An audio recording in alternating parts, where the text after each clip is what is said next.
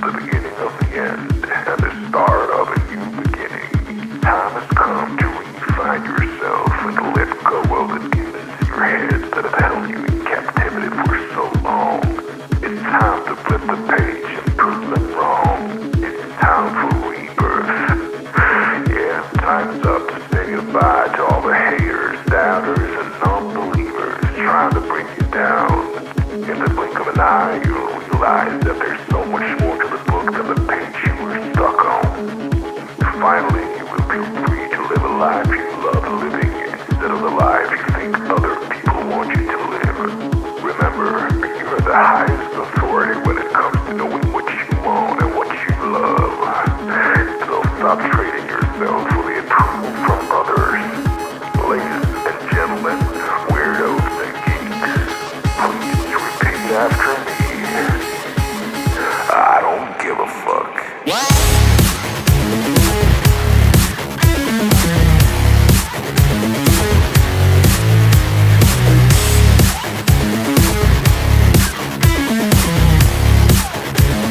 I don't give a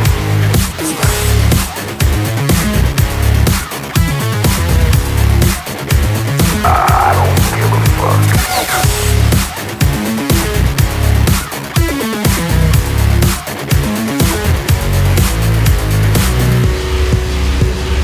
I don't give a fuck.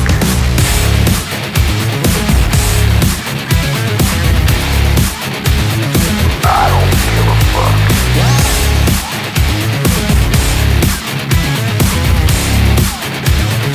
I don't give a fuck.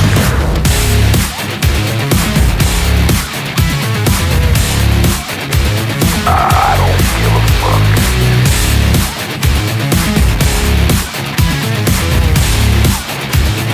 I don't give a fuck. It's time to start doing the right thing. So trust your instinct, stop listening to others, and own your decisions. People will always tell you what to do, being and how to live. So let's create space for what matters most to you. You'll be glad you did. Now start claiming your time and your mental well-being by saying no more. No more. Say it loudly and proudly. In other words, fuck you.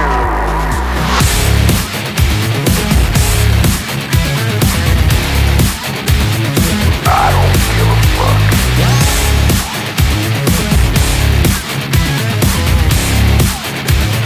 I don't give a fuck.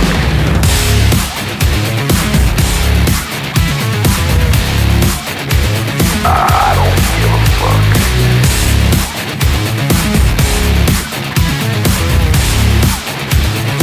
I don't give a fuck.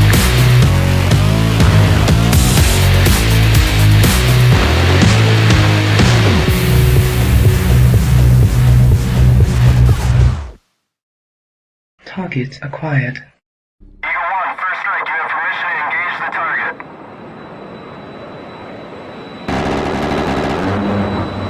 Warning: the following video contains explicit language which may be offensive to some viewers or inappropriate for children. The content within this video is intended for mature audiences only.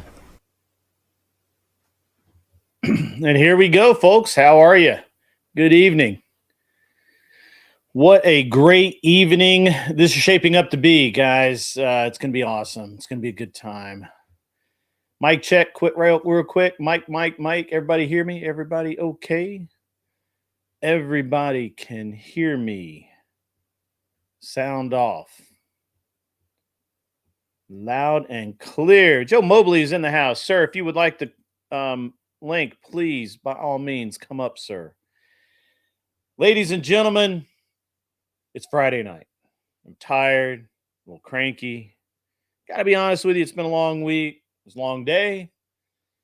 And could get a little raw tonight. Could get a little raunchy. We'll see. We'll see where this goes. We'll see where this is going. World War III? I don't think so, bro. I don't think so. All right. Let's see who we have in the chat. I saw Sirius Shelby clock in as soon as I put the link up. You guys are going to have a hard time beating him to be in first place to hit that like button because seriously, Shelby is watching it like a hawk. Like a hawk, tell you what. And then we've got Felix came in. Fourth place gets a trophy. Yeah, I don't know about that, man. I don't know. Real deal. Okay. I see you out there. You were here. You were here early. John Deadman has been here early. He got here. Yeah. All right, man. Hit that like button, guys. Do all of the things. I played some music to start. I started a little early. I had some stuff to do in the back, and just thought maybe I'd enjoy some music. I'd let you enjoy some music. It was cool. It was a good time. Let me know if you guys like that. If you like it, I'll continue to do that. Fredo Fonzarelli is in the house. WMD, the bot, is in the house. Obviously, seriously, Shelby's one of our mods. He's a great dude. We got some other really great mods. They'll be in later. They'll wander in. They've had a long week, guys. John Burt is in the house. He was teasing John Deadman about the blow off valve. I'll explain that in a minute. Chaotic Truth was in the house. He's looking for a link. Hopefully he found it over on Discord. If not, Chaotic CT, sir, if you'd like it, let me know. I will make sure you get another copy. All right. Who else is out there? Intel Wild, I see you out there. I see you. Craig M. I saw Chris. Where is that guy? Chris Lestrange. Yep, saw him. Yes, sir. Yes, sir. We've got them rolling. Angel Berber is in the house early tonight. Miss Michelle in the house. Good to see you, Miss Michelle. I got to call you Miss Michelle now. I got to be nice to you because you got a bird and stuff. And Joe Mobley shows out there. If he'd like to come up, let's get him a link. Shelby has the link, I think. All right.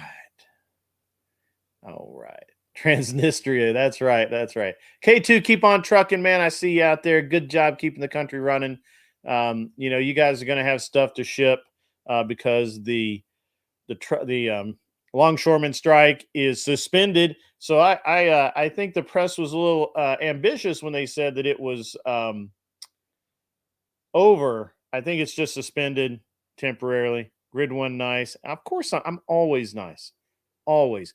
Cheryl, midnight. Not really sure what that means.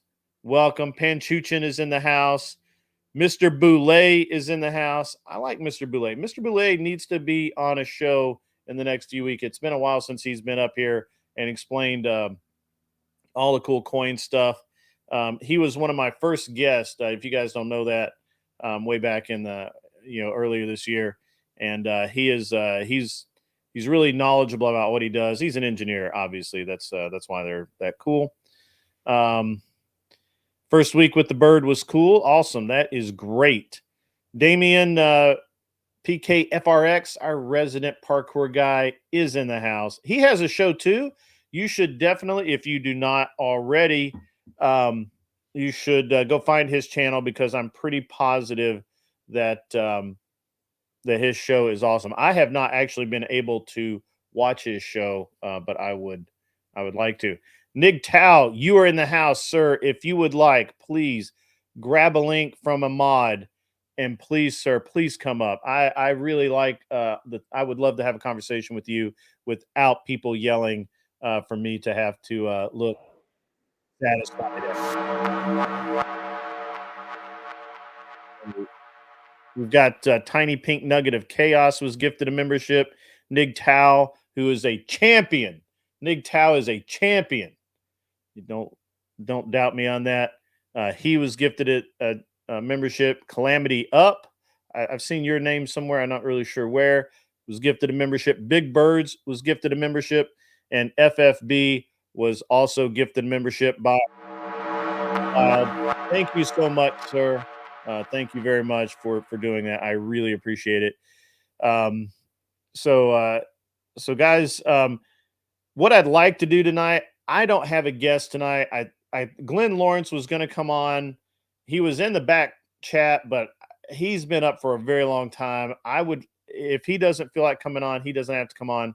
And and I'm going to give him a pass if he needs it. I would love to have Glenn Lawrence on and talk about something other than his debate tomorrow. But that may not happen. So since I don't actually have a show plan for tonight, we're just going to wing it. And Michelle, if you'd like to come up and talk about your bird for a few minutes, that is perfectly acceptable to me. You're welcome to do so. This is going to be a lower key stream, I think tonight. I had originally wanted to talk about, and we may still talk about. We will probably talk about how men tend to cede their roles in all of these, in a lot of areas of our life, um, and I'm probably going to want to talk about small government and where the government's interest in my life should end, ought end, but does not always.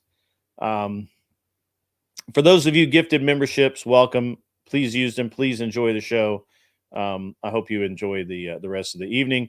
The show tonight should be about 3 hours long. We're going to have a really good tour tonight, and it's going to be great. It's going to be good. It's going to be good tonight, guys. It is. I see 13 out in the chat. 13 is a serious gamer guy, and yeah, he's a cool dude too. It's interesting that so many of my chat, I know your username. I've had you on the chat. Some of you I've talked to privately. Some of you I haven't. I really appreciate that. And this is at this stage of the game, I can do that. I have noticed that after being a little bit stagnant, my subs have started to climb again. I personally think subs are a bit of a how did Glenn and I put it today? I don't know. It's kind of a prestige thing. It's not real, but the likes and everything else, man, we gotta, I really appreciate every single like that's dropped, every share, if you share it around, and vanity metric, thank you. Man, well, you guys need to get up here on the stage, guys. I see you out there now. You hiding. Yeah, it's a vanity metric. I agree with that. I really do. And it's a it is what it is. It's I think the better metric for me is how many people really truly engage with me, and I'm glad that everybody can agree. Yeah, that's right. It's grid one, not grid loss. It's tough to get me to take an L, bro. Oh, okay, Joe Mobley. That's cool. Hey, Joe, I know it's Friday night. It's going to be. Look, I'm harassing you guys out of caring and concern. I'm not harassing you just to be harassing you. Or is it the other way around? I don't know. I've heard it both ways. Do hecklers count as in? Well, how come Kevin L doesn't have a membership, guys? This is crazy. How does Kevin not have a membership? That's weird. Kevin, I actually need to call you this week. I got to call you, buddy. I got to call you.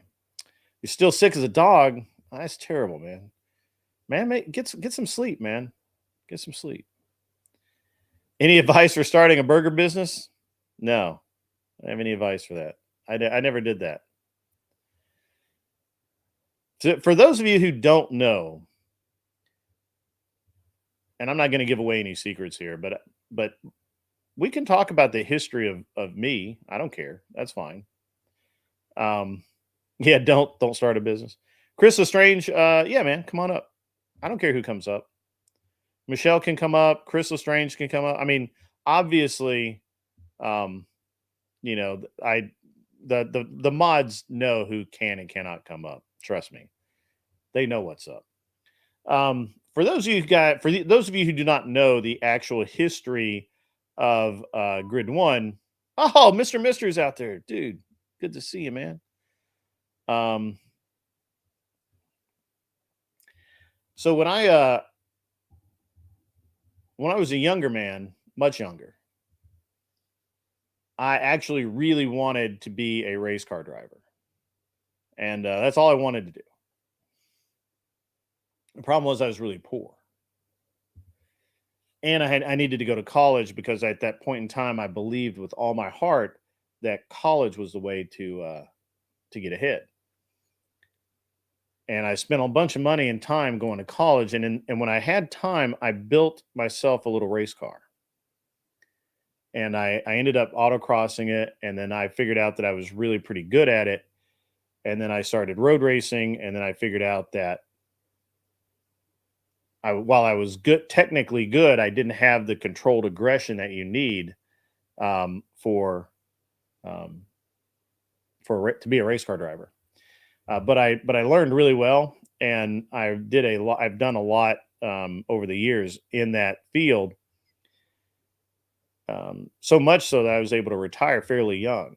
But I worked really, really. I mean, it was a terrible life, honestly, for a while. Most people shouldn't do it, but I can't tell you how good it makes me feel when I talked to a kid that was on my team, and probably 8 or 9 years ago. He was in his mid-20s then, and currently he's working for Mercedes with one of their demo programs for their supercars, and then he's working with the BMW team in, I think, WRL. And super good kid. He's traveled the world. He's done a lot of great things, and we still talk every once in a while. And he is literally like one of the coolest dudes. He doesn't realize how cool he really is.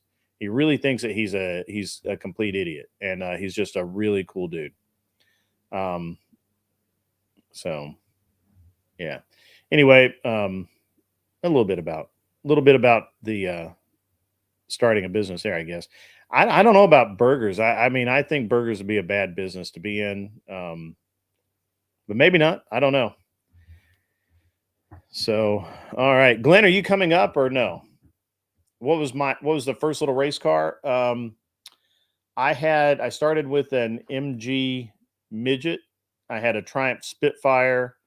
I had a Fiat X19. I had probably the MG midget. The midget was probably the first, if I recall correctly. No, I had a Triumph. I had a Triumph TR7. That was the first race car. No, that's untrue. The first race car that I owned was also the first car I owned, and that was a Nissan 200SX Turbo. It started out as a street car, and I just kept breaking it.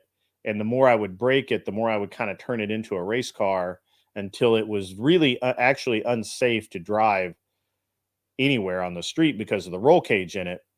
And, but it was still technically street legal. No, it was S12. And, not 240, 200 SX. And it had a horrible suspension. Literally, there was no redeeming qualities about this car for showroom stock racing, but or IT at the time is what it was. And then, of course, SCCA hated turbocharged cars, and so I just it was a terrible car to do that with, but it was a good experience in learning how much you can fuck up without really trying. Like you could really like ruin your entire perception of life without a lot of effort with the wrong car. And then I sold that because my parents owned part of it, and they were tough. I had tough parents. My parents owned part of it. So I ended up selling that car to somebody else because it wasn't really a good street car anymore. Like you couldn't drive it anywhere. So I bought an MGB. I had that at military school. A midget is an Austin Healey Sprite. It's the same thing as an Austin Healey Sprite. MG midget, Austin Healey Sprite. MGB is bigger. So I had an MGB when I was in high school. Right after that, I was still in high school. And I had a buddy of mine roll that down an embankment into a riverbed, and caught a tree and just ruined the car. It was complete waste, complete write off. And I was never able to turn that car into a race car. And then I bought an MG midget, and I had for my street car I had a Dodge Charger 2.2. Yeah, the Sprite. That's right. Spridget. Mm-hmm. Yeah, it really kind of was. It kind of was. And then I did. I mean, and it was just it was always one of those where bug eyes. I didn't have a bug eye. I had the standard Sprite and or midget. And the B died. So then I bought. Originally, I bought a Dodge Charger 2.2 as my get around town car, and then I bought um, MG midget. I made a race car out of it. What's up, EAE? What's up? Yeah, Austin He's a good car. And so I just kind of I had the midget, I had a Spitfire, I had a TR7, I had a TR8, I had a bunch of stuff. 87 Dodge. Oh yeah, dude, that's a really cool. The Dodge Shadow ES Turbo is a really cool car. Um, yeah, and I just I've had a bunch of cars, guys. I mean, I'm a car guy, and I've had a bunch of. I still have a bunch of cars. So, um, yeah, it's been pretty cool. So, but yeah, ever drive? I've driven a TR4. And a matter of fact, there's a guy near me that has one for sale right now. I thought about buying it. The problem with the British cars is they ended up being really slow, and so I went from British to Italian with the Fiat X19, and then I went from the X19. I actually I had a 124. I had a pair of 124 Spiders. I had the X19, and then I had what was that other piece of crap? No, I guess the X19 was the last one. And then they broke kind of a lot, and I moved to Porsche after that. Griddle, what do I think of the new Ford Bronco? I like the Bronco. It's okay. It's not my cup of tea. It wouldn't be something I'd go out of my way to buy. But it's a pretty nice vehicle, I think. Um, yeah. But I did a lot of racing. I did a lot of stuff. Kind of what I did, kind of what it was. You're a fire guy. I think those are cool, but gas guzzler, yeah. My friend had an Alfetta GTV, and he had a. Oh, you're not a Ford guy. Yeah, I think they're cool, but a gas guzzler. Yeah, okay, gotcha. Yeah. I did an original Bronco that was kind of an homage to the Walker Evans Bronco, but I don't know what happened to it. I sold it 30 years ago. It's a long time ago. So all the things I've done and all the places I've been. So yeah, all right.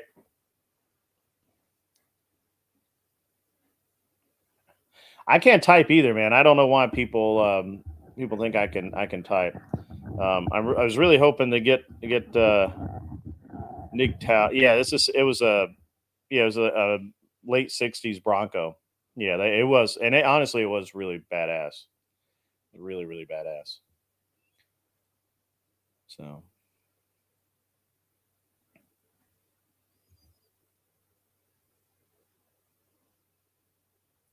It's very nice now. It's been a lot of drama the past few days, and it's kind of nice just to sit back, drink my water, and not have to yell at anybody. What's up, Mikey Ball? Is Chris not coming up? I thought Chris was coming up. OJ Bronco, not so nice. Actually, I have a friend of mine who's got an OJ Bronco, and it is sick. It is actually really nice. White, it's got the right interior. It's actually pretty nice.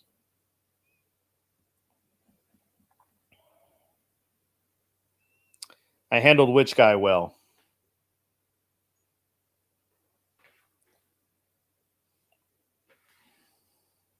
Give you 5 minutes? Yeah. Everybody needs 5 minutes. It's fine. Which guy did I handle well? And why is that square now? No, it's fine.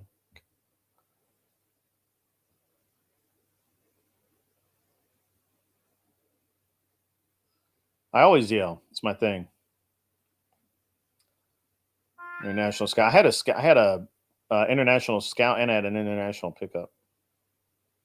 The guy with the hood. Guy with the hood.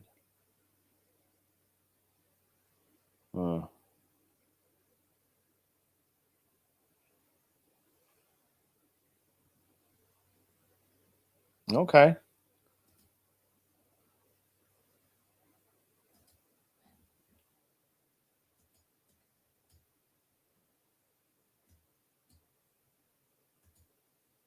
I got you, bro. That's cool, man. That's cool.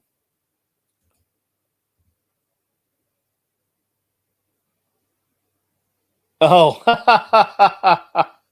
could be, Glenn. Could be. Could be. Could be. Balaclava guy? Balaclava guy? I think he's talking about somebody else, but we'll see, Glenn. Glenn and I are buddies. We've been talking all day. Matter of fact, Glenn's why I'm so tired because I've been trying to help him with his debate prep and stuff. So, international scouts are awesome, and international pickups are maybe even more awesome. Just being honest, just throwing it out there. Going to eventually yell tonight. You know that for certain. Yeah, I mean it's what I do. I mean I'm good at it, and it's growth industry, so I wouldn't just part of the show.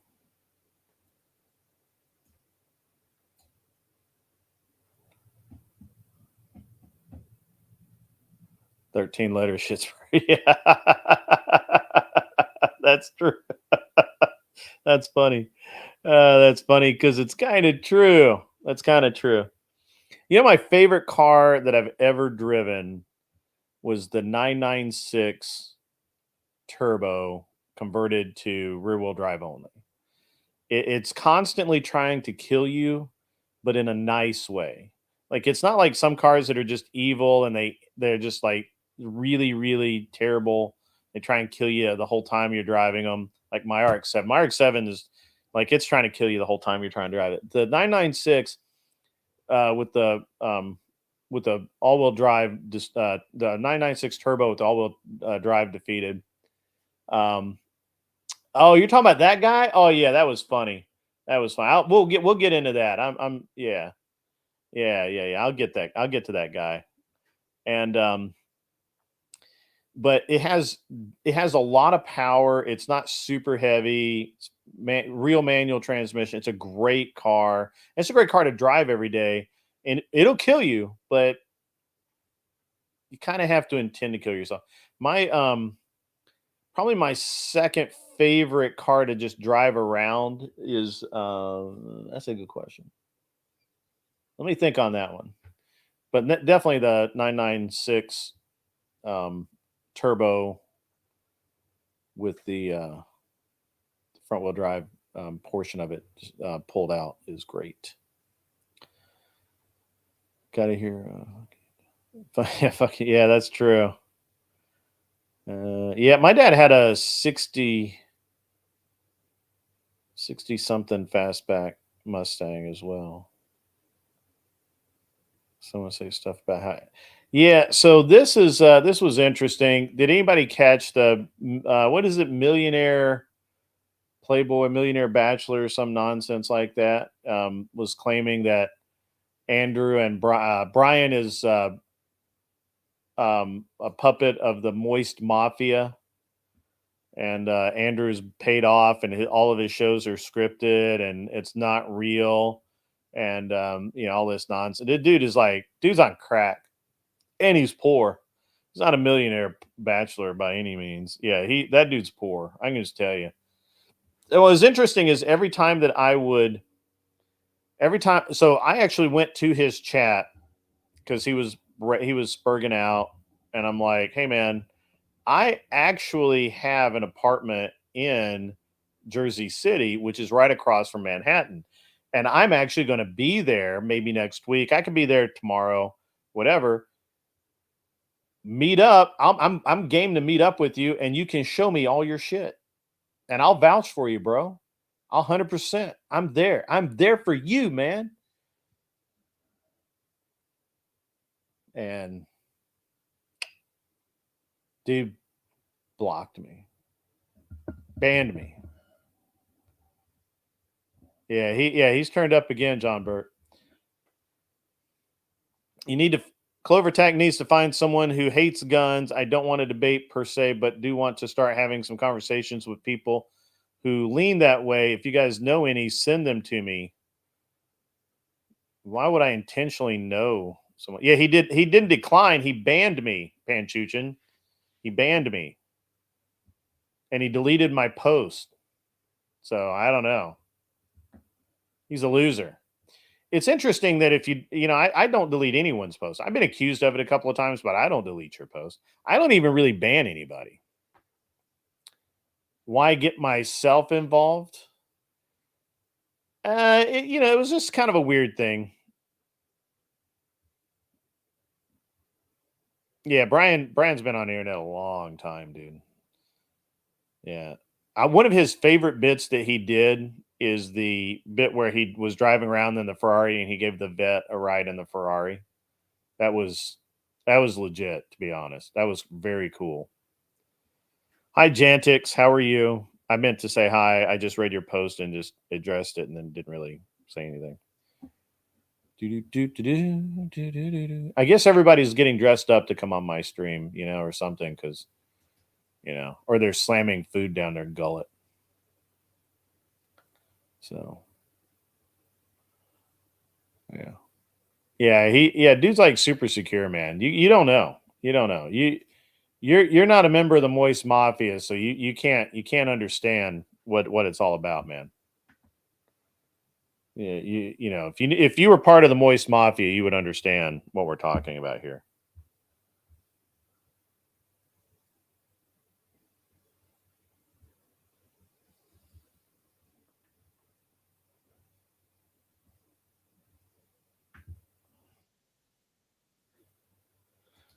Welcome to the stage. Why is this not working? Glenn, what'd you do? You break my equipment? Welcome to the stage, Mr. Lowrance. What up? What's up, man? I've only been talking to you all damn day. I know. We're not talking about any debate stuff. I'm just I wasn't planning on it. good. I just want to make sure.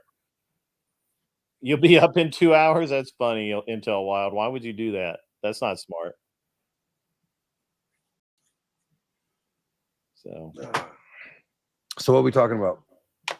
I'm just rambling tonight, man. I've been so busy with everything else this week that I never did set up guest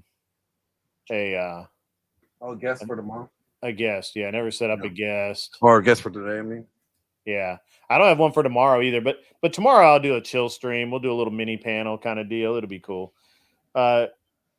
Is Garth Brooks an S offender? I don't know if I buy that. Come on. He wears too cool a cowboy hat.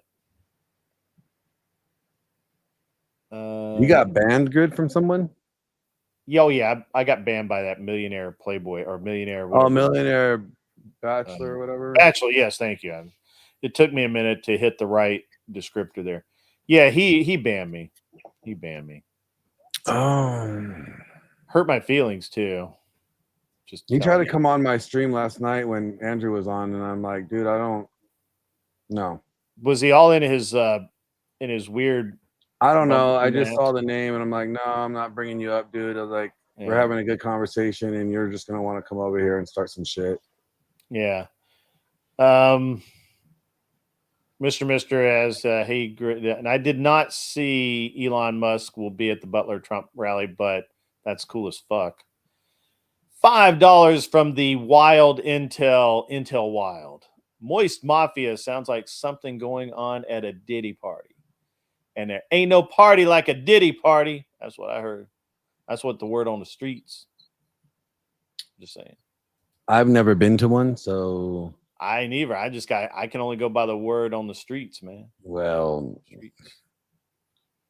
keep that word to yourself. Word. I can't do it like Brian. What Brian has the best word that I mean I can't do it. I'm too white. Brian has that. Brian's got to have like a little Bahamian in him or something. Word. I don't. Whatever. So I said what so confidently, John Deadman. You have to spell that out for me. I say a lot of shit confidently. That's my number one. That's my number one superpower. Dollar Store Bachelor has funny as fuck, Craig M. Damn it, son. That's mean right there. That's mean. What do you think about Elon Musk at the Butler rally with Trump? What do you think about that? Cool. It is cool, right? I mean, it's just two rich guys that agree with each other, hanging out. Well, no, you have a rich guy and then you have Trump. Trump's not rich anymore. He had to give all the money to the New York. He had to give all of his cash to New York. Like that's gonna end up, standing. Yeah, have you seen how that's going? That is not going well for those folks. I'm just saying it is. Like, didn't the prosecutor like get busted for something recently? No, she hasn't been busted, but they keep tearing her argument apart like really bad. You're thinking of the prosecutor down in Georgia, Danny Willis. Yeah. You have Letitia James. That's a very black name. I don't even need to know this young lady or old, whatever she is. This lady is black. To know just the name alone tells me right out of the gate. More than likely. Oh yeah, she's getting booted, right? Like she might lose her job. Yeah. So what's happened is that when obviously Trump, I told you, and I think you agreed with me that Trump didn't really care if he lost because he knew he would make it up in appeals. I mean, obviously he cared, he didn't want to lose, but it wasn't like he's, whatever. We're going to win it. We're going to win in appeals. There's no way. He knew day 2 of that trial when he was getting railroaded. When the judge comes out and says he's going to gag order this and all of that, and all the nonsense, that you're going down, bro. You're going down. Yeah. So Trump knew that. He knew he was going to lose the battle, but he knew he was going to win the war. Yeah, he's going to win the war, right? And it's so wild. I could sleep when I'm dead. Yeah. And so he so Trump basically came out and said, "Hey," well, he didn't come out and say it. He knew that he'd win on appeal. So exactly kind of what I predicted is that on appeal, the 5 justice panel tore this poor white girl up. Oh, it was good moderation today. Thank you, sir. I try when I moderate a debate, I try really hard to do a good job. So this 5 panel of justices. Letitia James didn't even go herself to open these proceedings. She sent this white girl from her office there, and that white girl got tore up by the judge. She didn't even get her name out before a justice was interrupting her, asking her questions about the proceeding. And it's that's kind of fucked up. That's really fucked up. You sent someone that had nothing to do with the case out there to take your ass whooping. And you made it a white girl. You're like, oh, I'm gonna make you be my slave. You're gonna have to learn what a whooping girl feels like. Like, this is called reverse. Like, yeah, it's like reverse racism. It is, right? You're gonna go take that beating. You right. I wasn't gonna come out and say. I was waiting for CT to be here so he could say that. That's the honest damn truth. That's what happened. They're like, damn. Yeah, or Joe Mobley. I need Joe Mobley up here to make that case. But yeah, absolutely. That's a real thing. He and all 5 of the justices questioned this poor young lady. I mean, I guess I'm assuming she's young. I don't know. It's hard to tell in the video, but this poor woman who I'm assuming believes in what she's doing is just getting destroyed every step of her argument. There's no point in the argument where the justices are like, okay, yeah, that makes sense. That's cool. It's all like, no, but why this and why that? Hey, I kind of feel her pain. Yeah. Right. Yeah. Glenn's like, I could name this tune in 2 notes, mother. Yeah. And so I mean, she didn't even get her name out before they started in on her. They literally tore her up. It was supposed to be like a 10-minute little dissertation, and it was probably 20 minutes of just her getting destroyed. And then Trump's lawyer stands up. Basically, they ask him one question, like, or maybe like they asked him more than one question, but it was much more low key. And it's very apparent in this in the appeals trial that the justices think that this is garbage, and Trump won't be a felon probably after next week. So take that for what it's worth. And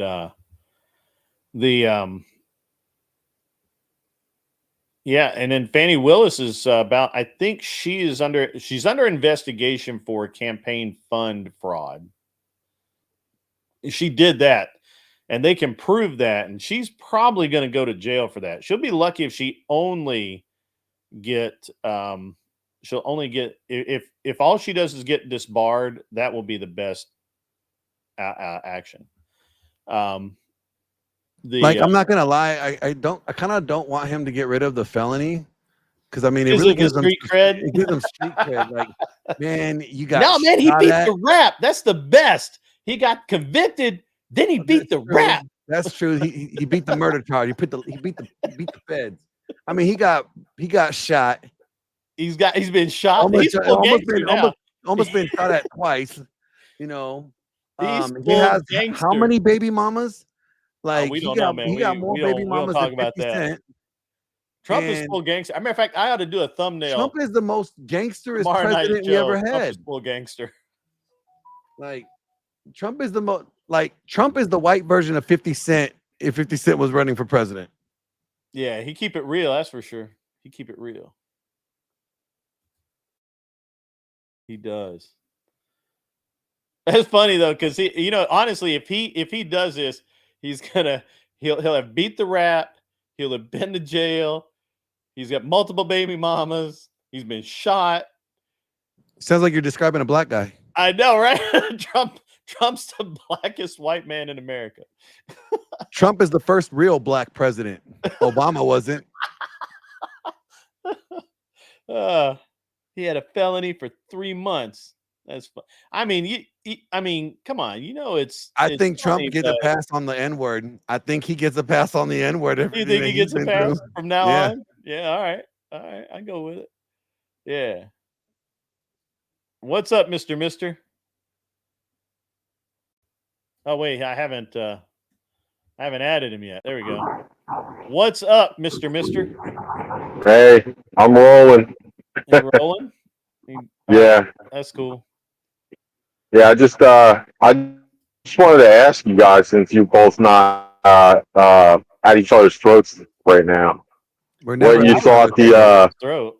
We're never at each other's throats. Rick is wrong, and I'm right, and he doesn't like to admit it. No, the problem is Glenn's pride just will not allow him to take the L. It's that Italian pride. See, I'm still a snapper, and I could still learn, but those old dogs can't learn new shit at all. No, come on, guys. By the pasture. But anyways,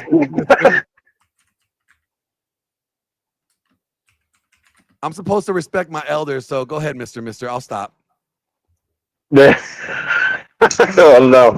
no. Yeah, so what do you guys think of the state of where we are right now? And like 1 month away from everything changing.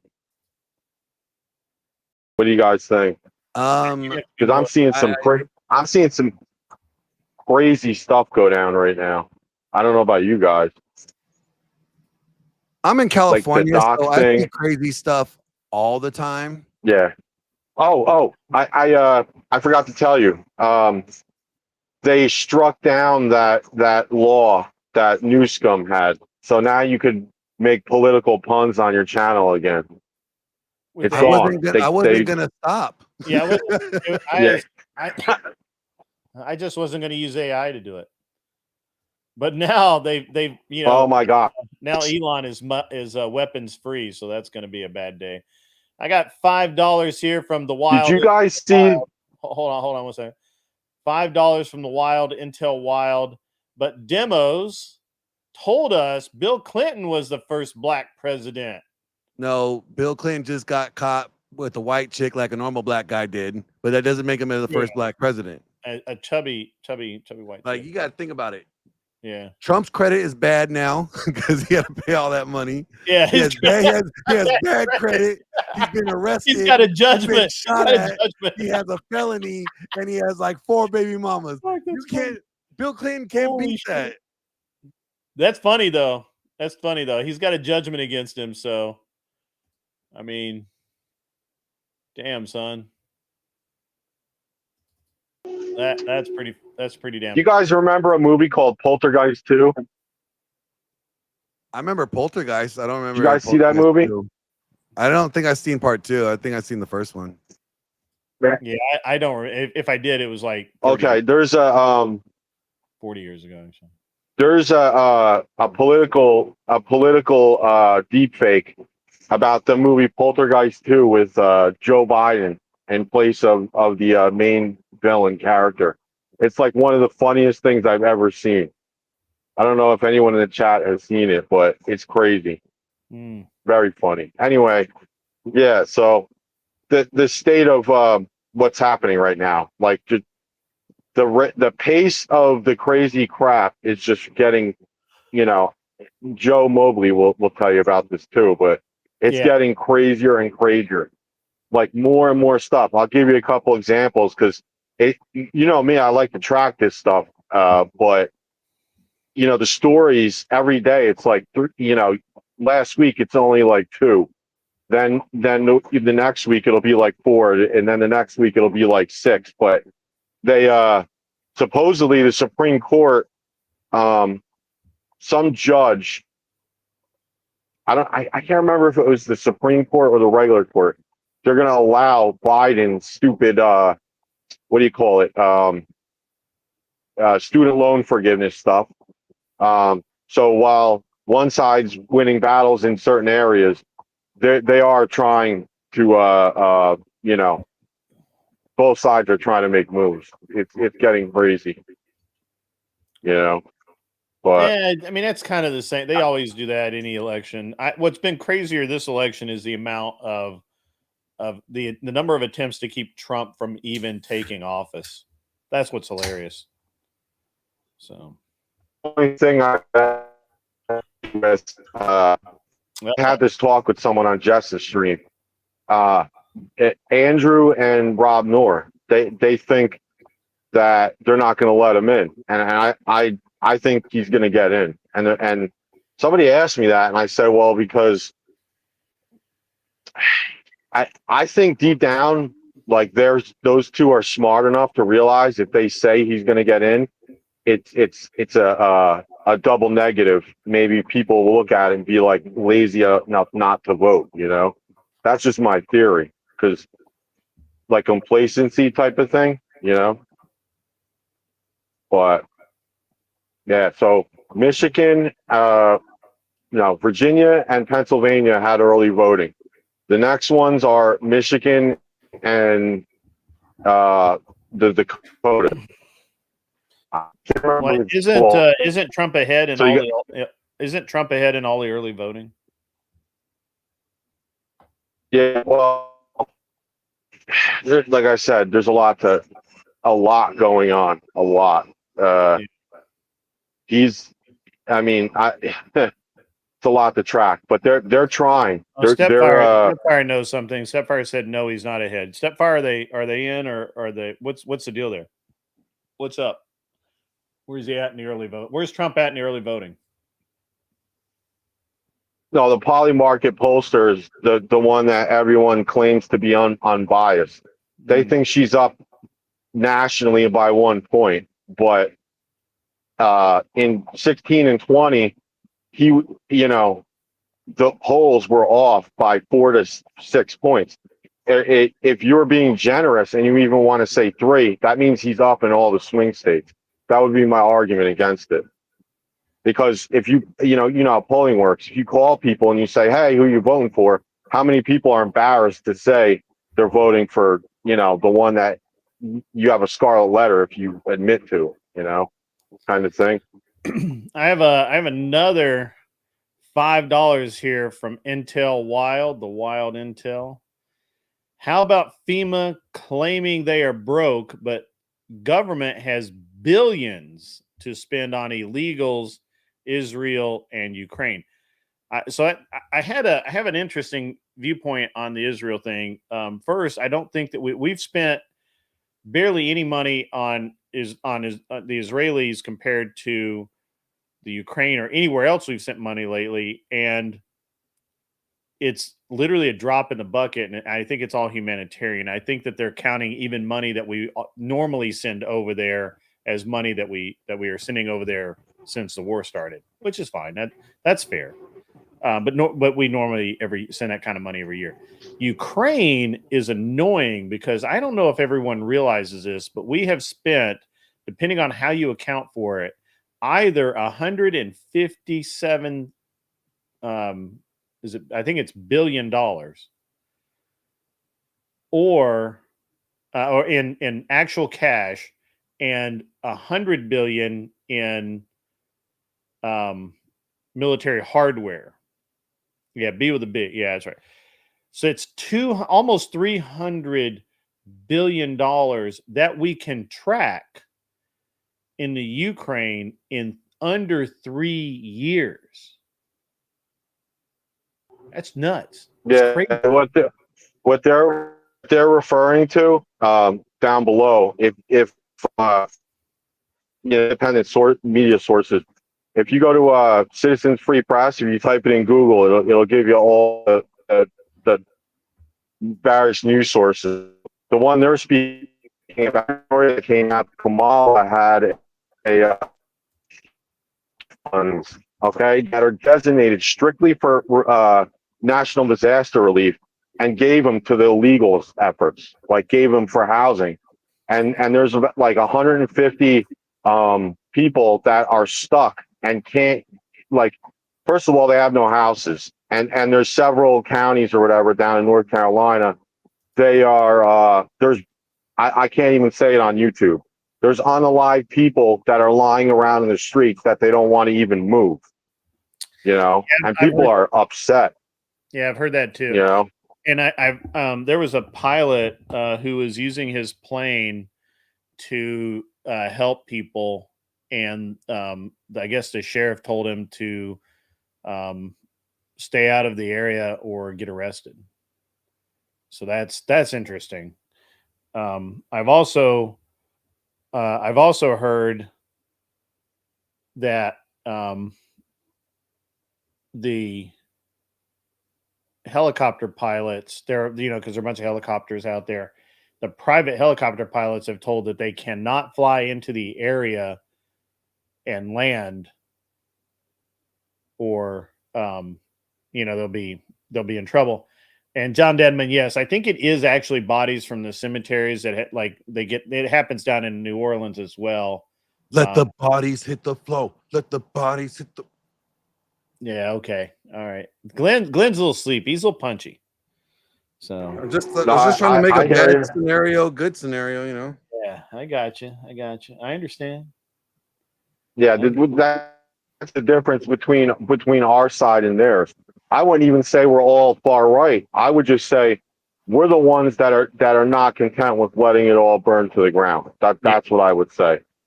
Yeah, you know what I'm saying? Like we don't have any ill will towards them. We just don't agree. They definitely have an ill will towards us. That's the difference in my view. Well, the far leftists. Oh yeah. We don't want to see anything bad happen to them, but they definitely don't. You know what I mean? Like if we got wiped out, they would not care. They would even Destiny would make a celebrate dream about it and party.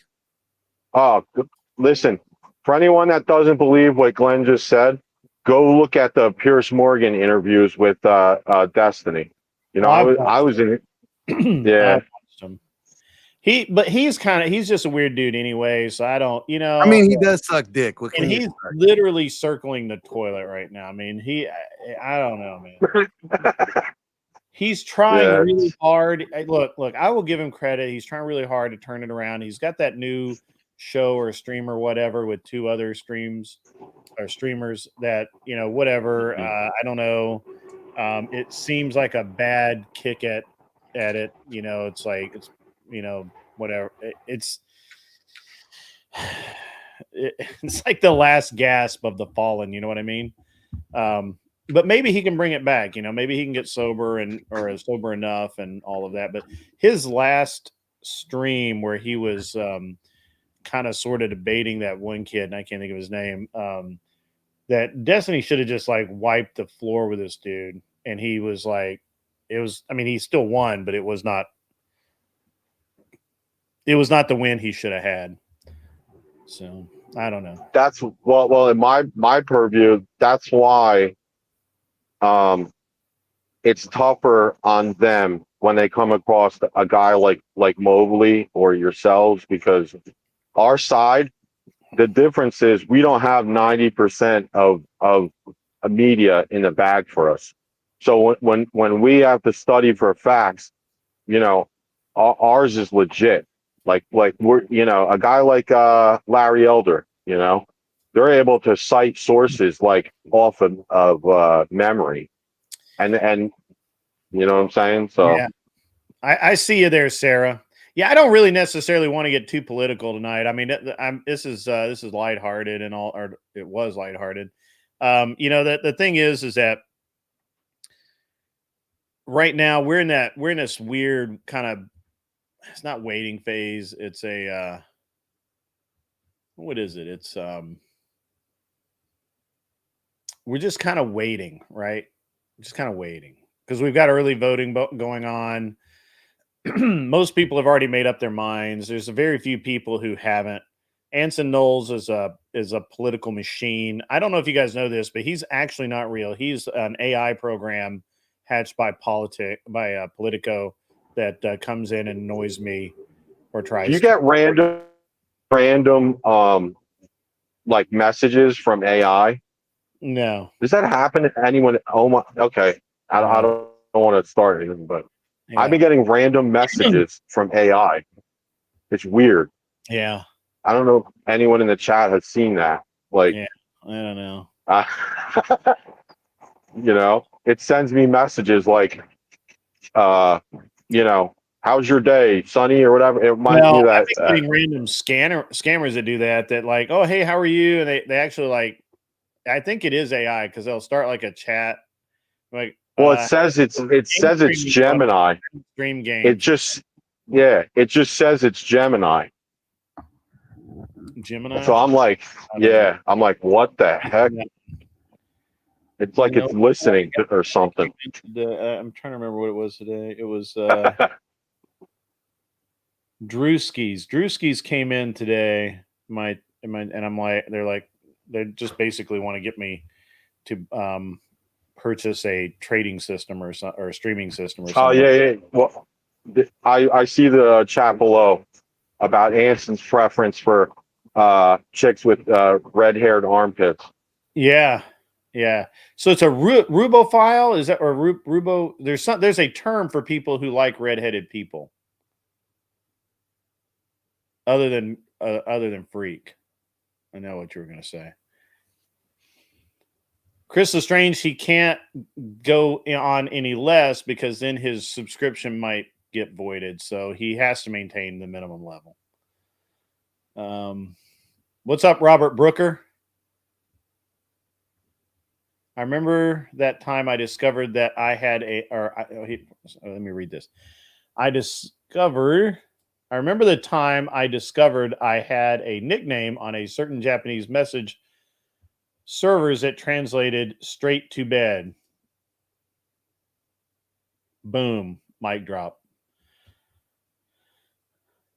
Smells like strawberries, he says. He's wrong. So.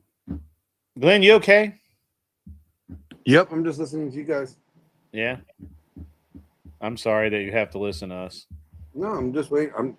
I ain't got nothing to add. I'm just gonna be quiet until I got something to add. Yeah, that's my move usually. I learned from the best. Sweet. Sweet. What's up, Robert Brooker? How are you? Mikey Balls is still in here.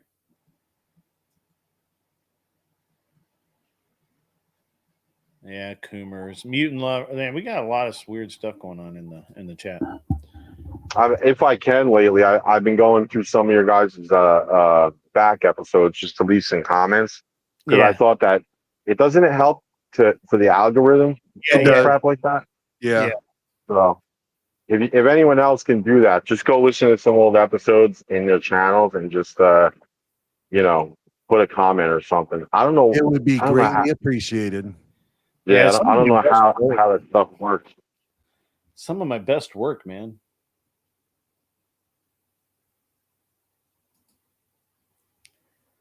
Where is Siege D? I haven't seen him for a few days. Is he okay?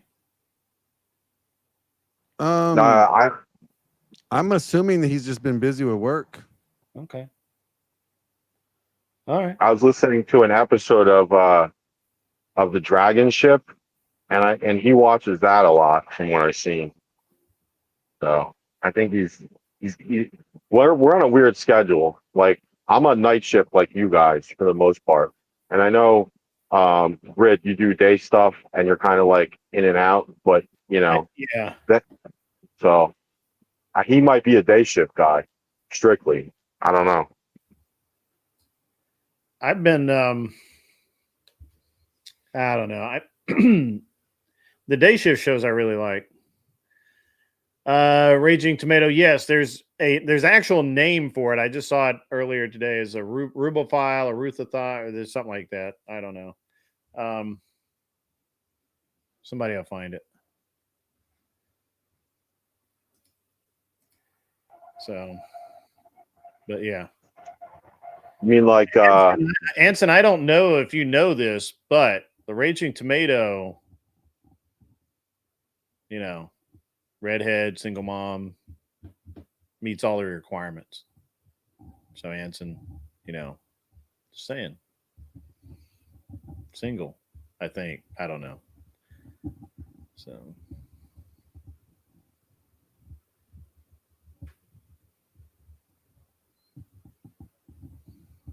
learn something new every day. Yeah. I learn something new every 20 minutes. So you guys got one up on me. So what else has been going on, Mr. Mister? You seen anything cool as you drive around? it's like sometimes I see some pretty cool sights like mountains and stuff. I'll wake up and have a cup of coffee and just hang out with the locals. Sometimes I'll drink with I'll hang out with the bums, but the bums near the casino, you got to bring your own alcohol for them because they spend all their money in the casino. If you give the bums near a casino money, they'll go right in and spend it. I was but other times I'll be in the north and I'll see it looks like the apocalypse. Cars are on fire and crap, and that's why this stuff bothers me sometimes because that I talk about because I see in different cities and stuff like that the state of Baltimore's awful. Have you driven through Arizona, New Mexico? Oh yeah, I love it in the South. I cannot wait to get my family the hell out of the north. I'll tell you that. I'm working on that, but the first time I drove through Arizona on 40, New Mexico and Arizona on 40, it was amazing how first of all, how when they said no services for 50 miles, they fucking meant it. There's nothing, absolutely nothing. I don't know if you've seen this because you're in the South or whatever, but There is a when you're What? driving I-10, I think it is, going east to west, and it runs through like That's the New lower. Mexico. That's the southernmost. I normally You'll go be I-40. you'll be driving through this area, okay, and you know what I'm talking about, where it's like almost a state and a half of just a straight shot, right? Mm-hmm. But then out of nowhere, in the middle of a desert, there's this giant casino. You know what I'm talking about? Yeah, I've seen that. Yeah, Dude, I there's always so many wanted to. things like that, though. Give me 1 second. Yeah, $2 from K2. Keep on trucking. People who leave their high beams on all the time, I'm assuming on, suck. That's true. That's true. That's the closest I've ever been to road rage. Is I had a vehicle following me one night with their high beams on, and they wouldn't pass me. Like I slowed way down to let them pass, and they wouldn't pass me. They just had their high beams on like the whole time. I thought it was a cop, and then because that's happened before too. And so I basically pulled over and they wouldn't pass me. And then I actually stopped in the middle of the road. And I was like, what the fuck is wrong with you? They wouldn't get out of their car to face me like a man. So anyway, I was younger then, much younger. That was a long time ago. for the guy that was talking down below in the chat.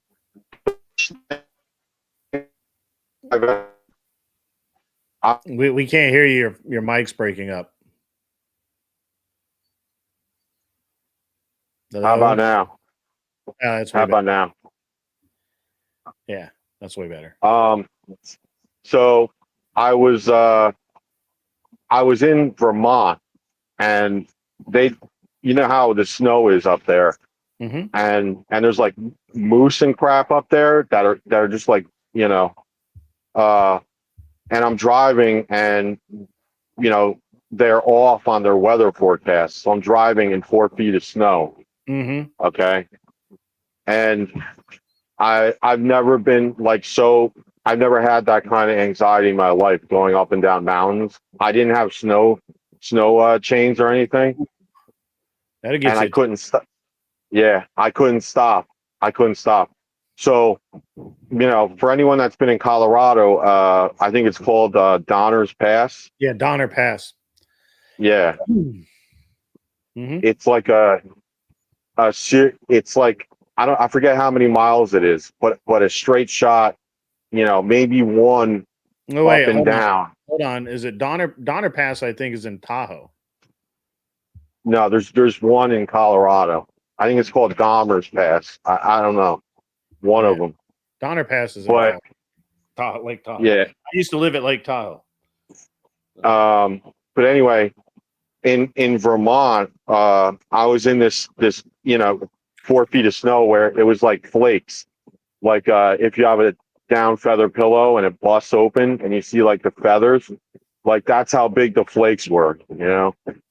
And I was on the downhill, if you let it go faster than 30 miles an hour, your back end starts fishtailing. Doesn't matter if you're loaded or not. On the uphill, if you go slower than 30, you start rolling backwards. You know, so I mean, so I realize I'm like, if I lose momentum and I can't pull over anywhere because there's like 4 feet of snow on both sides, I'm like, if I lose momentum, I'm gonna stop and hold up a whole road. What's up, Chris? I'm just gonna finish this point, Magnificent and then I'm gonna mustache. I'm gonna drop down after this. So basically, you can't lose momentum. So I was at the top, and I looked out, and I saw because there's like a stop ravine. So it's I have to stop and make a left or a right, or I'm going right into the friggin' ravine. Right? So Yeah. I'm sitting there trying to like Jake break it and ride it down the hill, and it's not working. So here I am about to crunch the guardrail in 4 feet of snow right the hell into the ravine, you know. I fishtail, my back end hits the guardrail, the guardrail pops out into the ravine, and I'm like gliding up the hill on the left, and it was. I'm just saying, what a nightmare that was. Yeah. But dangerous stuff. Yeah, I've towed all over the country in various setups, and I really dislike trucks on snow and ice. Welcome, Chris a la Strange. How are you, sir? What's up, everybody? Man, we're just I'm we're good. almost having like a chill stream a little early. I didn't have a guest tonight. I don't even really have a subject matter. I mean, I've got some notes and stuff that I could go over. But it's all good. I hear you guys have been discussing like 20 days, the imminent World War III happening. No, I don't. It's not going to happen, and who cares? It's not. I like the who cares part of it. Yeah, who cares? Is that what's your kitty cat's name? That's Ava. It's okay. technically not. It's technically not my cat. It's my ex's cat, but it's my cat now. But it was her cat. So you kept the pussy, is what you're telling me? The cat moved in with me first before she moved in, so it just made sense that it's mine now. Yeah. She's a bad mom anyways, so. Yeah, that's interesting. Oh, Mr. But Drop. the only problem is because I have the cat now, every now and then she still has a dumbass pop around, so it's kind of been like joint custody bullshit now. So I don't approve of that though, but I like the cat, so I deal with it. I have a stupid question. So you guys are you younger folk. Do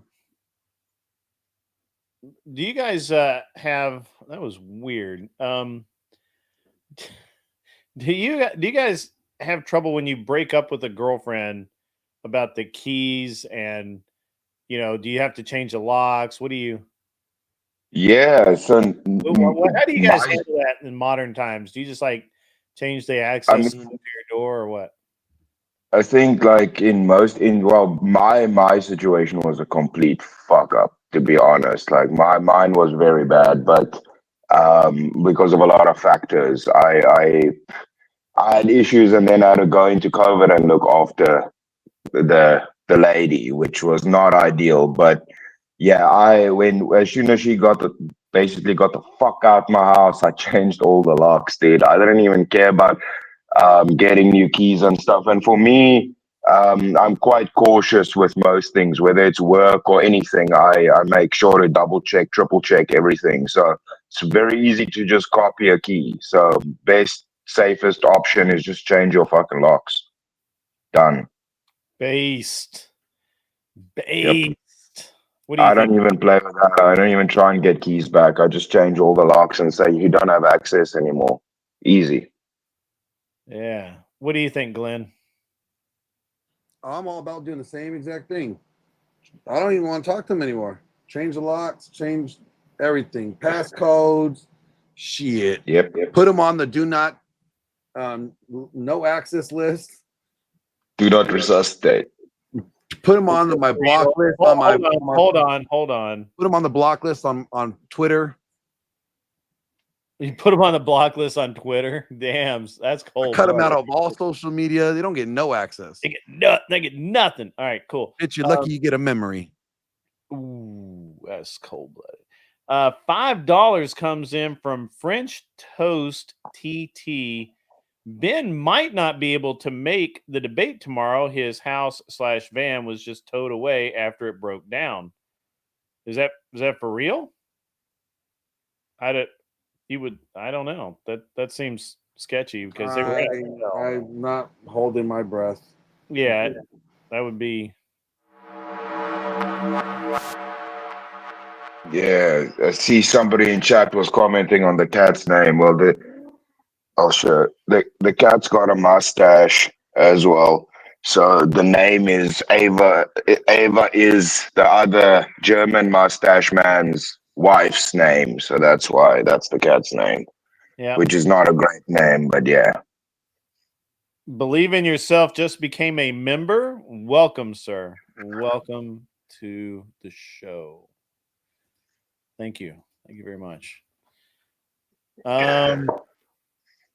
Yeah, I don't know. The whole broken down van thing seems a little sus, but especially since I don't know who you are. Maybe it's legit. He did send $5 to tell me that, so that's pretty cool of him to do. It seems like they were in a hotel, so maybe that's true. I don't know. I don't really want to talk about that. Good night, Rachel. Go have fun on your night out. That's hope you have fun. Stay safe. Be cool. Wear glasses if you need them. So. I also heard you. So, Grid, did that millionaire fucking flower wearing mask dude now Dude, block you? that guy looked like he was wearing grandma's purse, man. What's up with that? Man, that dude. I was listening to that, and I love how his whole argument came down to I'm butthurt that Andrew ghosted me. I was like, his whole argument was like the most feminine thing I've ever heard in my life. Yeah. $2 from K2. Keep on trucking. You're not supposed to use your Jakes in snow. That's true. That will, once you get the rear wheels to break traction, you are in a very bad position. Very bad. Don't do that. Yeah. So don't do that. They do sound cool though. They do sound cool. I miss having a truck with a real Jake brake. That's all right. All right. Ben does in fact live in a van down by the river. That's a real thing. That's true. That sounds good. Yeah. If I weren't married, I'd be a pirate living on a boat somewhere. I'm not even kidding about that. I look at sailboats like all the time. I'm like, yeah.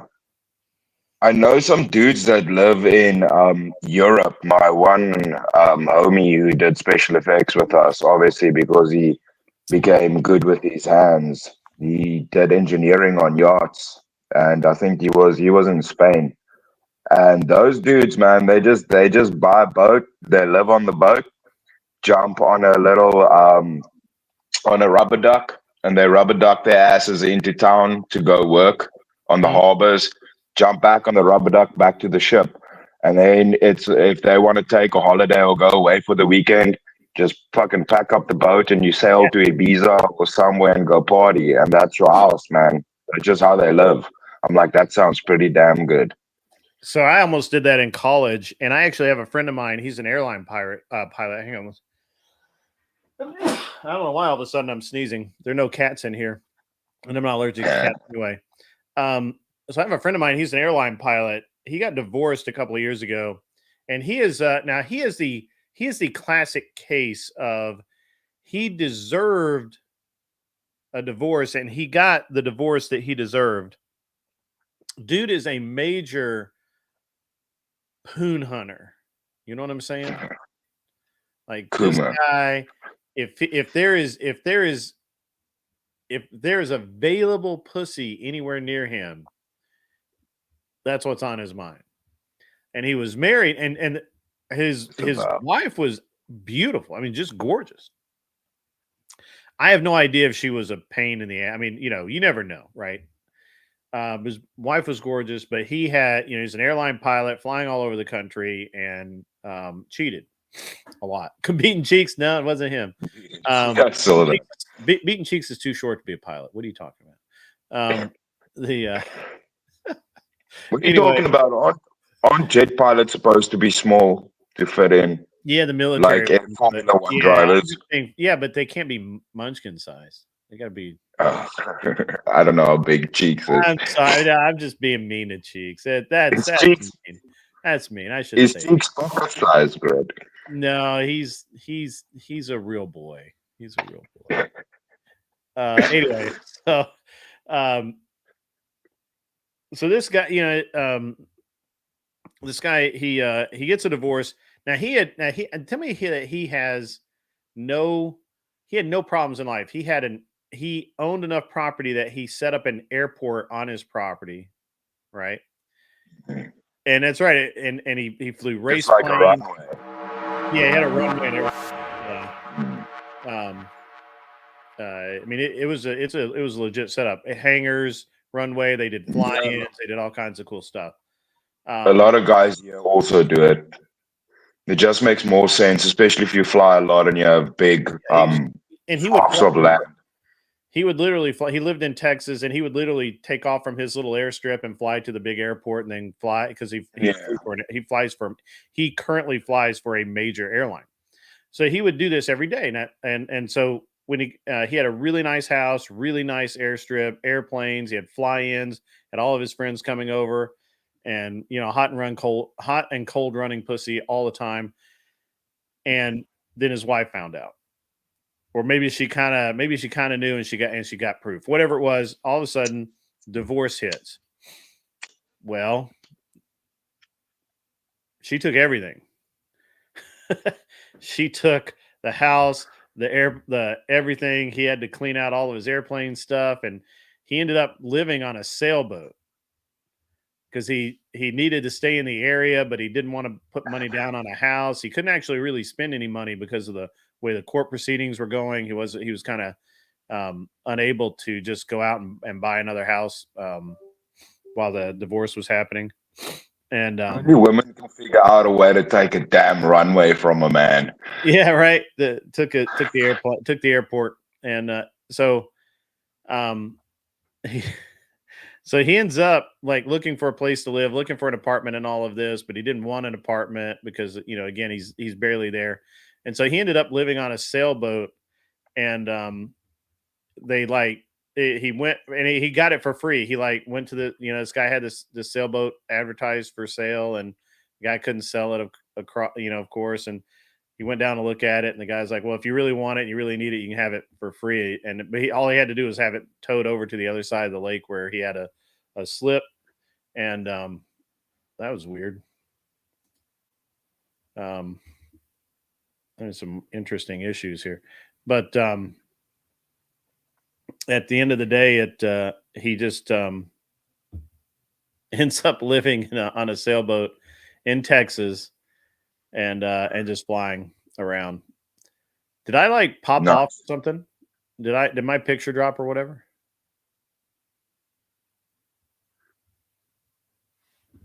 Did the picture drop? Hello? Can you hear me now? Can you hear me now? Grid, I can hear you. No, your picture didn't drop. Oh, okay. All right, cool. All right. It was weird because this screen kind of shut off, and that screen was fine. I don't know. I don't know what was very strange. Whatever. Doesn't matter. It wouldn't be a Grid One stream without you having some kind of issue with your setup. It was so weird because I'm looking at this screen, and all of a sudden this screen went white and said, reboot or whatever. And I'm like, what? It's weird. So I just clicked, I clicked the button and everything came right back. It looked exactly like it was. So anyway, Intel Wild has become a member. Look at that bright, shining red logo there. Thank you, sir, for becoming a member. Appreciate that. But yeah, the sailing thing is big Europe side. It's also, I know, like a lot of the big DJs also do that. They just live on a yacht, and you just go between Netherlands, Spain, Portugal. You can travel in that thing. So it is pretty much like living in a van, but it's a water van at the end of the day, and you can just fucking go everywhere and party. Yeah.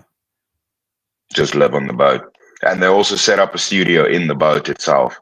So your work's on the boat, house is on the boat, and you just travel with the boat. Yeah, I actually was in the process of buying a sloop to live on. And the problem is that way back then, the boat was actually in the Bahamas. And so I would have had to have sent money to the Bahamas and then hired a boat captain to bring it to Florida first, and then another one to take it from Florida to bring it up the intercoastal into Tennessee. And yeah, that's what my homies were doing. It's literally that. He was the engineer, and then you work with the whole team to, take the yachts around. You can't really throw them in an Amazon box and send them over.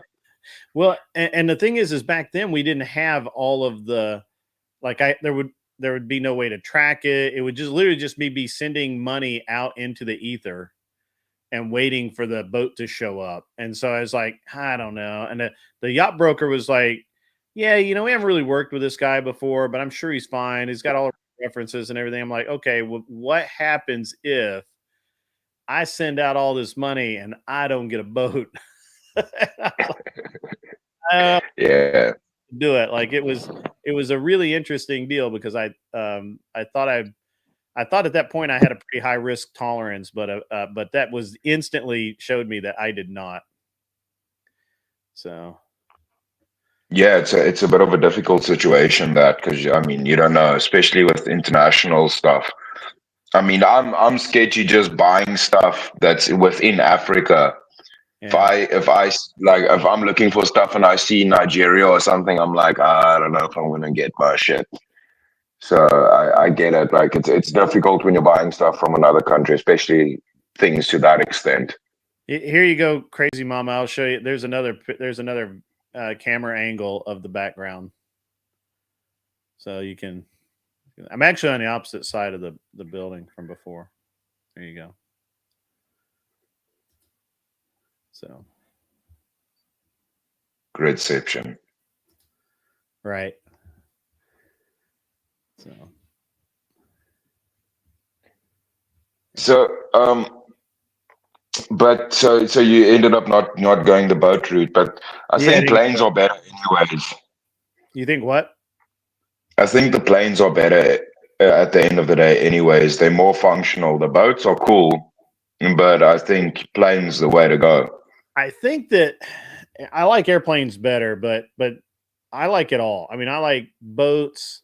I like cars, like airplanes, like trucks, like all of it. All of the things. My wife thinks it's hilarious because I literally I have so much of that stuff. And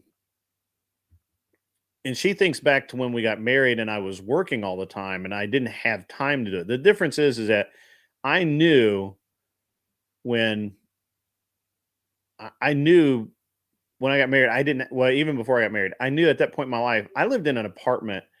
I actually originally, I would just rent a room from somebody. I didn't even need a full apartment. I knew that all I was going to do was sleep there. I wasn't going to it wasn't going to be like my home where I built I had a bunch of random stuff.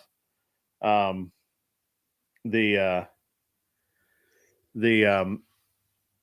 so I just never had that outlook, right? Like I even reduced down my gun collection at that point. I ended up at one time, the only firearm I had left of all the ones that I had previously was a 45 pistol, a 1911 45 pistol.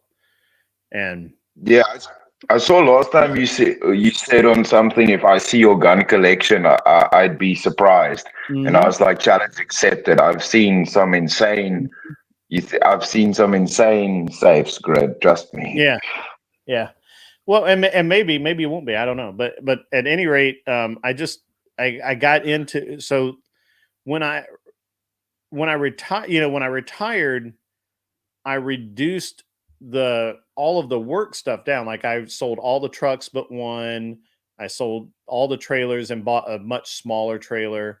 I just reduced all of that, but then I expanded out into all of the things that I didn't have before. Like I bought motorcycles again, where before I maybe have one motorcycle at a time, and I'd because I just didn't have room for it. I've got which motorcycles? Well, right now I have like a I don't have a safe full Clover Tack, and it. I have more, much more. Anyway, I have I have a 99 CBR F4. It's the last of the carbureted bikes for the 600. I have a 2003, I think, Kawasaki Z1000R, right? But that's all on road. Yeah, I don't have any more dirt bikes. I have 2 4-wheelers. The motorcycles are on road. Yeah. No, well, but my whole point is I love motorcycles, but there's no fucking way I'm getting on a motorcycle that's only for roads ever again. Like, that shit's way too dangerous. If I want to go fast, I'll go in a car. I want walls around me. And then for like dirt, so off-road bikes are the shit. I love motocross and quads. We have a term for that here. Yeah, I don't trust other people on roads on a motorcycle. You definitely don't trust them. I don't trust them. That's why I go fast. I can get away from them. That's why we avoid them. So yeah. No, I don't know. It might be because on this side, man, people here don't follow traffic rules. There's a trope about us here. It's called taxis. Do you know? Do you think they follow driving laws out here too? Yeah, but here even the cops ignore taxis not following driving rules, Glenn. Like, it's bad. Yeah, I know you guys probably also have some issues, but here guys stop in the middle of the fucking road. It's super sketchy. You don't want to like jump in between cars and not drive in lanes here. You're gonna get clipped. I see it all the time. People get clipped several times. I've almost been hit several times. I mean, honestly, I would have been hit if I was this much slower. I actually went down on an on-ramp once. I was going up an on-ramp and I got a little bit slow, not terribly slow, just a little bit. And I was leaned a little bit, and because I slowed down, and I leaned over, and right about the time I started to stand the bike back up, I hit antifreeze or something, some sort of liquid. I think it was antifreeze. And the bike just goes down. Like, the back tire just goes right out from underneath the bike. And it was really non-dramatic because I basically just stood up off of the bike. It wasn't anything that dramatic. And except that I'm on an interstate on-ramp, right? Or an off-ramp. And so the lady behind me looked like I was a complete moron. Is literally looking at me like I'm a crazy person. She looks angry. She looks like she's about to run me over as I'm standing there in the middle of the road. I'm not even kidding. And I understand now why motorcyclists will pull their helmet off and like hit cars with their helmet. I did it before, but I didn't when I was younger. But now I 100% see it because it's not even that they're necessarily like bad people. It's just I take off mirrors. I've kicked off a mirror. Yeah, I've broken mirrors off. I used to have a pair of riding gloves that had titanium plates over. I have a pair like that. Icon made on, and you could you didn't even know you punched a mirror, and I've break mirrors off. I was on my CB, so I had a CB 750 cafe bike. And that's a little bit weird riding position, it's an old style cafe, you're really bent over. So I'm not really like, I can see plenty ahead of me and to the side, but I really can't see much kind of right behind me. And this car just started, like, literally, I kid you not, just pulling over into me. Didn't even see me there, whatever. And I just happened to catch the movement out of the corner of my eye somehow. And I got on the gas a little bit, got in front of him, looked back, and this guy's like still completely oblivious that I'm even there. And that was one of the times when I wish I had a wrench to just toss out into his windshield, because the only time I've been able to do that, and it's quite fun because you have a nice little object to smash cars with, is on the skateboard. Because I don't do bikes on the road, but yeah, me on a skateboard is incredibly reckless. Because I go about as fast as the cars, and I don't have any gear on, and I've been hit by cars.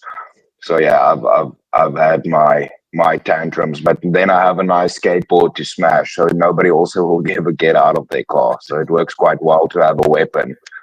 Yeah. Yeah, I mean, it saved me a lot in town on the board. I've even used it where I was almost mugged. So Yeah. it's a nice weapon to have. yeah, I just I've had several cars almost blow Bjorn up. knows what I'm talking about. Ball bearings work great. Yep. Yeah. Yeah. But I've been yeah, I've had some interesting times on bikes. I remember on the same it was a different CB 750. I love CBs. I currently have a CB 554K and a CB That's the 350. Hondas, right? Yeah, the Hondas. The Yeah, CBs are the Honda range, yeah, yeah. the old ones. Yeah, old ones. And so I had the first CB 750 that I had. I was in Reno, and I was riding out in the Washoe Valley, and literally the directions of this guy's house was go 25 miles out of town, turn right. When you run out of road, go another 3 miles. Like when the pavement ends, go 3 more miles. That's the directions of this guy's house. So I'm like, all right. Yeah. So I rode, and I love taking the bike out there. It was quiet. Usually the road was real quiet. It was nice, and then I got to ride on the gravel. And gravel on a street bike, it's interesting, right? And so I was coming back one night, and it was a really nice moonlit night. And I was feeling sporty. I was a younger man, much younger. I was probably 20. I was probably like 22, maybe something like that. 20. No, I was older than that, 25 maybe. And so I go rolling through this area pretty good on this Honda. I'm feeling it, man. Like I'm loose on the back tire. I'm in the gravel. The bike's sliding around. I'm having a great time. And of course it's dark. So that I have a little bit less fear because I can't actually see a lot of what's going on because it's at night. And I hit the pavement and I think, man, that was awesome. And so I'd get up to the stop sign, after patting myself on my back for the last 3 miles. I get up to the stop sign. There's nothing. If I turn left 25 miles, I go into Reno. If I turn right, there's nothing for many, many miles except for Indian territory. That's part of the reservation. Like there's nothing out there, nothing. And so I sit there at stop sign a minute, kind of patting myself on the back for what a great ride I just had. And then I just take off and make my left-hand turn. And as I make the turn, the back tire hits some gravel that was kicked up into the road by a car. And I literally slid off the road into the ditch. Like I just literally went sideways and went boop, right down in the ditch. And, it didn't hurt the bike. It really didn't hurt me that much. It scraped up my leg a little bit, nothing big. But I was sitting there as I'm trying to get this bike. I'm trying to figure out how I'm going to get the bike out of the ditch because there's no cars ever. There's no cars anywhere. And nice. Yeah. And so as I'm sitting there trying to figure all this out, I'm thinking, you know what? This could have been like really bad. Like if I had broken my leg and I was laying in this ditch, I could be out here for all night and nobody would know I was here. Like I could literally be there until tomorrow morning and even then the chances of somebody seeing me is slim. So that was weird. And the only way I could get the bike out, because the bike is so heavy, I couldn't get it up the hill, is I had to get the bike started and like walk beside it and use the throttle to guide it up the hill. And I had to go down about 100 yards before I could get a place where I could come up. What's up, Imp Dave? How are you?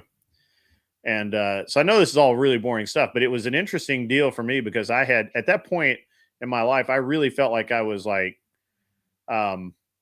bulletproof, right? Like I never got hurt. I've never broken a bone. I've never spent a night in the No, hospital. Yeah. I've done yeah, all of the stuff that you should break a bone. I rode BMX. I raced BMX. I rode skate parks on a bike. I have fallen off of a bike many times where I really should have broken a bone. I never broke a bone. Well, there's some arguments about I might have broken some toes, but I've never had them x-rayed, so who knows? I don't know. Maybe there's some, yeah. I don't know. If you don't check, you're good. Yeah, if you don't know, you don't know, right? So Exactly. you could argue No, that. but no, you brought up something good. I actually, a lot of people don't understand when I say this. I ended up, I stayed awake throughout the night working like 2 days through. I had to go to the shops. My car was in. So I figured I'm just going to take the BMX because I need food. And I got on the BMX, and for some dumb reason, my uh, retarded brain kicked in, and I decided it would be a good idea to start wheeling. And I went over the handlebars and smashed into the concrete, but like on my pec. I ended up breaking about 3 ribs. Ooh. And I was like, that was the best thing that happened to me last year. And nobody understands this. But what you realize is you're not made out of glass, man. Like, you get scared and you stop doing stuff in life, especially if you get older. That slam tooth, about 3-4 weeks, I was good again.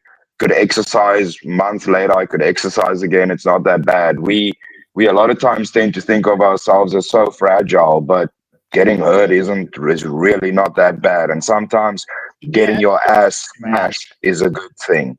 That's a good point. So reminds you. Since you ride BMX, you'll like this. So when I was really young, like I was probably 13 or 14. Well, no. Yeah, 14, right? I'd ride my bike all over town. And that was in the original days of freestyle BMX, right? We were riding ramps. Yeah, we bicycled to school, so that's why I started riding BMX. Yeah. Yeah. So this, like this was before the movie Rad came out. This is all, but we were doing all of the tricks and trying to anyway. And the local bike shops couldn't keep cool stuff in fast enough. And I remember I was riding one day, and I did this stupid bike surfer move where you put your foot on the crossbar of the handlebar and on the seat, and you just stand up and you're like surfing the bike. And it was cool until I hit something in the road and the bike went down and my foot got between the fork and the frame as it came around, and it really hurt. Like I ended up having to like call my mom and have her come over with a car and put the bike in the car, and because I couldn't ride home. But it wasn't broken. I didn't get a break, but it really hurt. And another time I was riding a wheelie downstairs. Now this is not smart. And the back wheel came out from under me, right? I wasn't quick enough on the brake, and the back wheel came out from under me, and I slid down a bunch of stairs on my back, and my entire back was just nothing but scrapes from the concrete stairs. And I figured out really early on that I can take a lot of damage. Yeah, but that's the thing. Especially when you that's what I meant. Like, especially when you get older, like we all have these stories when we're young, but that happens to you when you get older, and most people will think they'll be down for the count, but no, you'll be fine in a month's time. It's not the end of the world. Yeah. I've just never really cared too much about bleeding or any of that. So classic 80s high school. That's right. I mean, that was it, man. I remember one time I was mad at this girl, and my grandparents had French doors in their house, and I went to slam the door open, but I slammed my hand through the French door. I still have the scar on my wrist where it like tore my hand up. I literally just like taped it up, and I went roller skating that night. Like I just didn't even care. No stitches. Didn't even do stitches. You say you not even you haven't really broken anything, not even a nose, like from a fight or anything. No. Now I have a ruptured eardrum. I was fighting this kid, and he came over the top with a closed fist, and he got my ear, and it ruptured my eardrum, and then I beat the living hell out of that kid. Okay. Yeah, I Really did. Like I that really hurt, man. Roller skating does Okay. Yeah, hurt, no. right? Yeah, I'm sad. My first nose used to be so nice, and then about 2 or 3 later, I've jammed. I think I've jammed every finger. I've got so many scars from cutting my hands and stuff. It's crazy. The yeah, cuts and stuff. But if you work with your hands, that's like I see my hands just as like fucking tools at the end of the day because they get messed up so much, but they also heal so quickly. But yeah, I've almost sliced off fingers, grinders, and a lot of things, and that's. I wish I knew about super glue back then, like I do now, so you could like Yeah. the cuts. That would have been so much. Yeah, I honestly would have been so much more awesome. I heard you the other day. You missed one crucial step in the engineering medic book. Before you super glue, you splash acetone or some harsh chemical on the wound and burn the shit out of yourself and be a man, and then you super glue it to avoid infection. I missed that part. Yeah. I used to be the workshop medic, so a lot of times like somebody would come and then they have a piece of like warm metal. Fuck. Dude, I've had a guy come and he had a chip. He was grinding and he had a piece of like hot metal in his iris. So I think Glenn's gone to sleep. Glenn, you there? Yeah, I'm listening. Okay, cool.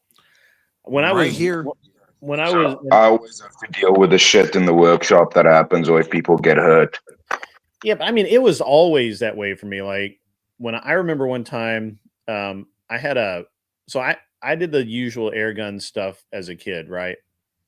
And I had a BB gun, and then I had a pellet gun, and then at a gun show one year, I went with a friend of mine, and I spent like every dime I had on an RWS adult air rifle. It's like What do you guys call? Do you? We call it pellet guns. Do you? Same deal. Yeah, pellet gun. Yeah, air rifle. Yeah, Pellet because gun. shoot birds. Yeah. Shoot birds with them and stuff. Yeah. So I bought I bought an RWS. It's a German brand. It was super accurate, really nice air rifle for the time. And I remember I was shooting a target. And I knew I was a little bit close. I didn't think I was that close.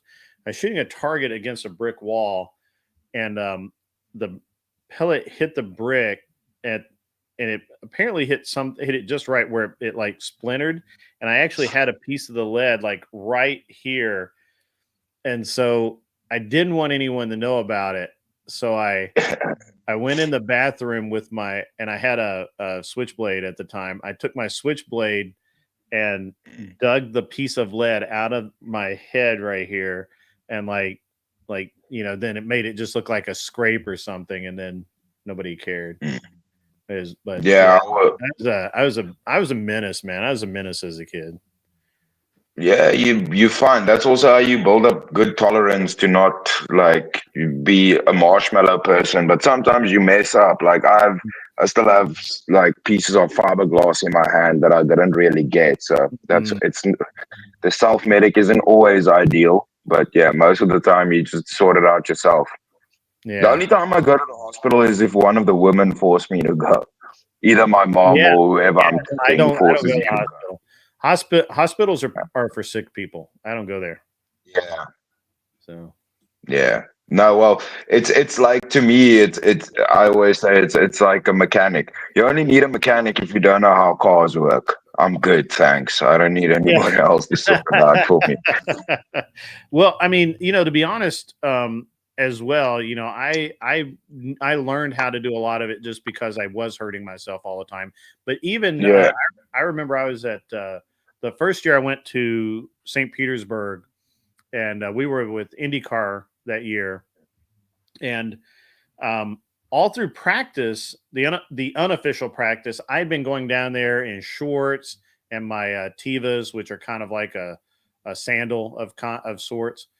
But on the official practice, all the rules went into effect, So I had to wear long pants and closed-toed shoes. Well, of course I had those, but I didn't have them on, so they wouldn't let me over the fence.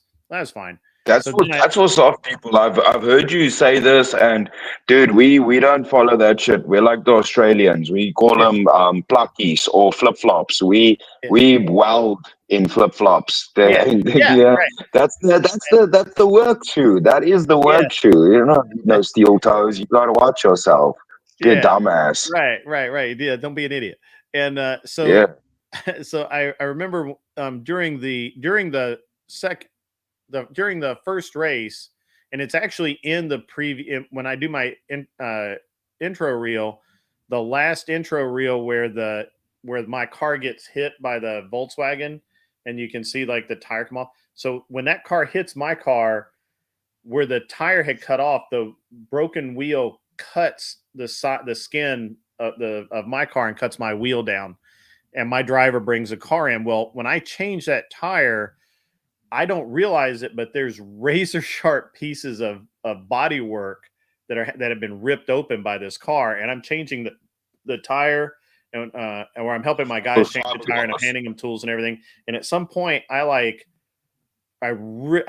cut myself really bad, and I'm bleeding, I'm bleeding profusely, and blood's dripping everywhere. But I don't actually know that because I'm working, and as soon as I stand up, I realize, and I don't actually realize I'm bleeding yet. But the guy literally grabs me by the shoulder and turns me around and points to my arm and says, "You have to go to medic. You have to go to medic." And so they had a little medic guy standing right there. He looks at it and he says, "No, you're gonna have to go over to the aid. They have an aid station set up." And so they put me on a little truck and drive me over there to bandage my bleeding arm right there. And I thought it was really hilarious. I'm like, you guys don't have to do this. I'll just wrap a towel on it. It'll be fine. It's good. No big deal. You're like, no, we have to do it. Yeah, I always say let it bleed for a bit. That's old blood anyways. Might as well have your body make some new blood. Because I have this theory where I'm like, if you never bleed, you kind of become soft because you just have the same blood running through your body. Every now and then you got to let it out a little bit. So your body's like, shit, I need to make some. Tough then, because they change blood every month. That's the strangest way to advocate for a period I've ever heard. What?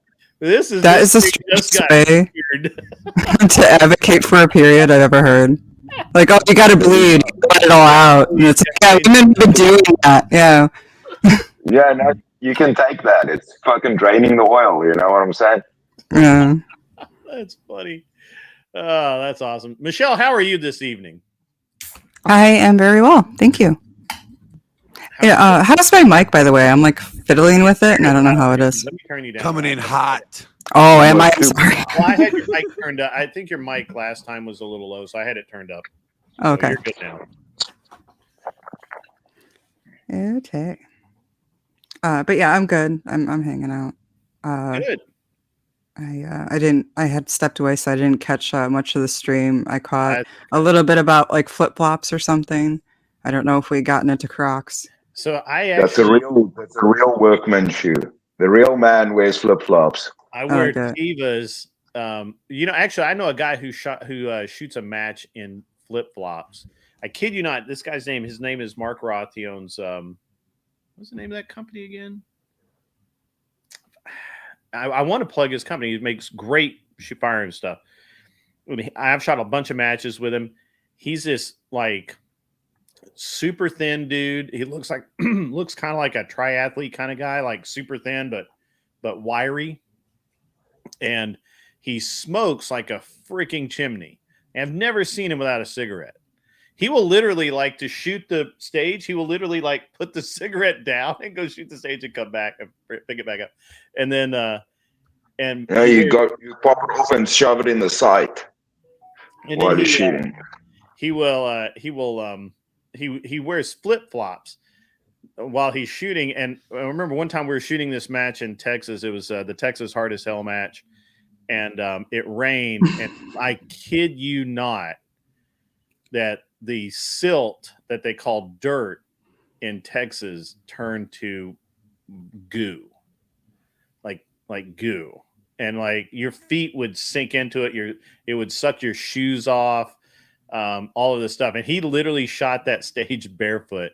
And it's kind of dangerous because you think of all the shell casings and all of the stuff that you could step on, and he just didn't care. Zero. That's not that bad. Zero. I know. Is the most. I know. He goes from sandals to barefoot. That's a man. Yeah, we have old timers here, especially the guys. If you go to their farm to go hunt, they hunt in flip flops, man. They hike miles in flip flops and hunt in flip flops. They don't wear no closed toed shoes. And also, like if there's an issue, you just take them off and walk. You can be soft like that. Yeah. But yeah, so I when I used to work in my shop, it was hard to tell me as the owner because I would wear I generically wore either like running shoes, or I wore like Teva sandals. My favorite are Teva sandals. If I have a choice, I'm going to wear those. Then I would wear either shorts or khakis. Usually shorts. It's just my thing. And then I just wear a t-shirt. That's kind of like, and people would walk in and they would see all of my guys like uniformed up, and then they'd see this weird looking dude over here looking like I should be on a beach somewhere, and that's what it is. But even welding, I mean, if you're going to get burned, you're going to get burned. I mean, that cotton shirt's not going to help you too much. So, yeah, but it's also like, it's not that bad. It's, I mean, that's what the earlier point was. Well, so you get burnt or cut, and then the world doesn't stop. What does it really matter? The only thing that was annoying is I occasionally would, especially if I was grinding a lot, I would get the shavings. They would get underneath my safety glasses and get into my eye, and they would start rusting, and you have to get that taken care of. That's annoying, but no Tevas socks. What is wrong with you, Kronos? That is, you do not wear socks with sandals ever. That'll get your ass kicked. I don't know about that. You can do socks and sandals, but that's only if it's cold. If you always rock the sandals, you're allowed to do socks with sandals if it gets cold. But then you got to always do the sandals. Yeah. Then at least there's continuity. Right. I only do. Yeah. You do that, and it's asking for an ass whipping. That's true. Japanese wore socks and sandals for centuries. Yes, they also wore wooden shoes.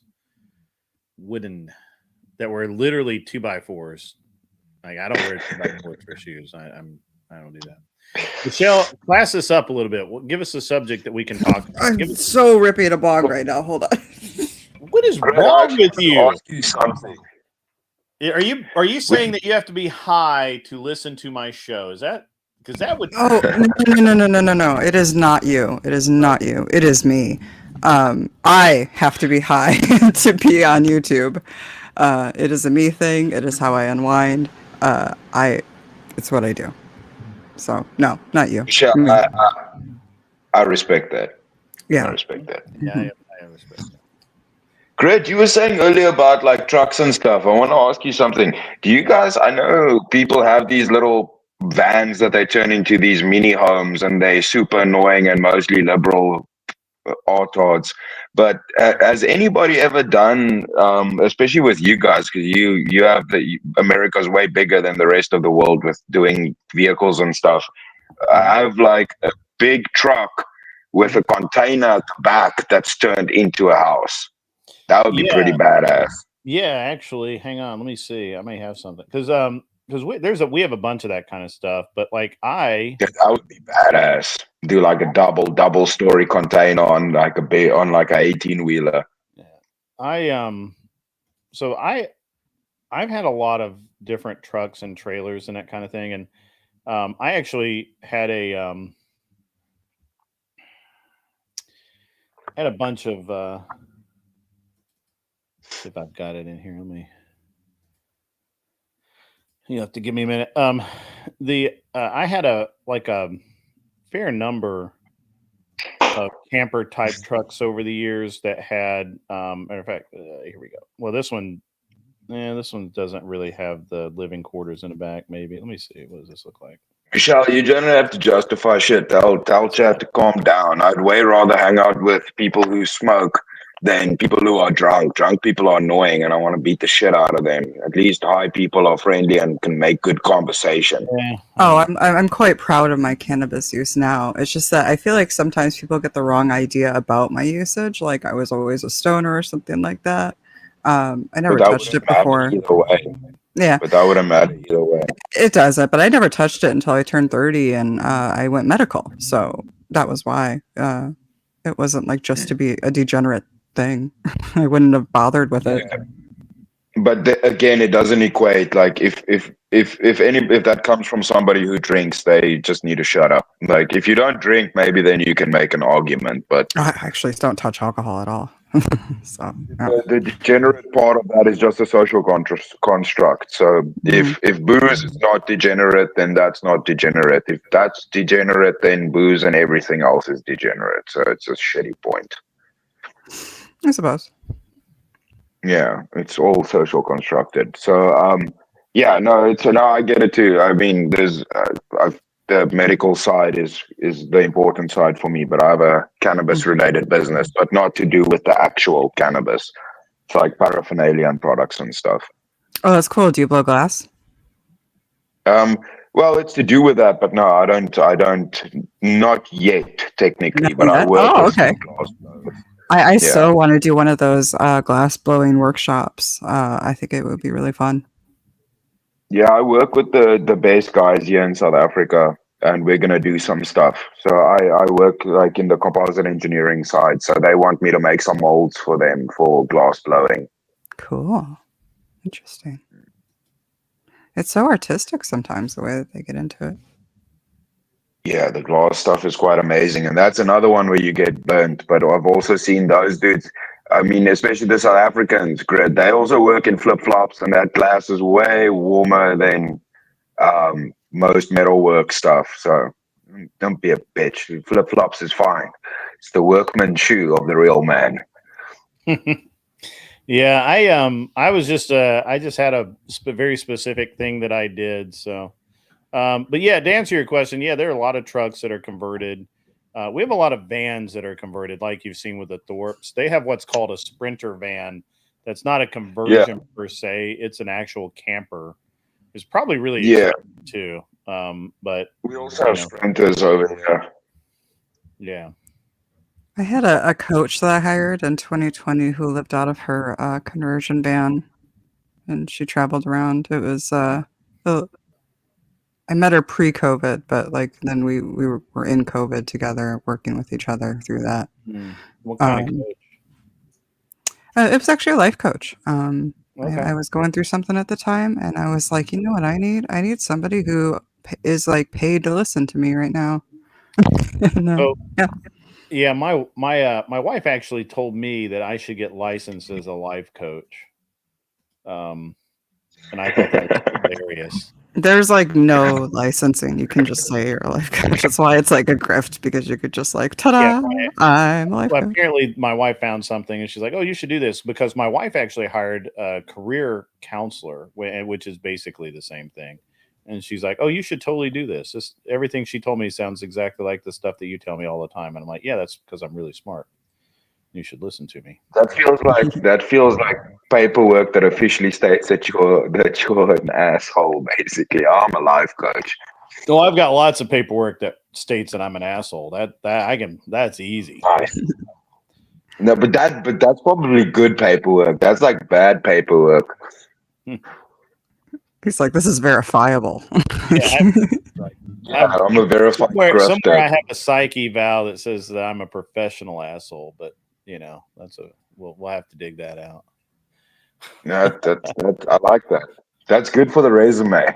Yeah, it's good for the resume. Yeah, that's true. Well, Chris, dude, I'm just a weird dude, man. I've never drank, I've never smoked, I've never gambled, I've never done any kind of drugs other than prescription stuff. And even then, I don't always use them. Matter of fact, I don't think I've ever finished a prescription because I think they overprescribe, and I just don't need it. And once I'm over, I just quit taking whatever it is. Never drank, never had a beer, never taken a shot of whiskey, none of that. Never smoked. Really? You don't even drink every now and then? No, I do not.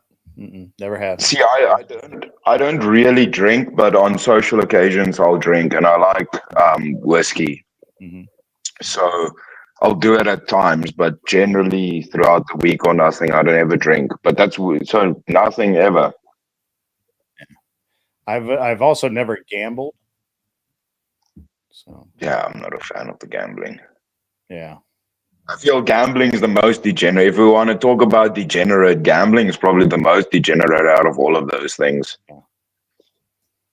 Yeah, I kind of confined my degeneracy early on to sex and pretty much just sex.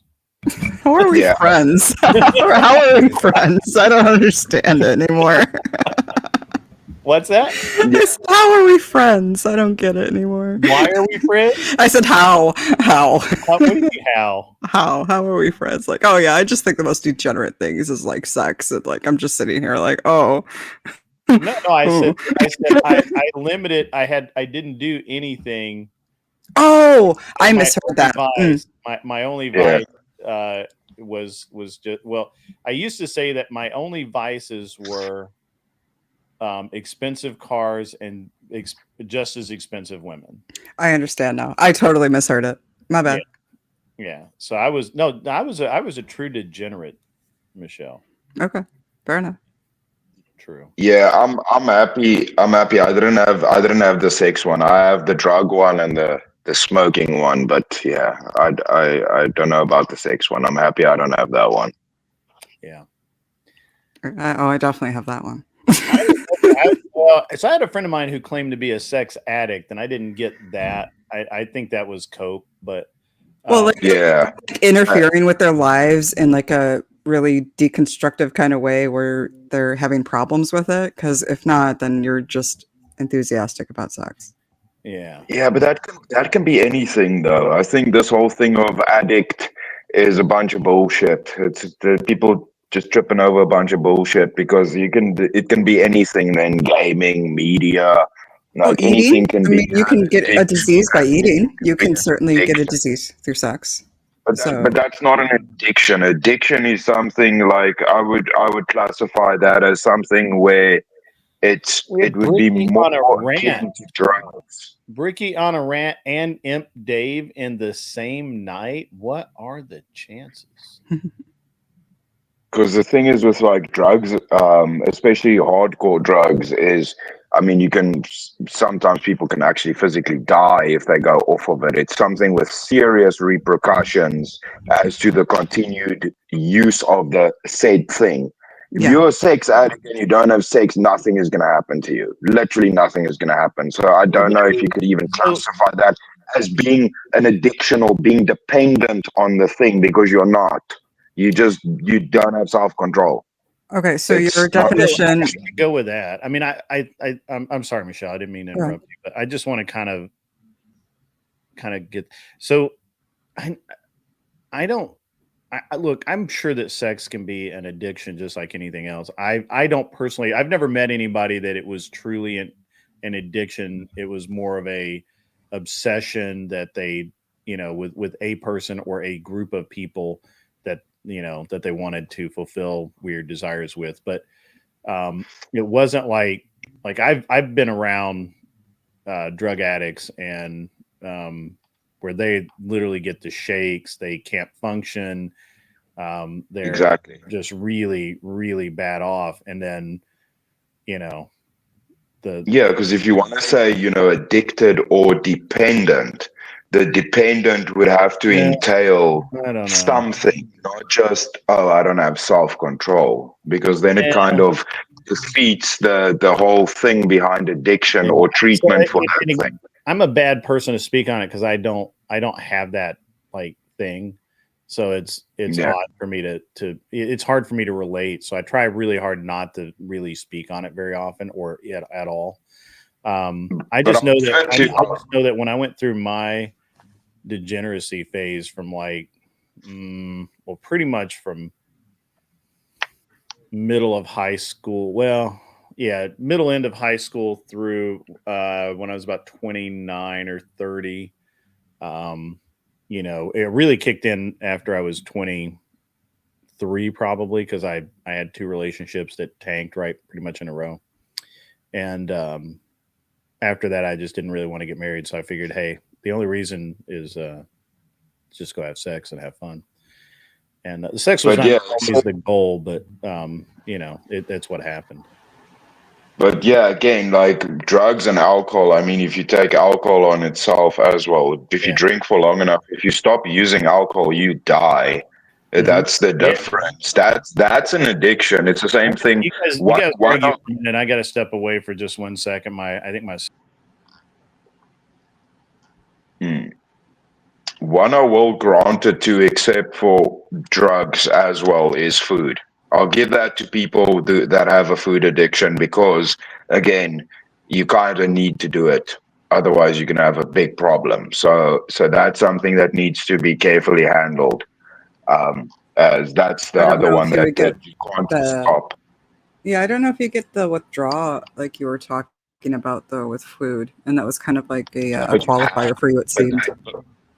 But the problem is, again, the thing you have a problem with, you cannot stop doing. So in that sense, I would say, okay, now this might be more serious, but all of the other stuff, I mean, you can bitch about anything at the end of the day. So that's why I'm like, I don't take any of the other ones too seriously, because that just comes down to self-control.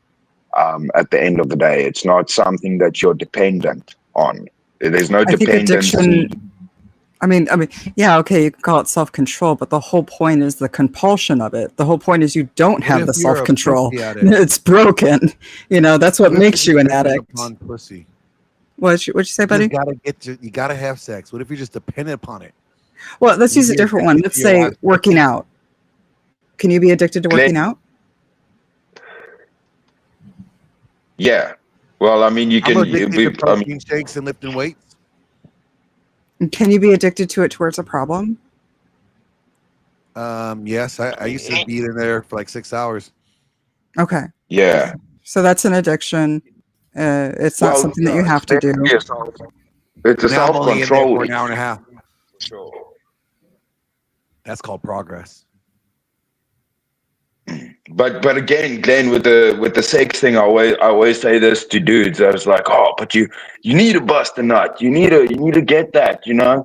So I always ask them, so what if you go to jail for 5 or 10 years? Are you gonna get that? Are you gonna then become a homosexual? Because I run the risk of getting nothing, bro. I think you'll be fine if you just don't do anything, man. I'd rather just not. You run the risk of having prostate cancer. For not, flushing. Your body will literally shoot it out itself. That's the point of like a wet dream, man. Your body will be fine. You don't need to. Michelle comes on the panel, and the next thing you know, with his argument, because I literally came across an article about that the other day. I was like, this is hilarious. I might have to use this for one of my topics. Like, it's arguments for masturbating, and it was number 1, it helps prevent prostate cancer. I can just see a bunch of coomers like, you know what, I gotta bust a nut. I don't want to get prostate cancer. Don't fight for the coomers and give that argument. That's why I'm just going to defeat that right now. Your body ejects itself if it's a problem. Nah, your body ejects it itself if it's a problem. That's not a good argument. I have feelings about that though. Hilarious. Like, hold on. Michelle has feelings. I have feelings. Like, I gotta I don't know how I feel about the guy who avoids jerking off to only come in his sleep later. Like, it's weird. I don't know how to articulate why that doesn't sit right with me, but it doesn't. I would have more respect for the dude that just jerks it, gets it done, handles business, then just creams his pants later in his sleep. I have to be honest. I would be a little concerned about ball cancer.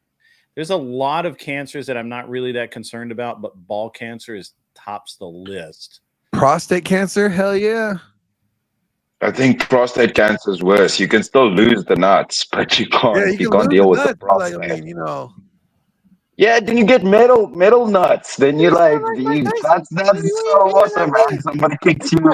It's like kicking two gonads. How do we get to robotic gonads? Yeah, cyborg nuts. Put Bluetooth in those bitches. So you would legit have blue balls? Have them go to telling me you would legit have blue balls? Yep. Bluetooth enabled balls that can vibrate. I mean, that's going to put your sexual game on a whole other level, let me tell you right now. Don't kiss your bed, right? So don't cream your bed. Wow. Michelle, how are you still even able to talk? You should be rolling on the floor laughing at the thought of cybernetic Bluetooth enabled balls. I have more concerns than anything, honestly. It's like, I think it would hurt and like they'd bounce against each other or something. Like bionic nuts. Right. I mean, there are bionic dicks, and I almost got to touch one. Whoa. Sorry. Yeah, girls love toys. There should be like... Leave Mr. Happy out of this. My bad. That's hitting below the belt in the exact right spot. Okay. But I mean, girls love toys, Greg. They'd love that. Girls love toys. That's true. Yeah. That's true. And you get to pick your size.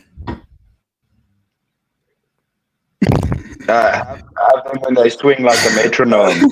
And then you got the cuckoo clock at the top. It's perfect. I think I'll grab with this. Yeah, or he's done. Do we need a Tesla supercharger for it? Oh man. Imagine how nice that would feel, Greg. It'll be like a foot spa. You just sit and just charge up your nuts. Well, this isn't going to be the stream I wanted to put up on. If you have a membership wall, I suggest you utilize it. Why? We haven't said anything that's TOS. We're talking about men's health right now. We are talking about preventing cancers. Yes. Ball cancer is a very serious thing. Cancer of the wang is a terrible, terrible thing. Mm-hmm. Why does that matter? Those are the trolls from my end of YouTube. I have to apologize for them. Yeah, the grid one. I'm sorry. The gay star and the Arctic flop dudes. And yeah. Mm-hmm. It's fine. It keeps the chat I find it active. That the only thing they can criticize about me is that I'm slightly overweight. That's it. Oh yeah, and it'll never I've lost weight, and they still like, dude. Interesting. It's interesting to me because if I could literally be like, I don't give a fuck. I won the game. I have a smoking hot wife. I have two badass kids. I have all the money I need, and probably some that you need. What? And I'm old. So why do I care? Mm-hmm. You won the game. I can be a fat old bastard, and I still won. It's got to suck to suck. All I'm gonna say. You know, Greg, you should just get ripped and have a six pack. Well, I'm working on that. Actually, I actually need to stop arguing with Glenn about his debate skills. Once his debate's over, he and I have to get back together and smooth things over so that I can get back on my workout plan. And I think that I'm working out too much. Huh? Which debate? Oh, he's debating somebody tomorrow, so it'll be I'm being a little funny. I'm being actually a lot funny. But the Do you know what the only thing is, Grid, with regard to the weight thing? I was always a fat kid. So, but the main thing is, after I had kidney stones, I was like, I need to stop this bullshit. Like, the problem with it, despite everything else that people can bitch about, is unfortunately health and longevity of being around, to do shit. That's the only thing. it's Doesn't interesting. matter being. I mean, it's interesting only because I think that I was talking to the trainer at the gym the other day, and I don't know if Glenn will agree with this, but basically because he noticed that I was coming in every day, and he said that I need to go in a day, take a day, go in a day, take a day, go in. You have to give my body. Yeah, that's a good way to slowly ease into it, and don't overdo it. Workout one day, rest one day, workout, rest, alternate the days off. And then, you slowly just, modify your workout to maybe you're going 2 days on, 1 day off, 2 days on, 1 day off. And then until you work your way up, you're doing like 5 days a week. Yeah, straight. he echoed what you told me the other day, Glenn, that I should do. Because I was doing low weight, high reps, and he said, yeah. I mean, you could get as big. I don't need as to get a guy big. that does 50,000 pounds on each side, for lifts reps, as you could if you did low weight with the high reps. Like all bodybuilding and working and growing your muscles are time under tension.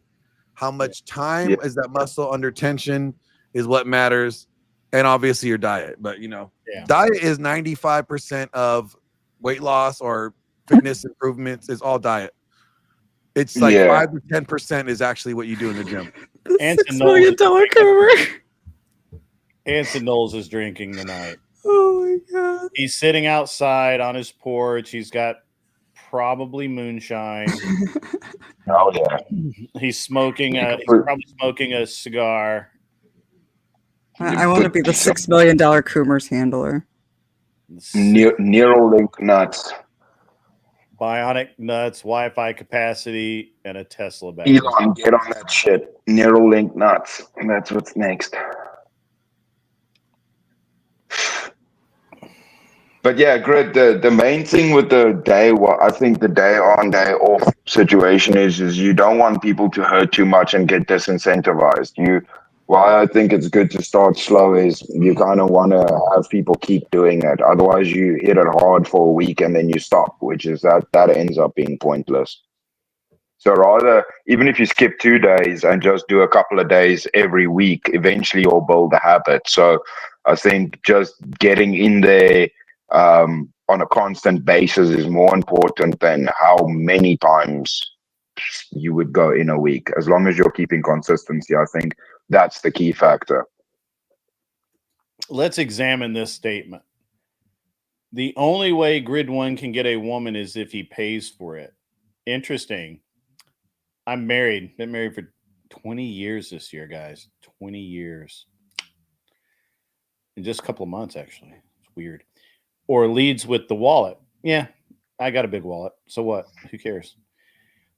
I make no bones about it. He can't get genuine desire because he is fat and unattractive.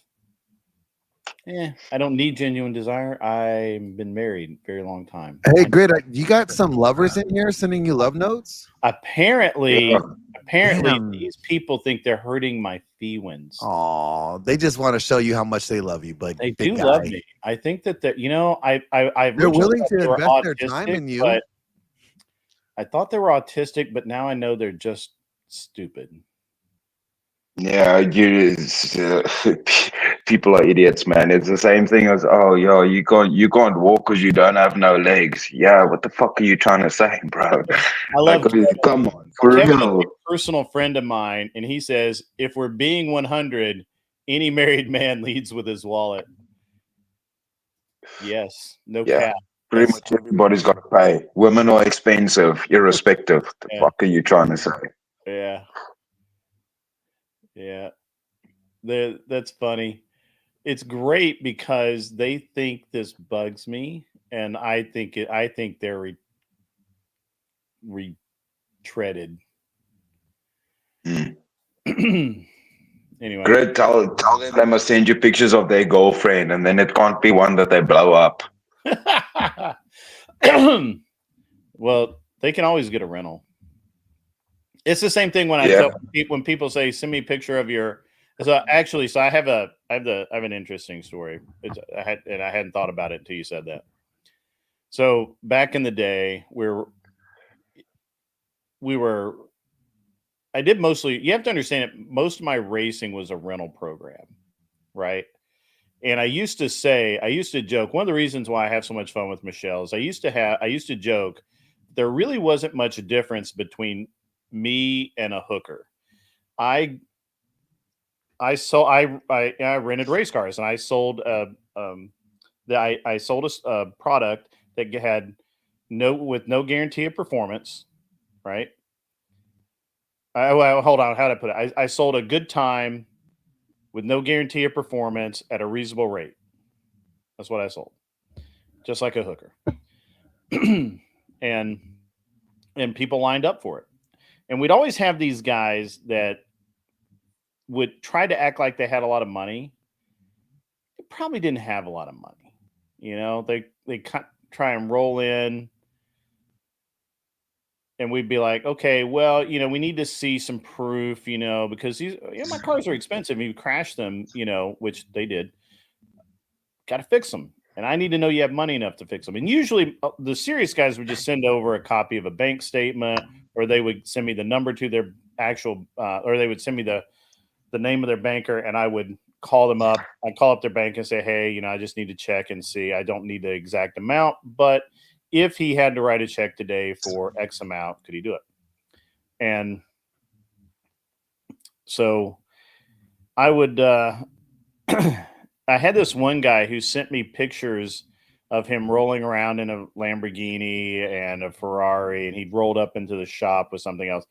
Well, the problem is that when he sent me those pictures, he had the license plates visible, and one of my employees did a reverse image search, and those were all rental cars.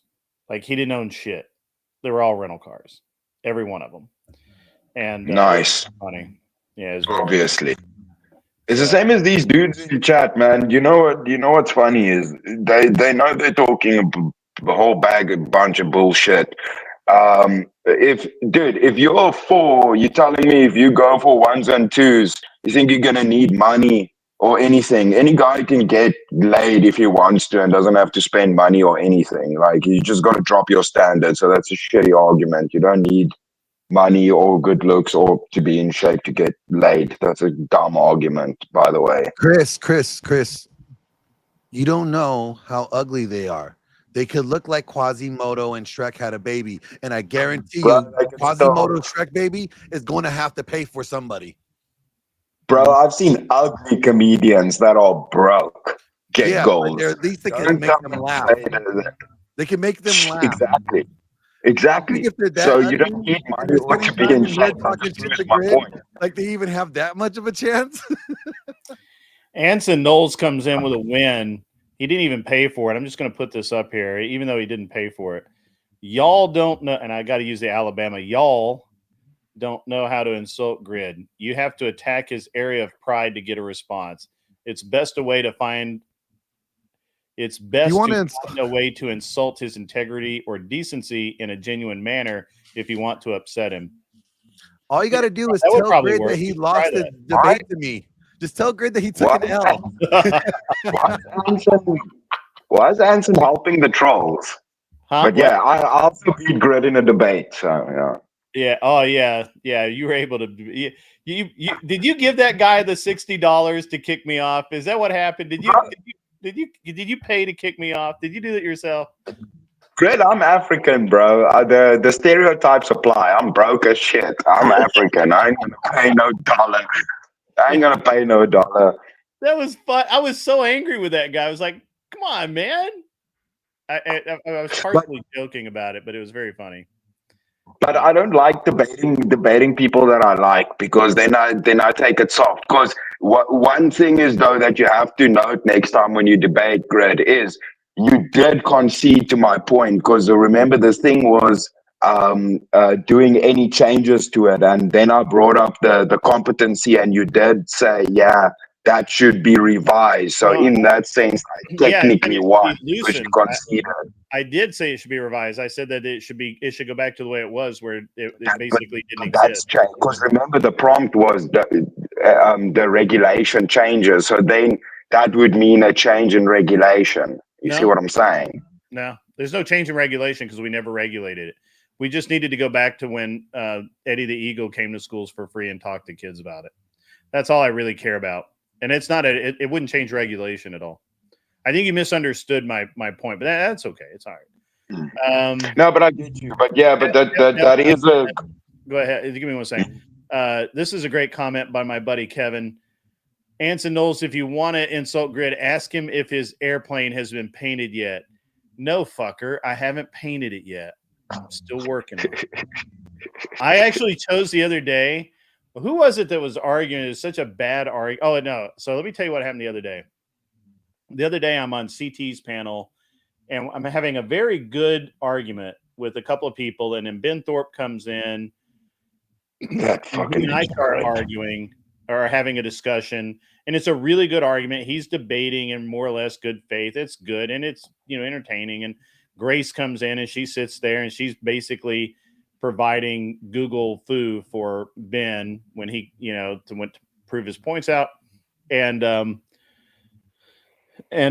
I'm having a good time. And then two other people come in, or no, actually that Furby, Melanie, whatever her name is, the Furby was in there, or his name, her, whatever, the Furby was in there. And occasionally the Furby would say something intelligent about the actual argument and discussion that we were having. But mostly the Furby tried to attack Ben, because of Grace or whatever, or Ben or Grace. And then another dude came in, and they both started attacking Ben and Grace. And then And then I'm sitting there going, I just want to finish the discussion. All I want to do, you guys just let me finish this, and then you guys can tear Ben apart for all I care. I don't really care. And I was getting really bored. And because I was really just more interested in having the argument. So then Imperius came in, and I literally was like, shit, now the whole world's going to turn to shit now because Imperius is here. So I was literally like, Imperius, do whatever the fuck you're going to do. I'm out. That guy's rough, bro. I listened to that on Chaotic Truth, that one that was on there. That guy's on a whole other fucking level of troll, right? Like, I'm like, dude. I think he was the kid that was like bullied all the time. That seems like I was bullied as a kid. He's on another level. So I'm like, fuck, Imperius, do whatever you're gonna do. Thorpe's, I wish you luck. I'm out of here. I'm gonna go sand my airplane. And I did. I literally went rather than sit there and talk to them, I went and scraped paint on my airplane. I shit you not even one little bit. That's a real deal. I actually did that. And I was happy about it.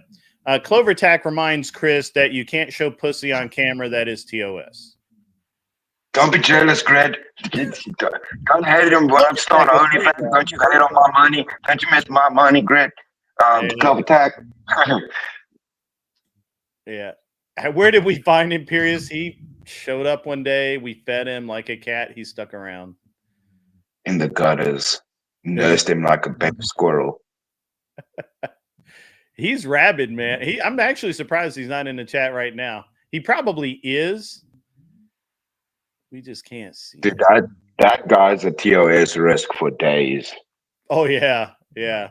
The only thing is like I get being entertaining and all of this. That's awesome. But dude, if you TOS spurging and doing all this shit, it comes down to respect for the creators. So if he's doing that on your channel or Chaotic Truth's channel or on Easy's channel, because he did the same shit on Verbal Combat. My channel. He is really every time he's been on air, he's been really polite, very well spoken.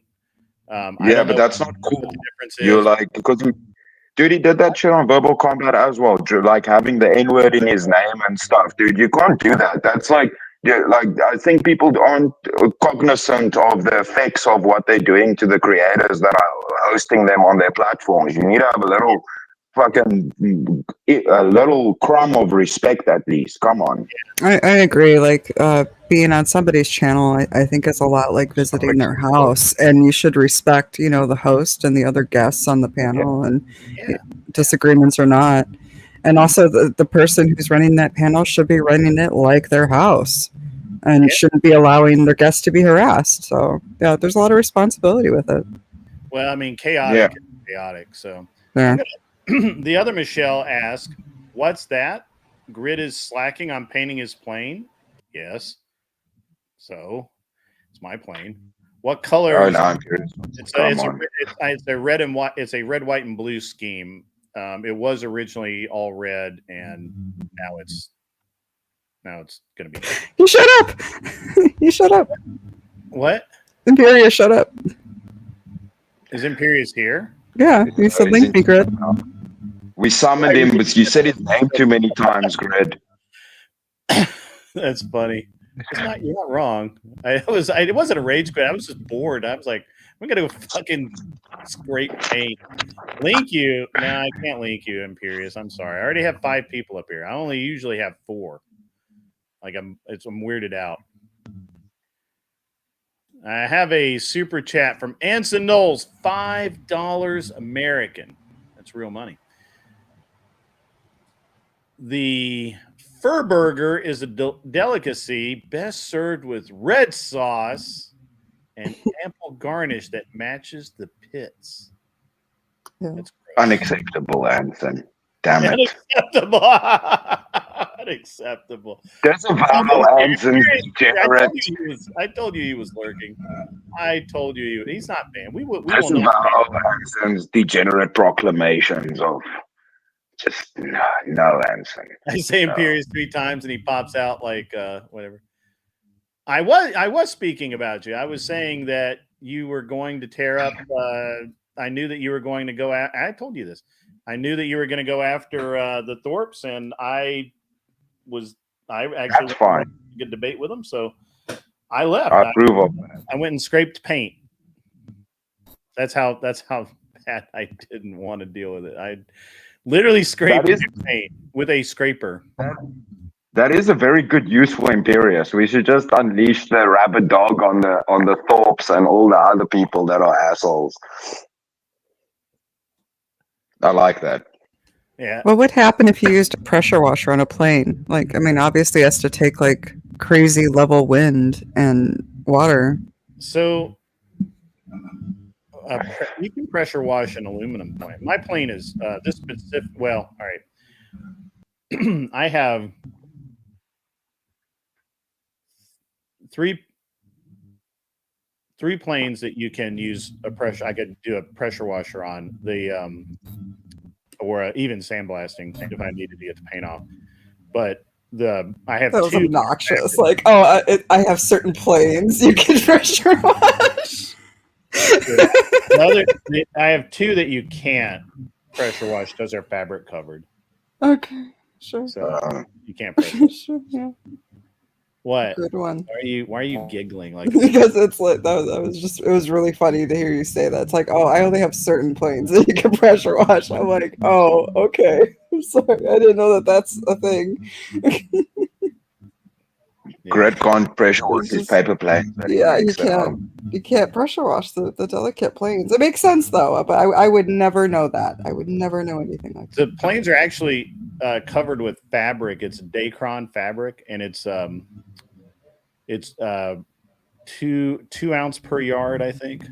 How old are they? Are they like antique planes or? Well, one I just built, so. I mean, it's like a hobby thing. Yeah. Cool. One of them is 1946. Oh. I have a 1946 Taylor Craft BC-12D. Pink prattle. Airplane prattle is the best prattle. Paint prattle, this is a new one. Well, I mean, I wasn't talking about me. You can't do chemical dipping on. So, yeah. I don't have I do not currently have an aluminum airplane. You should do those like tie-dye techniques, Grid, and like tie up the fabric from your plane with rubber bands, and then do a whole tie-dye thing, man. That'd be dope. So the fabric gets glued onto the airplane, and so the fabric goes on. It's absolutely white, and it actually is mostly it's kind of translucent. It's not, you can't see through it, but it's really thin, and it's an interesting. I mean, to me, it's interesting. You guys probably find it's really boring, but you have to glue the fabric on the airplane and then shrink it like you would a model airplane. It's very similar to model airplane work, and then you actually have on the wing. Well, not my airplane. I have aluminum wings on my airplane, but on the Sonnery, on the Taylorcraft, the BC-12D, you actually stitch the wing fabric to all the ribs and the who did we lose? Vengeful. Oh, Vengeful. Okay. Mr. Bonet coming in representing South Africa with the Kruger Rand. I like it, dude. Yeah. I like it. South Africa represent. The Taylorcraft, you actually stitch the fabric onto the wings with a modified seine knot, and the wings and the flying surfaces, the wings and the tail surfaces. So, and then you have to paint it with a very specific paint. It's like a UV barrier that keeps the fabric from being killed by the sun. Deteriorating, and then you can paint it out. It's a very long. It's a process to do it. Yeah, I'm sure it's complex. You can't just go buy Hobbycraft fabric paint and get to it. Yeah. Well, the thing about the paint that I'm using, which is really, I'm going to bore everybody to death here, but for the next minute or two, but it's a cross-linked, and you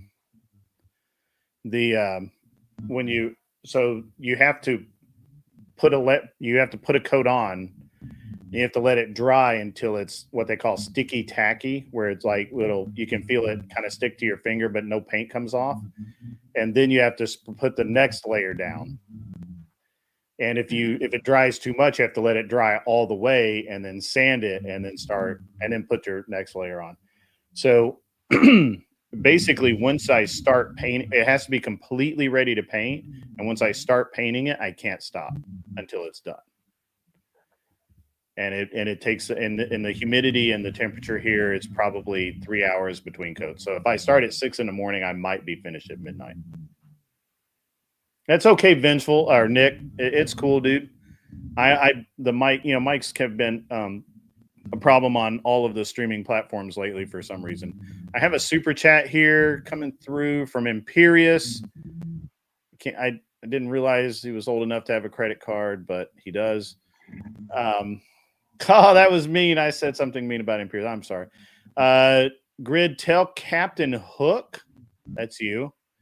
I'm like Cerberus, LOL, and link me. I would link you, but somebody's got to go down first. I can jump down. You want to jump down, Michelle? Sure. Well, that's awfully nice of you, Mr. Boulay. Are you there, or are you just going to change your avatar all the time? Oh, I'm here. Good evening, everybody. Oh, good evening. Good evening. Hi, I'm Mr. Boulay. I'll talk to you another time. But I had fun, Grid. I'll talk to you later. You can come back up. Imperious, he doesn't ever stay up long. All right, somebody give Imperious the link. I know I'm going to regret that, but that's okay. That's all right. I live dangerously. Let's hope he doesn't destroy the channel, Grid. He won't destroy it.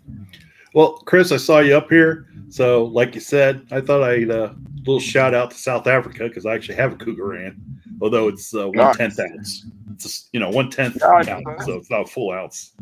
But I thought those fuckers are quite valuable. I'm sorry? Simp. Mr. Knowles says, no. Michelle was the only interesting person on the panel. And some such a groomer, yeah. Yeah, no, those coins are quite valuable. I know they're a big commodity around the world. He's fresh out of prison, yo. Fresh out. They are. They pretty Atheist much prison. the gold cougar ant pretty much set the standard for Yeah. gold coins around the world, because they, in essence, they were really the driving force into other countries, especially the U.S., in motivating us to start creating bullion coins once again. And believe it or not, it was a executive order by President Ronald Reagan that instructed the United States Mint to start producing bullion coins. So, a little trivia there for you. Yeah, back then we were on par with the US. I mean, we had a lot of gold back then. That's why we made those. And you get them in two different sizes. But yeah, I know at that time our currencies were on par with US, because we were also, our military gear, our tanks, our airplanes, everything was like the standard. A lot of people bought that shit from us, and then our country. Yeah. One more piece of trivia. What movie made the gold cougar ant kind Lethal of Weapon. her favorite? Lethal Weapon. Lethal Weapon. Any 80s Nice. kid knows that. Yeah. How are you doing, Mr. Boulay? Better. Have we I've tracked had down Imperious yet? Have we got him a link? Anybody? Any mod want it? He's not gonna make you. He's not gonna infect you or anything. He's a normal person, mostly. Kind no, of. I've been busy the last month and a half. I know, man. Hardly ever see you in here. Do you Grid? Do you know what a Gulfstream 6000 is? I don't actually keep up with the Gulfstream models because I'm not going to spend $22 million on a plane. No. Yeah. No. Makes sense. No, I'm working on a Gulfstream that's being converted over to military use. So we're pulling out all the civilian stuff and then stuffing it with, stuff I really shouldn't be talking about. Yeah, don't talk. So will it be for travel? Will it be like military, but for traveling? Oh no! Because it's obviously for from the engagement. outside. From the outside, you wouldn't know. Yeah, so it's like undercover for traveling, because it won't be for engagement. No, it's not a frontline combat. No, nothing like that. And even if it was, he couldn't tell you. Well, I shouldn't say this much. Yeah. We'll talk about airplane paint then. Can't do sections? No, you can't do sections. You have to do it all the same time. Like a base coat, clear coat? No, not like a base coat, clear coat. It's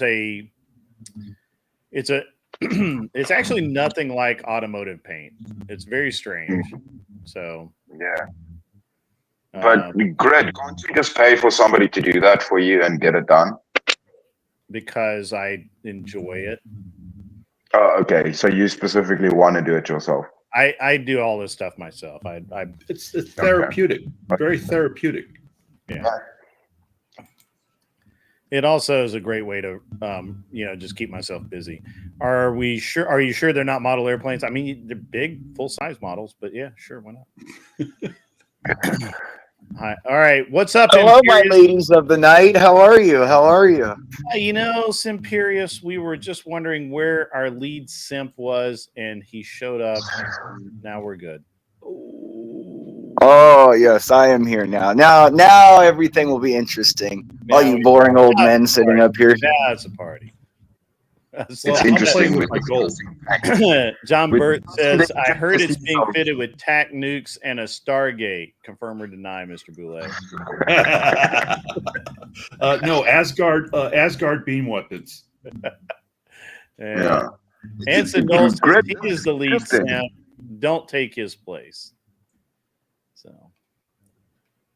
discussing the intricacies of watching paint dry. Come on, people. Come on. What more do you want? It actually Grid's the epitome of the boring old white dude.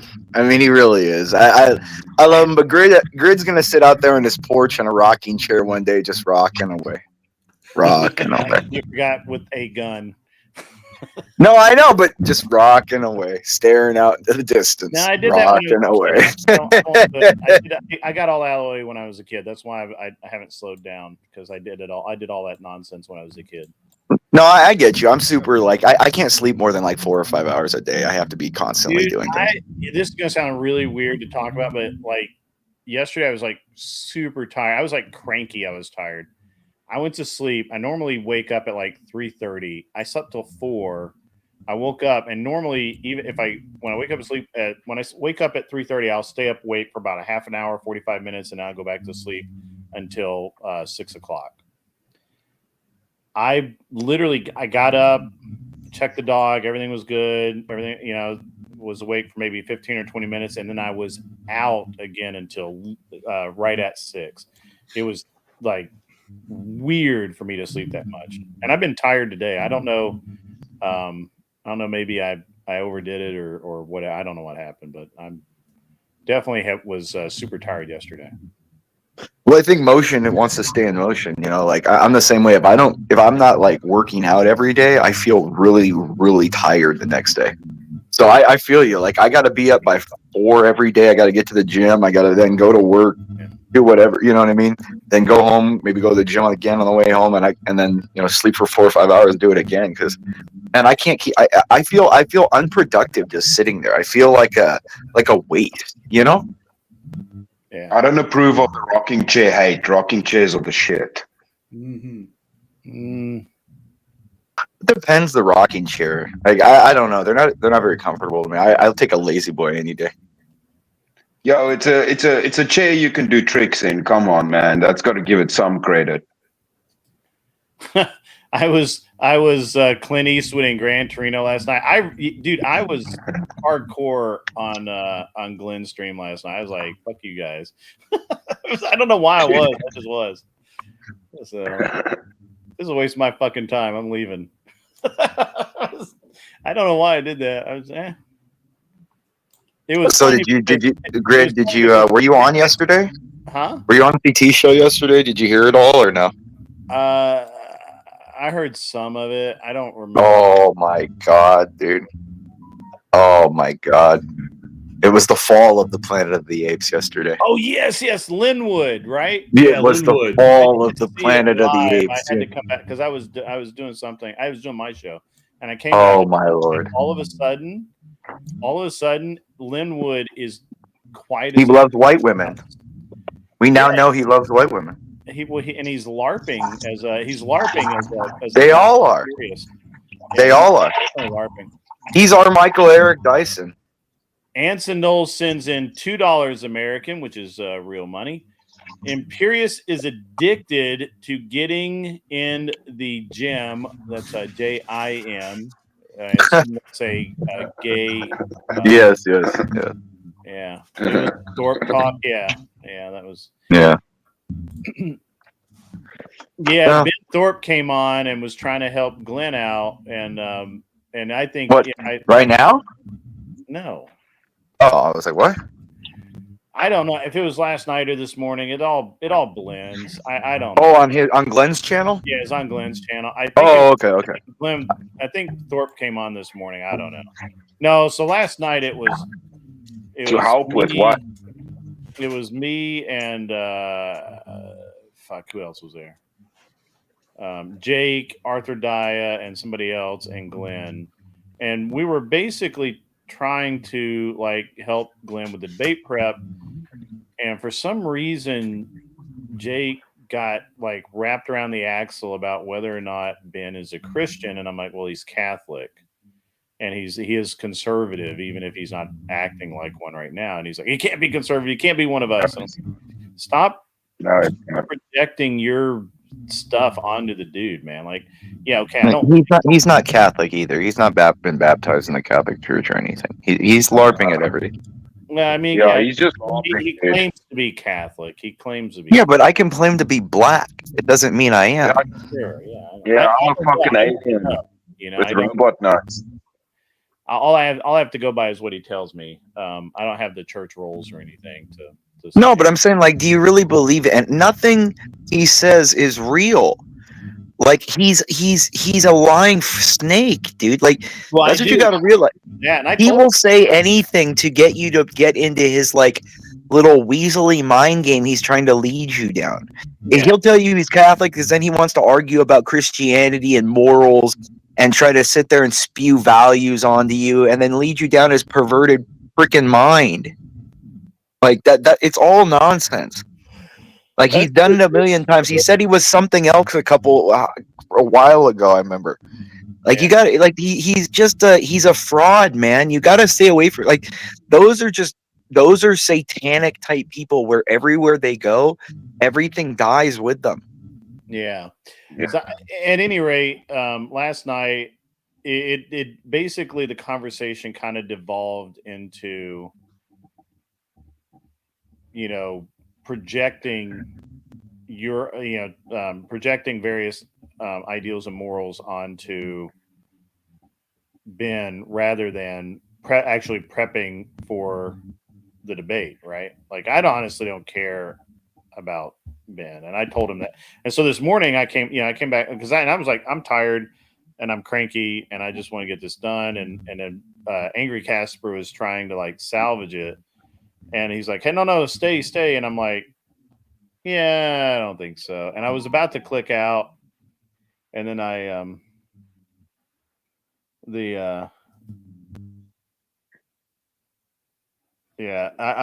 absolutely. Glenn, absolutely, man. I'm sorry. I don't know how long ago you sent that, but I apologize, man.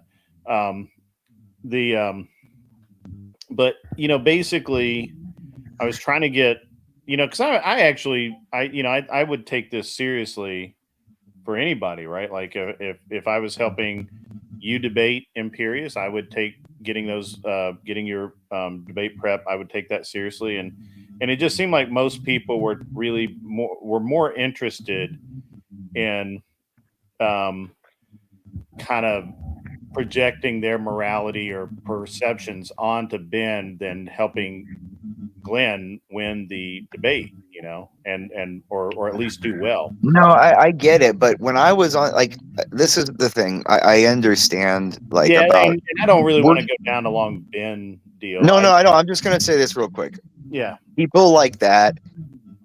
Our whole being conservative and going back and going to a conservative time grid. You got to remember this. People like that were shamed by society everywhere they went, by their fellow citizens, by the law, by even their own families.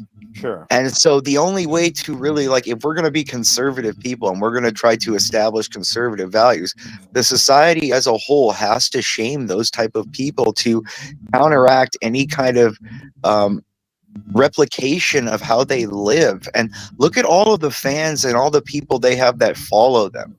Look at that. That's the reason I'm so brutal with him, because I want his fans to see him being crushed, because they look at him and they want to live a life like him and they want to propagate that kind of lifestyle. And I know, Grady, where you were like, oh yeah, you want to talk. Look, I can assist with a debate anytime. There's all kinds of, I can help with references, counterpoint that. I can help with different kind of callbacks to different evidentiary sources, all kinds of different methods. But well, I think the problem I had, and I have this problem a lot of times when people who either don't understand debate or they think debate is an argument, or they think debate is like a fist fight argument. The first thing is just sitting there saying, well, Ben's stupid, and you're gonna whoop his ass in a debate. That, look, stupid people. Okay, I get that. I get that, but don't take it seriously. I mean, it. But I was also, I'm going to be honest, man. I was really I was tired, and I had you're human. You're allowed to be in a bad mood sometimes, man. We all get it. Fresh out of fucks to give, and I just clicked off and went to bed, and I almost came back on, and I was like, man, because I just sat there and listened, and it was still just talking about Ben's morality and or lack of morality or whatever, and I'm like, that's not going to do you any good in a debate. No, I get it. My whole point was more higher level than that. That I don't think Ben should be given a platform. I think that guy should be shamed back into the cave he came from. I don't disagree with you. I'm just and saying that's all I was saying. So I agree on you. In your point, you're right. In that, yeah, that's not helping in a debate. But I think actually, in some points, it would be because depending on the no debate. Look, I agree. Look, and you know what? Hold on. I'm going to read this. I'm going to talk to you a minute. Yeah. Sorry. $5 comes in for Manson Knowles. That's $5 American, and as always, American is real money. Still, for the time being, conservative is a word. Not, I'm assuming he means not a meaning. It's been redefined to suit the means of evil politicians so many times that it has as much value as a $2 strumpet. Well, the strumpet's worth $2. Yeah, that's what I mean. It's like that's the thing. I come from the like the real, like she's like Anson. Is that a man, a gentleman, or I don't know, but he's a Southern from Alabama. Okay, gotcha. Well, the gentleman's right. Like the point he's putting here, he's saying, look, we don't stand for anything, and that's to me, it's like, to me, this is beyond the debate. A man that has been accused and credibly accused, arrested, and has actual legal, a legal record, a criminal record of being a reprobate because of abusing his kids, family. He has insinuated, sexual activity with his daughter. He's propagating those insinuations by his own works. He has prostituted his wife out to other men. I don't know about that, because I think he has. There's video of it. I think that his wife used all of that to divorce him. And No. He really has. No, there's video of it. I'm not going to dispute it. The problem with that, dude, is that's the real evil. It's the inversion of trying to claim something and not be the thing. I have way more respect for a Satanist that openly confirms they're a Satanist.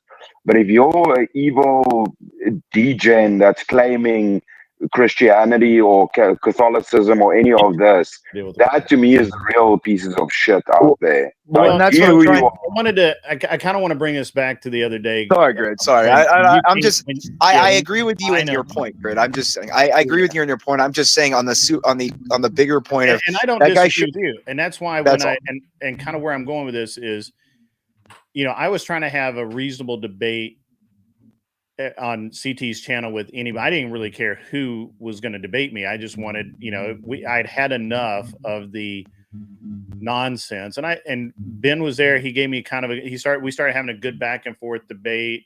I called him on his bullshit. He would give me some lame, not real answers. And I would throw it back in his face. It's like I'm like, hey, I don't really care about Israel. I care about the Ukraine. We've given the Ukraine almost $300 billion combined between actual cash and weapons. And he's like, well, we've given Israel money too. And I'm like, okay, well, how much? And they're like, oh, it's the same 300 billion. Yeah, since 1946, you dumbass. Like, that's not a good argument. And I'm like, how much in the last 3 years total? And they're like, well, it's like 6 billion, right? I'm like, okay, that's probably our standard yearly humanitarian aid. That's not, we've done something because they're at war. Who knows? I don't know. I don't care. It's a drop in a bucket compared to what we're doing with Ukraine. And he moved off of that point, and he did what he does normally, right? And so, and then the Furby was on, and that person and another dude started sniping at Ben and Grace, which was fine. I don't care. That's none of my business. But I was just trying to have I was trying to have an actual debate, have a discourse. And I just started getting bored. I don't really care about all of the nonsense, I mean, you've seen that, right? You've seen that once all of the nonsense. Grid, you're looking for an actual intellectual back and forth, but you got to realize it will become eventually to Ben's not going to be good faith to go intellectual back and forth. And I understand that. I honestly didn't expect it out of Ben at all. I honestly expected him to spurg out and. Well, he's not going to spurg out, but he's going to then start like, dude. Well, he did the first time. No, I mean, he will sometimes, but a lot of what he'll do is he'll start like bringing like uncomfortable conversations or start saying like, oh yeah, but you know, one time I touched my daughter like this, and you know, well, I didn't feel that. We didn't get but I'm saying, but that's why I tell you, it's like, I know you want to have like a good faith, but the reason why people do come in, was willing to do that, I was willing to engage, and I wanted. Grid, good on you for doing that. But people who have heard him for a long time and are just tired of his shit. I get it, and here's the thing: the Furby would engage in the debate and then would take a shot at Ben, and that was fine. And then this other dude, I'm assuming he was black, I don't know, and he was going back and forth. Same kind of deal, right? Like not engaging on the topic, just taking shots at Ben and Grace. And that's totally cool. That, you know, it's an open panel. You can do whatever you want. But I was getting bored. And then you came in and I was like, shit. I literally said shit. I had to go check the tape. I literally said shit. No, I remember. I heard it. Yeah, you were like, and that's why I was like, okay, right when you left, I was like, all right, Grid, thank you. Yeah, and I'm like, I literally said, Imperious, do whatever you're gonna do. I don't care. I'm gonna go sand on my airplane or go work on my airplane or whatever. And I literally, rather than participate in the discussion, I went and scraped paint off of an airplane to get it ready to paint. And because I just didn't want to be involved, it was boring. It's boring to me, right? And so yeah, you're from a different grid. You're from like a different state of mind. And so if you're an older guy that like just likes to do his thing and like wants to talk to actual speak ideas and stuff, like Grid, like I appreciate that. Trust me, I would much rather, you know, speak about, you know, with actual like intellectual people, like, you know, satisfactory people that can sit and talk about things and identify certain things. And but the problem is, Grid, is that the internet is not that place normally, you know, and you know, I can get it right. Like I know when I go on CT, that's why I am how I am on there, because you have to be a complete monster to go on. Like that's the thing. The reason CT keeps wanting me on and has me up is because like I literally am the example of how you have to treat these dumbasses that have to come on there. Well, and so it's an interesting thing because when I'm sitting there and I'm talking I can sit there and talk to a couple of guys and they'll be perfectly fine. And then you'll get like OB up there, right? And OB will start spurging out, where's your degree? Where's your degree? Where's your degree? I'm like, I haven't seen my degree in 30 fucking years, dude. How old do you think I am? Like, I honestly don't know where my degree is. Oh, you don't know where your degree is? I'm like, no, I never used it. It's in a box somewhere. I think it's in my warehouse. But but I want to say to Imperious, dude, but you can like fight these dudes without like TOS spurging and going to the normal like insults, man. Like the thing is, dude, like I'm good at roasting. The thing is, I just haven't unleashed on any of these assholes just yet. But you don't have to go that sense. And most of these people can't roast. No, I get you. But you know, on Verbal Combat, I wasn't banned for the any TOS language. You know that, right? Yeah, but no, I saw, dude, you literally had the N-word in your name, bro. You can't have that on screen. But that's not TOS. No, I mean, that's actually not TOS. That's not TOS. Currently, it is not. Yeah, currently. As of right now, that's not TOS. Like, I know, trust me. That's why I'm very careful. It was for a while that you couldn't say it, but now you can. But no, because if you did, you couldn't have rap videos and songs on the YouTube. Yeah. That's why they do. That's so dude, trust me. Like I know. Yeah. Like, dude, like I play with words for work, so I know, trust me, how to toe the line. And what I'm saying is I do it because the real issue was not me. He TOS not because of anything I said on the show, dude, or anything when I came. He TOS because you can say whatever you want to live, but within, as long as you don't get reported, obviously. Yeah. Well, no, but hold on, Greg. He TOS'd me because some chick that says mod was going at me, and then I went at her, and he's like, "Don't talk to no women like that. Don't talk to any women mods like that." It's really contextual. Like if it's funny and you're not actually attacking anyone, you can pretty much say whatever. But at any rate, CT does it in such a way that he goes immediately. He pulls the videos down immediately. Then he'll either put them behind a paywall or he'll chop them up and cut out the parts. Hey, sorry guys, I was on the phone with Andrew. No, that's all good. I mean, it's an interesting. By the way, I love EAE down there in the chat. EAE's always giving me shit, dude. He's so funny, dude. I'm not banned from all. I do take my scalp seriously, but I'm definitely not banned from all over. Yeah. And I don't know. It was an interesting dynamic the other day to me, because I found and I'm sure there's something behind it. Like I told Ben this morning that when he was on Glenn's show that I don't like him. I think he's always up to something, and I don't trust him, and I don't like him, and I dislike him a lot. And but I did tell him, I'm like, look, I know that you're a good debater. I know that you have a method to your madness. I'm not going to discount just because people want to discount you as an idiot because of the things you sometimes say or do. People should not do that, and it's a fool that does. And we appreciated that, I guess. But I want to address what Imperius said as well. Okay, no, super chat. Yeah, I'm sorry, guys. I got a super chat here. I mean, I'm not sorry I got it, but you guys have to be quiet for a minute.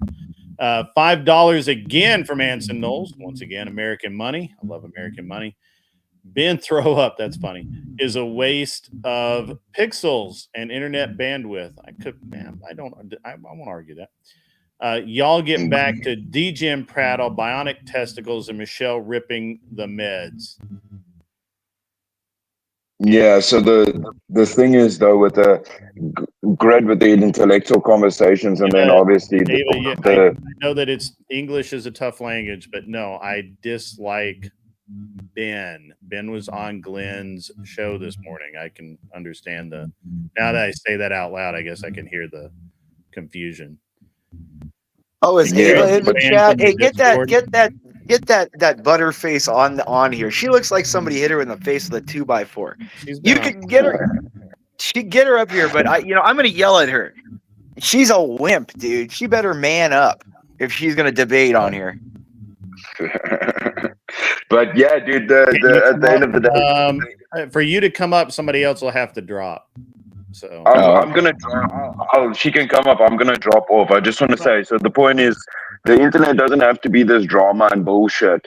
At the end of the day, it just has to be entertaining. That's the point of the internet, not fucking drama and chaos and. That's why I don't have Flow State on here. Flow State is drama, so I don't. It's supposed to be entertaining, and intellectual discussions are fine if you make them entertaining. We can look at fucking Andrew Tate becoming as big as he is. He never did any of that bullshit. He was just entertaining, and then mixed in some intelligible shit in between. You can do it if you do it right.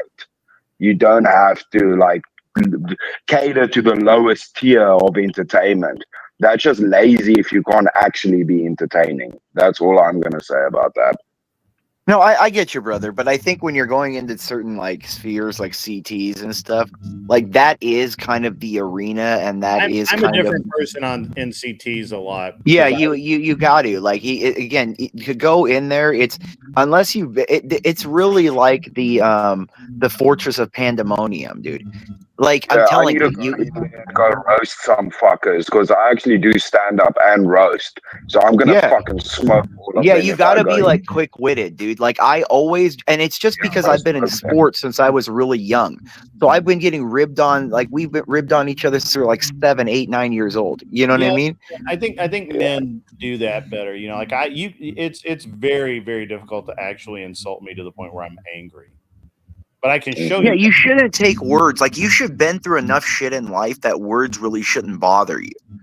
It's interesting because on and I caught myself doing it one day. I went back and watched the tape, but where this guy said something to me, and it took me a minute to think about it, to make a decision to show that to show him an angry response, because honestly, it didn't bother me that much initially, but then I thought, you know what, if I let this guy get away with it, he's just going to keep coming. And so, you know, a lot of the times, like, there's guys on CT. Have you been on CT?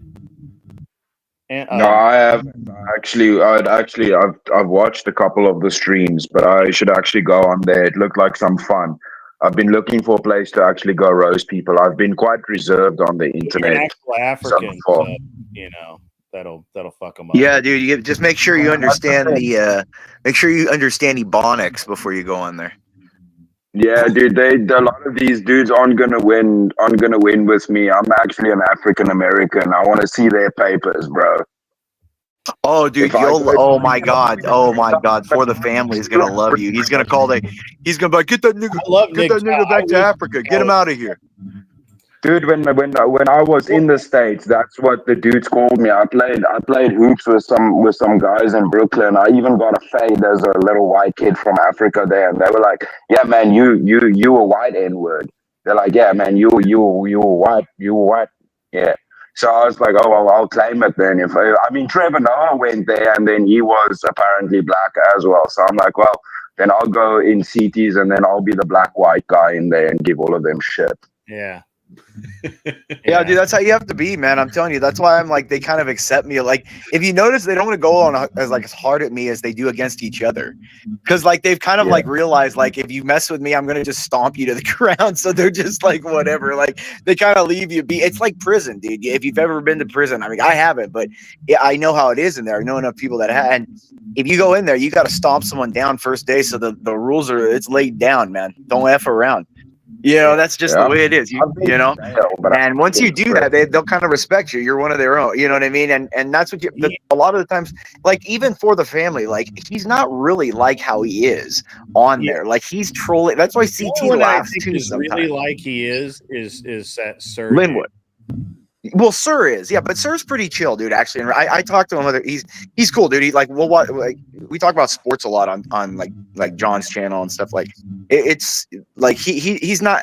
He's more, again, like, aggressive on CTs because because that's kind of the whole thing. But when he's just doing like his thing, he's pretty chill. Like, he doesn't. He's pretty like laid back. Is not mentally ill, so. Anyway, just a little bit. Siege D, 999. Sup, old geezers. Obviously, that's me. Have fun destroying Ben Thorpe, Glenn, and a bunch of emojis there. So cool. Thanks, Siege D. I really appreciate it. I know you work hard for your money, and I'm glad that you sent it here. All right. I think we have Ava the G coming up, so I need. Let me bounce. I'm gonna bounce. Okay. All right. I'll bounce. Okay. I gotta prepare for verbal combat anyway, so I'm gonna bounce. Yeah. Thanks, Chris. You're a good dude. Always happy to have you on, man. Have a good one, Imperious. Man. Well, nice to meet you, man. Have a good one. Yeah. So hold on, Grid. Is that her hair, or is that something she's wearing? I think okay. Something's eating her head. I don't know. You have eyeballs, Imperious, or? Well, I mean, it's just that diseased red hair. That's that genetic deformation. Is that a vagina hat, pussy hat? Oh man, here we go. Oh my god, I come up. Glenn is now. I'm polite, Grid. I'm not using any curse words. Glenn comes in. Guys, you're trying to come at me. I'm a fucking trad. Sorry. Hey, watch the language. Watch the language. This is Grid's trad lady. This is a hand crocheted hat. This is my prized possession. Hey, but I don't think you have a trad bone in your body. Yeah, the only thing traditional is she's traditionally known as mentally ill. Okay. I think your pigment is not the right shade to be snapping like that. In a Z formation. C sensation. Talk to the booty because the hands off duty and the face don't want to talk. I love Ava. She's a good girl. She's just been polluted by the internet, but she's got a good soul. I'm just You, fucking with you. you could say that. You could say that about all of us. I remain unconvinced. Why? What do you mean, why? You're convinced. You're not convinced that I'm I'm not good convinced you're a person? good person. No. What would convince me? I mean, I guess that's fair. I guess we don't know each other, so. Like she's not trad, but like she's not a horrible person. I don't think. Okay. She's like a normal modern woman, Like I couldn't distinguish her from like a girl I see in the grocery store. Like they're all. I think they're. She's the mean, So you're saying she's a meme? Interesting. No, the well, mean. she's a mean, like mean, like the mean, the mean mode, median, mean. I get what you're saying. Statistics. Wait, who's that? Is that been Mr. Boulay? Wait, who's been saying that? Oh, Boulay. Okay. Not Boulay. Please pronounce his name right. That's cultural appropriation. Boulay. What is Good that? evening. What is that? Where's that name come from? Oh, that is a gold coin. Well, I'm not sure where his name comes from. I mean, I assume that that's personal, but yeah, that's a gold coin. That's a Cougaron, I believe. No, American Gold Eagle. Is it? It's a gold eagle. Yeah, that's a gold eagle. America, I'll bring it over to the small screen so I can actually see it. Yeah. It's literally there. There's Lady Liberty on the front. Yeah. Yeah, there it is. Oh, it's pretty. I can actually see that. A little too much. $5 comes in from Mr. Anson Knowles. We need some prideful woman. D-Jim Prattle now. Ava the G is here. Give her the whatever treatment. No, I won't do that. Why not? You like worship whatever, don't you? No. No. Hey, Grid, did you know Kat works for Brian and knows him really well? Thank you, Anson Knowles, again. Thank you very much. Grid, did you know that? I'm sorry, who works there? Catherine. Catherine. The chick that one time, you know her, Grid. She was on your show one time. She annoyed you, and you like kicked her off and banned her or something. But anyway, if you let her on one time, you'll remember her. But anyways, yeah, I just thought if you did remember, it's funny that she like works for him and stuff like that. It's like a small world. Catherine. Is she a feminist? No, she's not a feminist. Catherine, the chick in the wheelchair? She's not really in a wheelchair. I love that I've convinced everyone she's in a wheelchair. That was me who convinced everyone she's in a wheelchair. She's not. She broke one of her legs or a bone in each of her legs or something. Well, she's really like played into it then. Oh yeah. She's like completely like jumped on the whole I'm a cripple thing. It's like she plays the dark humor, dude. Like she'll talk on like streams. I'd have her blocked in whatever. I know, that's why I think it was funny that I'm like that, but she works for Brian, she's the one who like lets all the streams on and lets people run it. She does all the timestamps and stuff. She does all that for him. Interesting. Yeah, I won't. I have nothing to do with her. Oh, you love her, Grid. Don't Grid. Just give her a hug. No. You love her. Come on, Grid. Give her a hug. No. Give her a hug, Grid. Come on. Don't be grumpy, Grid. You can't hate a cripple. I mean, you can use her to skip the line, Grid. No. Come on, Grid. No. But that's even don't you remember in high school? It's so interesting because because if that's true, I don't think Josie knows that, and that would really make Josie mad. What would make Josie mad? That Catherine works for Brian.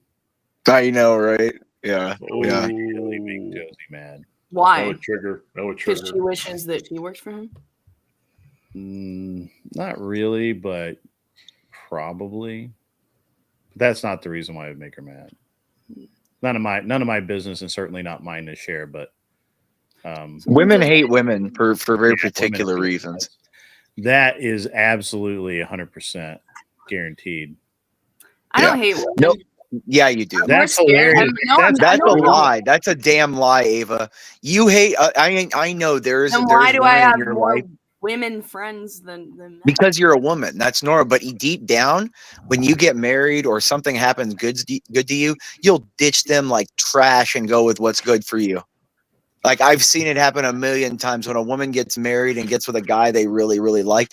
They ditch those friends so fast. That's so toxic. If you No, say Ava, stop it. That's how women are. No, okay. If they're like that, those are people that they're too codependent. They get caught up in a relationship and they isolate. No, that's how a relationship should be. A healthy marriage, they're a partnership. It's a covenant. Dude. They should be the closest people to each other. So I read Amy Vanderbilt's guide for a success program for women. It's a red pill women book series, okay? And it says how to be a good wife to your husband is one of the books that she wrote. And one of the main things that she says in it is that if you don't have a life outside of your relationship, and you start to rely on your husband for more than he deserves to be relied upon for. So it's like, it's very important that you have female friends, unless you want a wife to be having male friends. But it's very important that you have female friends. I don't mind that she has. I don't mind that she has friends. That's not what I'm saying. That's not what I said. Everyone has friends, but a husband and wife should be the closest people to each other. And you know what you said just a second ago was that what's good for a woman is to ditch all the female friends once she knows what's good for her. Yeah. With the man, and then just have him be the main person in her life. That's not good. That is not. Why good. is that not good? I just told you why. But that's ridiculous. How like what you're saying is like, why does a woman need to go out with all these other women all the time and do things? I'm telling like they have friends. Yeah, they can go drink at each other's house or have some fun and go do things once in a while with each other. But like you're acting like they should be the center of their life. No, the husband should be the center of their life. I never said who should be the center. But that's what I'm saying. The husband should be the center of their life. You're switching up now. No, I said a woman should ditch her friends and the husband should be the center of her life. Okay. Again, what I just said is that a woman shouldn't ditch her friends. Of course, a husband should be the center of their life. Your relationship is the most important thing if you're married. But it's red pill. I'm not red pill. I don't like red pill. I don't think it's anything that's good. Don't be your man. Be the. Sorry, hold on. Great has the main dude and all right, $5 once again from the fun-loving Alabama Slammer, Anson Knowles. Toxic is a made-up word used by people to cope for having their worldview challenged. Thanks for the prideful prattle, Ava. I knew you had it in you. Yeah, exactly. Let me respond. Okay. Go right ahead. So basically, to finish my point is just that I think that it's important in a marriage that you have female friends so that you're not going and dumping all of your emotions on your husband, relying on him all the time, right? You want to have a good balance. Of course, he's the most important, but you want to be able to have hobbies and things outside of him so you're not putting too much pressure and being too needy. And it's just a healthy thing in general for a relationship.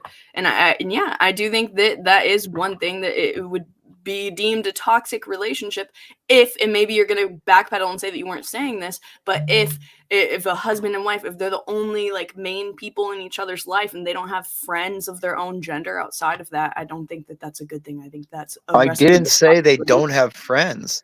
I says they should ditch the friends as the center of their lives and their husband and wife become the center. And then if they have time that can fit in, then their time fits in with their friends and stuff. But the husband and wife are the center people in each of their lives. Yeah, see, you went in and you pivoted. No, I said the women should ditch their friends, as in when women call and say, "Hey, let's go out, let's do things." No, I can't. I got to do. I want to help my husband with this. I got to help him with this. If I have time, I can get back to you. Yeah, see, if you had said that initially, then I wouldn't have disagreed with you. You didn't ask for any elaboration. You just read into what I said. I didn't read into it. You very Yes, clearly exactly. Yes, No, I you said said women you should made ditch it- their friends and make sure No. their husband is the center of their lives. Hold on. Let me. That's how a normal person would interpret it. Hold on. Bickering, it never solves anything. Let me ask you a question, Ava. Do you believe that women can be friends with each other? Yes. Do you believe that men can be friends with each other? No.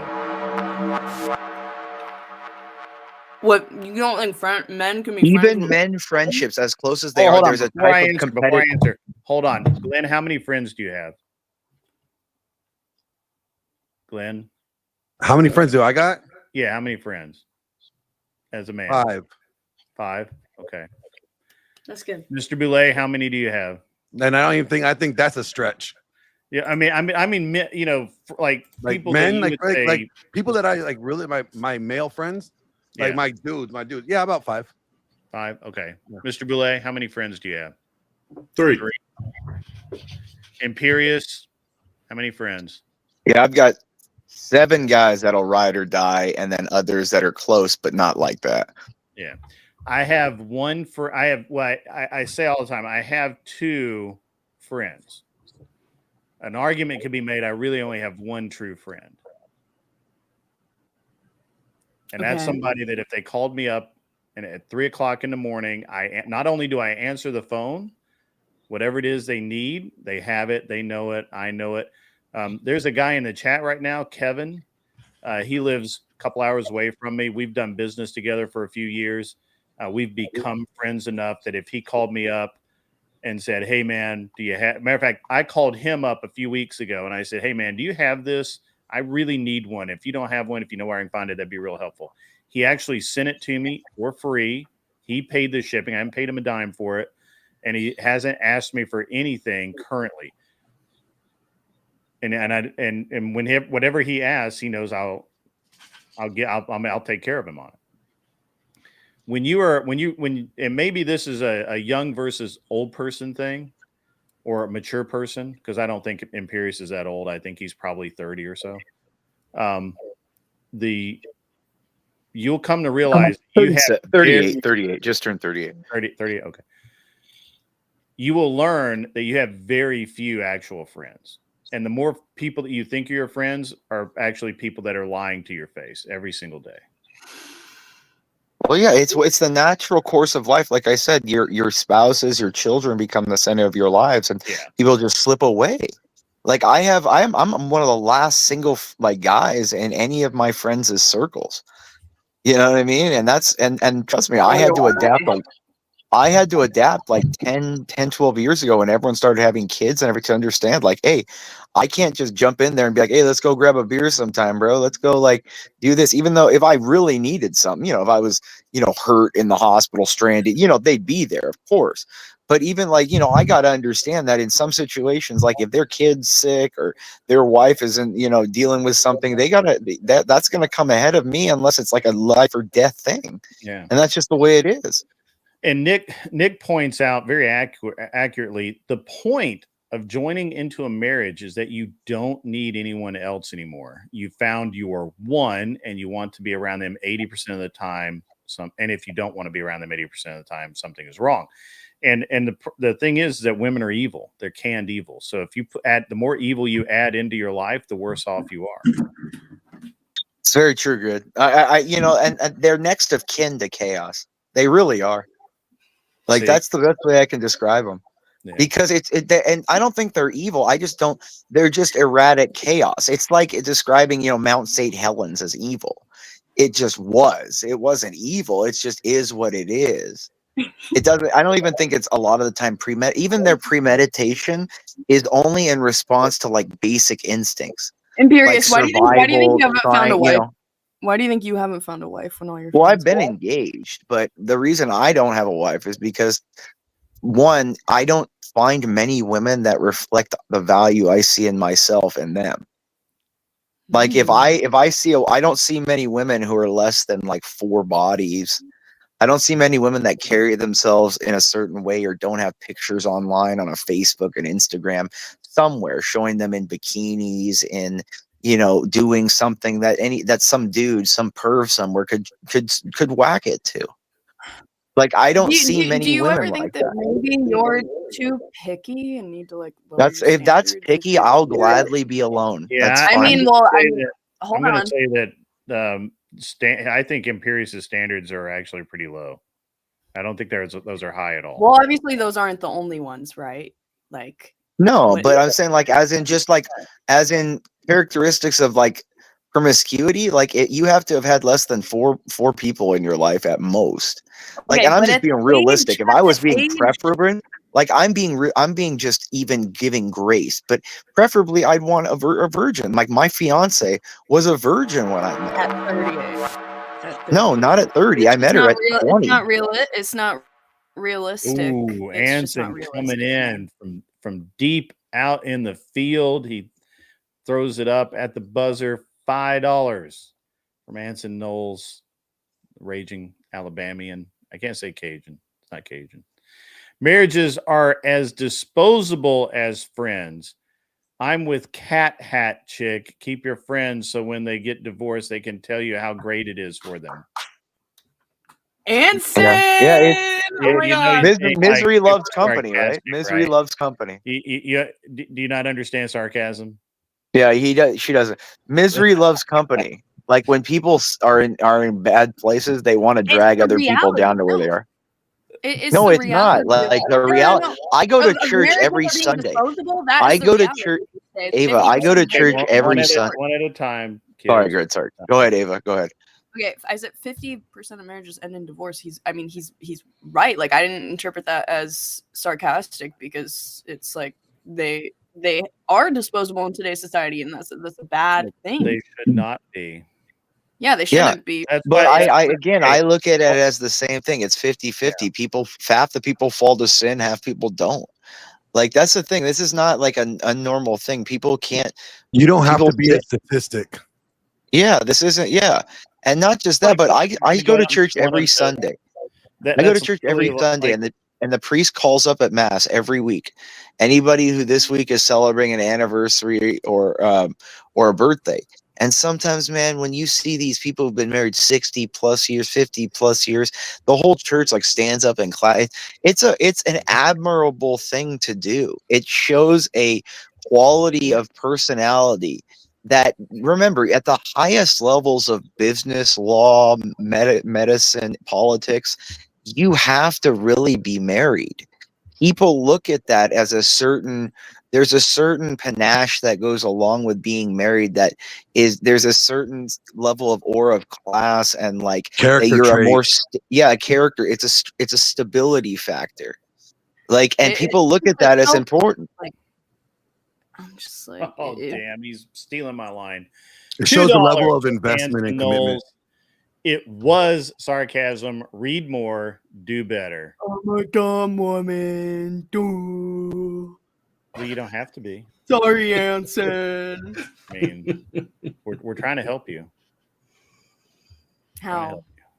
Yeah, Eva, like I know you're young. See, that's the thing. When we're young, and when I was young, I was stupid too. Trust me. I made my own, stupid decisions. I was, you sound a little ridiculous to me right now. Well, I know, Ava, because you're young. Older people sounded ridiculous to me when I was your age. No, I mean, you get I know you're like Ava, if I didn't sound ridiculous to you, I wouldn't think you were a normal, 20-year-old. Dude, you sent oh my God, horrible photos in my Discord server. Yeah. Well, I was showing you, Well, that's EAE's boyfriend I posted for you. Yeah, So and it was like, you behave like that all over the internet, and then you want to say, it's called being funny. It's called being funny, Ava. It's called being funny. Yes. It's not funny though. Oh, it's hilarious, Ava. It's hilarious. Trust me, I get a lot of compliments about my humor. It's an underdeveloped sense of humor. Like I feel like Ava, that's called male humor. We're stupid. We're juvenile with our humor. What do you say? No, I'm stupid and juvenile with my humor too. No, Ava, you're not. Like, women are not. They're very particular with their humor, and when they try to be juvenile, they sound cringe. They talk about that's another thing of like girls are not funny. Generalizations, like because generally you can make some of them, but you'd be like, EAE all says women that's don't Cap. have this type of humor. No, it was None of EAE's these women boyfriend, I have swear. this type of humor, bro. It's all of these women, they don't have this humor. Like, there are some generalizations that you can make, grand sweeping, but like I think generally, like the issue with people like you is that you don't, that are very like ideological, is that you fail to see the gray area a lot of times. Yeah, there is gray area in certain parts of life, but in like moral foundation and like where you should like head your life and look toward what you should as an example, Hold on, there's not. I'm gonna examine that in a minute. Just give me 1 second. So Ava, this is important. Ride makes a very good point. The reason you look to married people for promotions and upper I don't know, promotions and upper management isn't for any of those reasons. I'm sure he typed this on a phone. It's because you know they have deep family debt, so they will never leave the job. That's interesting. That's interesting. I mean, I would think that if there wasn't so many tax benefits for being married. Like, that's the thing. Actually, the most tax burdened are single men like me. Like, we pay the most taxes out of anyone in per capita. But if you're married, you actually have a better direction in life and an easier access to capital and easier access to get to go higher in life. And I know it's interesting. It's an interesting point that yes, you would think they have a lot of expenses, but if you're looking at a modern day job and there's a husband in upper management, let me kind of roll through this for a second. I just because I think there's, first of all, I think I need to understand some basic things about this, Ava. Let me add, because you said something that was very interesting. First, you said you were trad, but then you said that divorces are normal. I was joking around. Which part? About being trad. Oh, you were yeah, joking about being trad. Okay. All right. That's about fine. to be ish. Yeah, okay. I got you. So, you know, if you honestly believe that you're going to go into your first marriage as a starter marriage and that you're going to end up in a second or third marriage, then why get married the first time? I don't believe that's that. insanity. That's literally absurd and insane. I don't think anybody wants that. I almost guarantee. But you literally just said that. You literally just said that people get married multiple times. No, so why bother? I mean, yeah, I did say that. I didn't say that. I said that I don't support that, and I think that is very bleak and sad. But, okay. The world. Can you not connect the dots between your single friends and your divorced friends are probably not the most positive influence? I'm too young. I don't know anybody that's married yet. You don't know anyone that's married? No, I have one friend that's engaged, but that's it. How old are you? 23. Wow. You know, at 23, I'd been engaged twice. Wow. Yeah, that's wild. The average age of marriage in like almost every country, I know, even in like traditional like Saudi countries and stuff, is like around between 25 and 32. Yeah, here it's like 28. Very interesting. Okay. Yeah, but that's the thing. Unfortunately, she's a product of the environment she's in. You know, sure. That's the thing. I feel bad. No skin off my teeth. I find it very interesting. That's all. Yeah, no, find what interesting? That people aren't married? No, that you have a lot of apathy and you are damaged. So I find that interesting. What? Yeah. Where did that come from? What do you mean? Why do you think I'm damaged? How are you not damaged? Yeah, poor thing. I mean, we're all damaged. Well, you're right. I mean, everyone has some kind of issues, but Abe, I mean, the way that you, like I said, just the way you acted in your server. I post something funny, you spurg, but then you go around like trying to like shock jock a lot of people on your, it's just not balanced. Like women are just very, you're not like all like consistent and like nobody, every day you're a different animal. You know what I mean? Like one day you're this, one day you're that, and without structure, Glenn, the world might explode. We have Angry Casper and Imperious. Oh shit. What is that? Oh no. I'm gonna be quiet. I'm just gonna sit here and mind my own business. This is like the best night of my life. No, I'm just kidding. It's Casper, get up here. Who's Angry Casper? Wait, it what? says it in the name. He's Angry Casper. It's literally in his name. He's Angry Casper. Angry He's white guy. Yeah, he's an angry pale man. Well, I'll drop. Spurgathon? You'll Are we drop gonna have a Spurgathon? No, he says he's good. I think he just wants to be in the chat, so he's fine. Yeah. No, have Angry come up. That'll be a fun show. No, I'll drop. Buddy. I think he said he wants to stay down there. He's saying I'm good, so yeah, because he doesn't want to like super spurgy. Oh, I thought we were gonna have a Spurgathon. Yeah, he doesn't. He must be really this close. guy. He's probably not drunk enough yet. It's still early. Right? I don't think he drinks. No, I think if he did, that'd probably help out. But he Grid, do you drink? What is like your preferences? I haven't seen you really drink before, so I don't drink at all. no, Grid. You're like Trump. No drinking, no smoking, nothing. Yeah, never did. Never started. Never had to quit. Wow, that's pretty good. Pretty good. Pretty good. I mean, I don't drink as much as of course, when I was younger, but yeah, man, I'm telling you, kids, even thinking back now, like what they drink now is these people are crazy now. It's always higher levels until you're just gonna in the future. I think everyone's just gonna die after one drink. That's what they're gonna do. Yeah, sometimes her connection. I think her internet went down. Yeah, sometimes her connection. She'll go in and out sometimes. Unfortunately, that happens.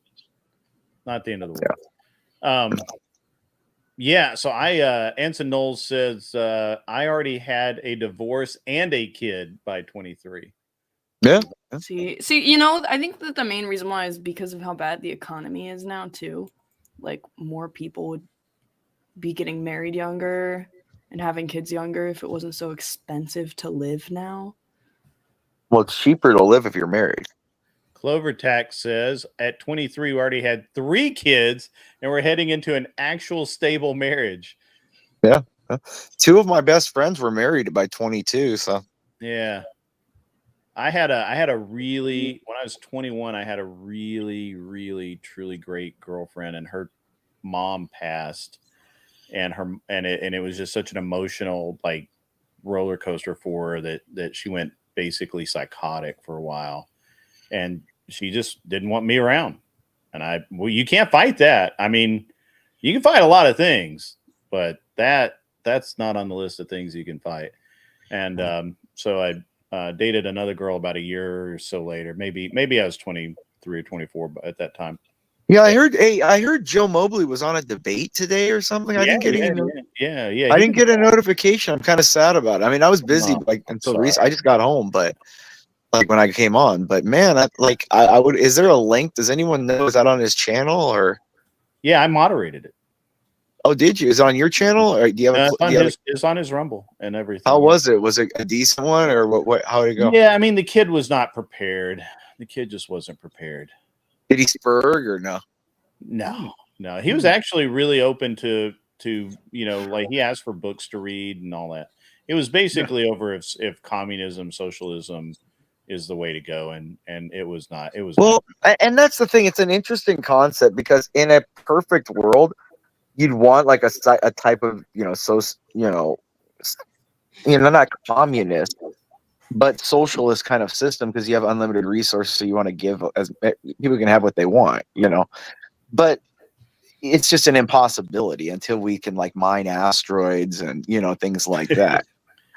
So I really it's need Angry Casper up. I just feel like I really need Angry Casper to come up. Is he gonna yell at Ava, you think? He's not gonna yell at all. Look, Angry Casper is only angry in small doses. He's a really nice person, actually. Small. Dude, I love that this guy Frank Black's Ava is hard on my eyes. Out of all the people on the panel, Do you know who out that? of all the people, Do you know who that is, Glenn? Who? Glenn? You don't know who that? Oh, I'll tell you later. Okay. So, but you know, you guys have who it is. so many secrets. You know, so I'm full of Grid, you know Joe pretty well, right?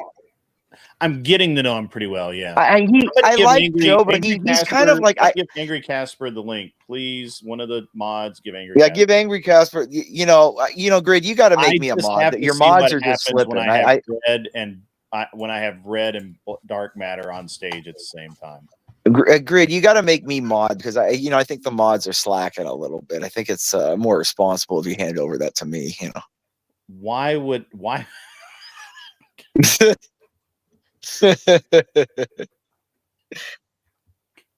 already sent it to him. Okay, thanks. I thought you'd enjoy that. I agree with that. Nayikas. Why in the world would I give Imperious the power to boot people off? I would come in and it would be like a desert wasteland. No. Contrary to popular belief, I'd probably never ban anyone because nothing would really insult me enough to really ban anybody. See, that's the thing. You know, the worst mods are the ones that have never had power or never had like any kind of confrontation because they don't know when to like exercise actual power and when not to. Because they've never had it before. They're not like, you have to be temperate with power. You have to know when to exercise it or becomes meaningless. Real life stuff right now. I'm sorry. I'm normally gone by now. Like I'm Angry Casper is being a little tell Angry Casper he's being an N lover, all right? Yeah. That's what he is. He's Serbian. He doesn't care. Oh, he's a dirty white. He's not an actual white Serbian. That's like, it's almost as bad as Albanian. He could be. I don't know. Are you joking? Oh my God! If he's Albanian, that's like. I mean, you might as well be Middle Eastern or African if you're Albanian. Just get out of here.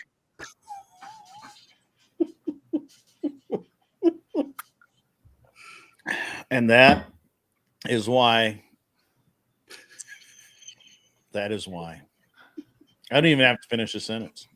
And that is why. Well, Grid, I'm here to bring a fresh take, a new worldview. Are you trolling? Like, why does he? Why would I troll, ma'am? I'm not. And ma'am, you know what? It'll blow your mind, ma'am. I have black people in my family. So here's the thing: when Imperious goes to ma'am and sir, you know it's getting good. Isn't Ava Albanian? Are you really? No, I'm not. Okay. Am I? Hey, no. John Mosman, how are you, sir? Our Christian anarchist. Now that I need, if we can't get Angry Casper, John Mosman, Christian anarchist, and Imperious, that could be a good mix. What do you think, Glenn? Yeah, I mean, I'm the opposite of anarchy. I'm about like unreasonable I want to see order. Mosman and Imperious on that one. Ooh. Yeah. Great. I have a question. Yes, sir, ma'am. How much? Yes, how much sir. money do you think Your hair. Sassy. It's ma'am. It's ma'am. It's ma'am. So how much money do you think that you've given to whatever? Like, I have no idea. Total. If you had to make an estimate. I don't know. A lot. More than he would ever give you. A couple hundred each stream, yeah? Are you kidding me? Are you kidding me? Eva? That's what I've noticed. Oh, child. No. $5 from Anson Knowles. What does Ava think about an age gap relationship? She says that economics keep her from marriage. Older men have more money and can provide. Yeah, it's just hard because I'm not really attracted to older men. They tend to get like more fat. But see, I always bring this up. Why do women think they can get everything? Why do they get attracted? Men aren't supposed to be like all attractive. Like I look on, I mean, I'm a decent looking guy, but I look on very, very attractive men very suspiciously. Yeah, it's tough. It's like yeah, like my ex is like objectively super attractive, like a pretty boy, and I'm like, I don't know if I would do that again, but like there's a difference between I'm like I need somebody that I'm actually attracted to, and they don't have to be like. But Ava, you understand that like boy, but like women I'm have not gonna such be with like an obese or like no, but men aren't. overweight. Ava, you're 23. When I was 23, I didn't know any dudes that were obese. Like I don't, you know. Yeah, when I was 23. Yeah, I'm talking about older men. I was. Well, why are you dating older? You can date your age too and build I'm not. something That with was the somebody. question was about older men. Oh, okay. Okay. Yeah. Well, even older men, most older men are better. Like men get better looking usually. If you eat healthy, men can get better looking. Like if you notice who the hottest men in the world, if you look at like the ranges of the names, it's always men in their late 30s, early 40s. I completely disagree. And I mean, unless you find men attractive, like I feel like I'd probably be the most qualified person to. All right, so let me read this. $2 from Kronos for 420. Imperious, failed dictator, sigh. I know it wasn't meant to be. I wish. Yeah. In a different time, I would have led a grand army to take most of Europe, but we live in now. Yeah. Let's see what we got here. I missed something. Now we have Avas going around talking about like what it is to be a woman now and trying to be an example for young girls. It's just what are you talking about? You just talk out of your ass. Ava, you're out there trying. Look at you. The Thorpes and narcissists. Ava, you talk about yourself and what you do. Like Ava, you're on here trying to argue against like what is best for you. This is the problem. It's always, Ava, this is what I see. As I've gotten older, I have a different viewpoint. There you go. When I was young, you can read that. That's a good one. That's a good one for you. No, I have oh God, please no. I'm not on the West Coast. Well, right now I am, but not. Like your personality is the most off-putting thing I've ever come across. But usually it's the personality that women say they like most about me. That's the thing. It's so unusual that you say that. Confidence and unrelenting like direction and focus is very attractive to most women. I'm sure that you don't like women are very like women find it attractive when you're like goal oriented and driven toward what you want and kind of like take no prisoners. They find that very attractive. Yeah. I would agree. Yeah, you may not, and that's okay. I'm not after every woman. I mean, I'm talking about just like how you behave on the internet and just like. Ava, the internet is a place for entertainment. Like I come from a time when all you did on the internet was talk shit. Like I come from when you were like playing Counter-Strike and every other word was the N-word. There's no humility with you. Like there's just no humility. Why would I be humble on the internet? Like I'm better. Like most people on the internet, as you're seeing with like the Thorpes, Isn't okay? Pride one of the 7 deadly sins? But I'm not prideful. Like I'm speaking honestly. I've said prideful. many times I'm not significant in the universe. Like I don't make a difference in time. I'm just one person. As successful, I'm just one person. That just means that you have 2 brain cells to put together. No, Ava. In the universe. But man. Ava, you're acting juvenile. Stop. I'm just fucking stardust, man. That's not what I said. No, that's what I said. I didn't say I was stardust. Dude. Wow. See, I pushed the emotional button here, Grid. It's Grid, I pushed in front of you. See, this is how I know how to play. This is how I know why I go on the shows I do, because I know how to play them like this. I can get them riled up. The humility, dude, the humility is like just seeping out of all sides of you right now. But why would I be humble on the internet? He doesn't even pretend to be humble. Why? Do you honestly think that's going to embarrass him?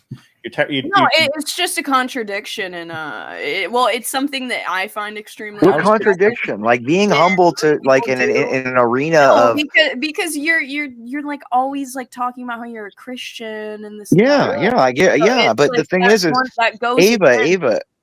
Ava, you understand faith without works is dead. Michelle, it could be courtship. That's fine. As Matthew said, faith without works is dead. I dedicate my life to doing things. I actually go out there and do with anything? It means that I put my money where my mouth is. I go out there and live the faith. I go out there and every summer I build homes for disabled individuals down in Mexico, Guatemala, Nicaragua. Okay, with my church, I give tons of money and time every holiday season.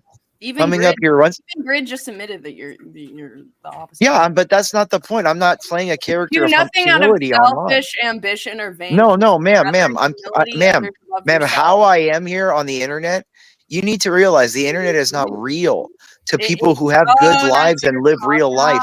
Oh, okay. So Ava. To people who live good lives and who enjoy life, the internet's a place for entertainment. That's where you're getting hung up on here. Okay, you're still behaving in a way. Behaving, but Ava, Other you're people, telling me that people that go around on the internet to dox people, ruin people's lives, humiliate people, post revenge porn. I'm a bad guy? Really? I'm here. I'm throwing some insults like Ava. But then you're not looking at things relatively. You're looking at what upsets you. Bad guy. I'm saying that you're not. So what? Prideful? Where am I? What, Ava? Have I not multiple times? Ava, no, I'm not a lefty lunatic. I'm not a leftist. You're kind of being one a little bit. You can say that if you want, but I mean, objectively, that's just not what's going on. But Ava, but your morality is not based in anything but what upsets you. That's why you're being lefty. You're getting triggered right now, dude. Like, oh, geez, that's brutal. You're being so defensive. No, I'm trying to make you realize you're being silly. Hold on, time out. $5 from Anson Knowles. Pride cometh before the wall. Ava will hit it soon enough. Wow, I did not see that one coming. That's why I said that's brutal, man. Women like in their 40s are usually the most entitled, prideful women. Like, you know, that's not true. Like, that's not true. It's young girls that are. Women in their 40s are more humble because they're forced to be humble. They don't get all the attention they used to. Today, I'm going to interrupt because it's my show. Today, I literally there's an entire Instagram or TikTok account, I forget which one, but it's dedicated to women over 40 who literally post videos about how no one wants to date them. Yeah, they're like super cute. But I thought the internet wasn't. Is the internet real life though, Imperius? No. Okay. It is not in the way you think of, but you can take an amalgamation of what the cultural feel is. But people like, do you think people that go online to channels that don't have a channel of their own, that hop on and off, that take and talk about all kinds of things, are really playing who they are in real life? Like, do you think Grid is even on here, as close to Grid as he is? He's a different man to his wife, to his kids, to his family, to his friends, the people that live his life.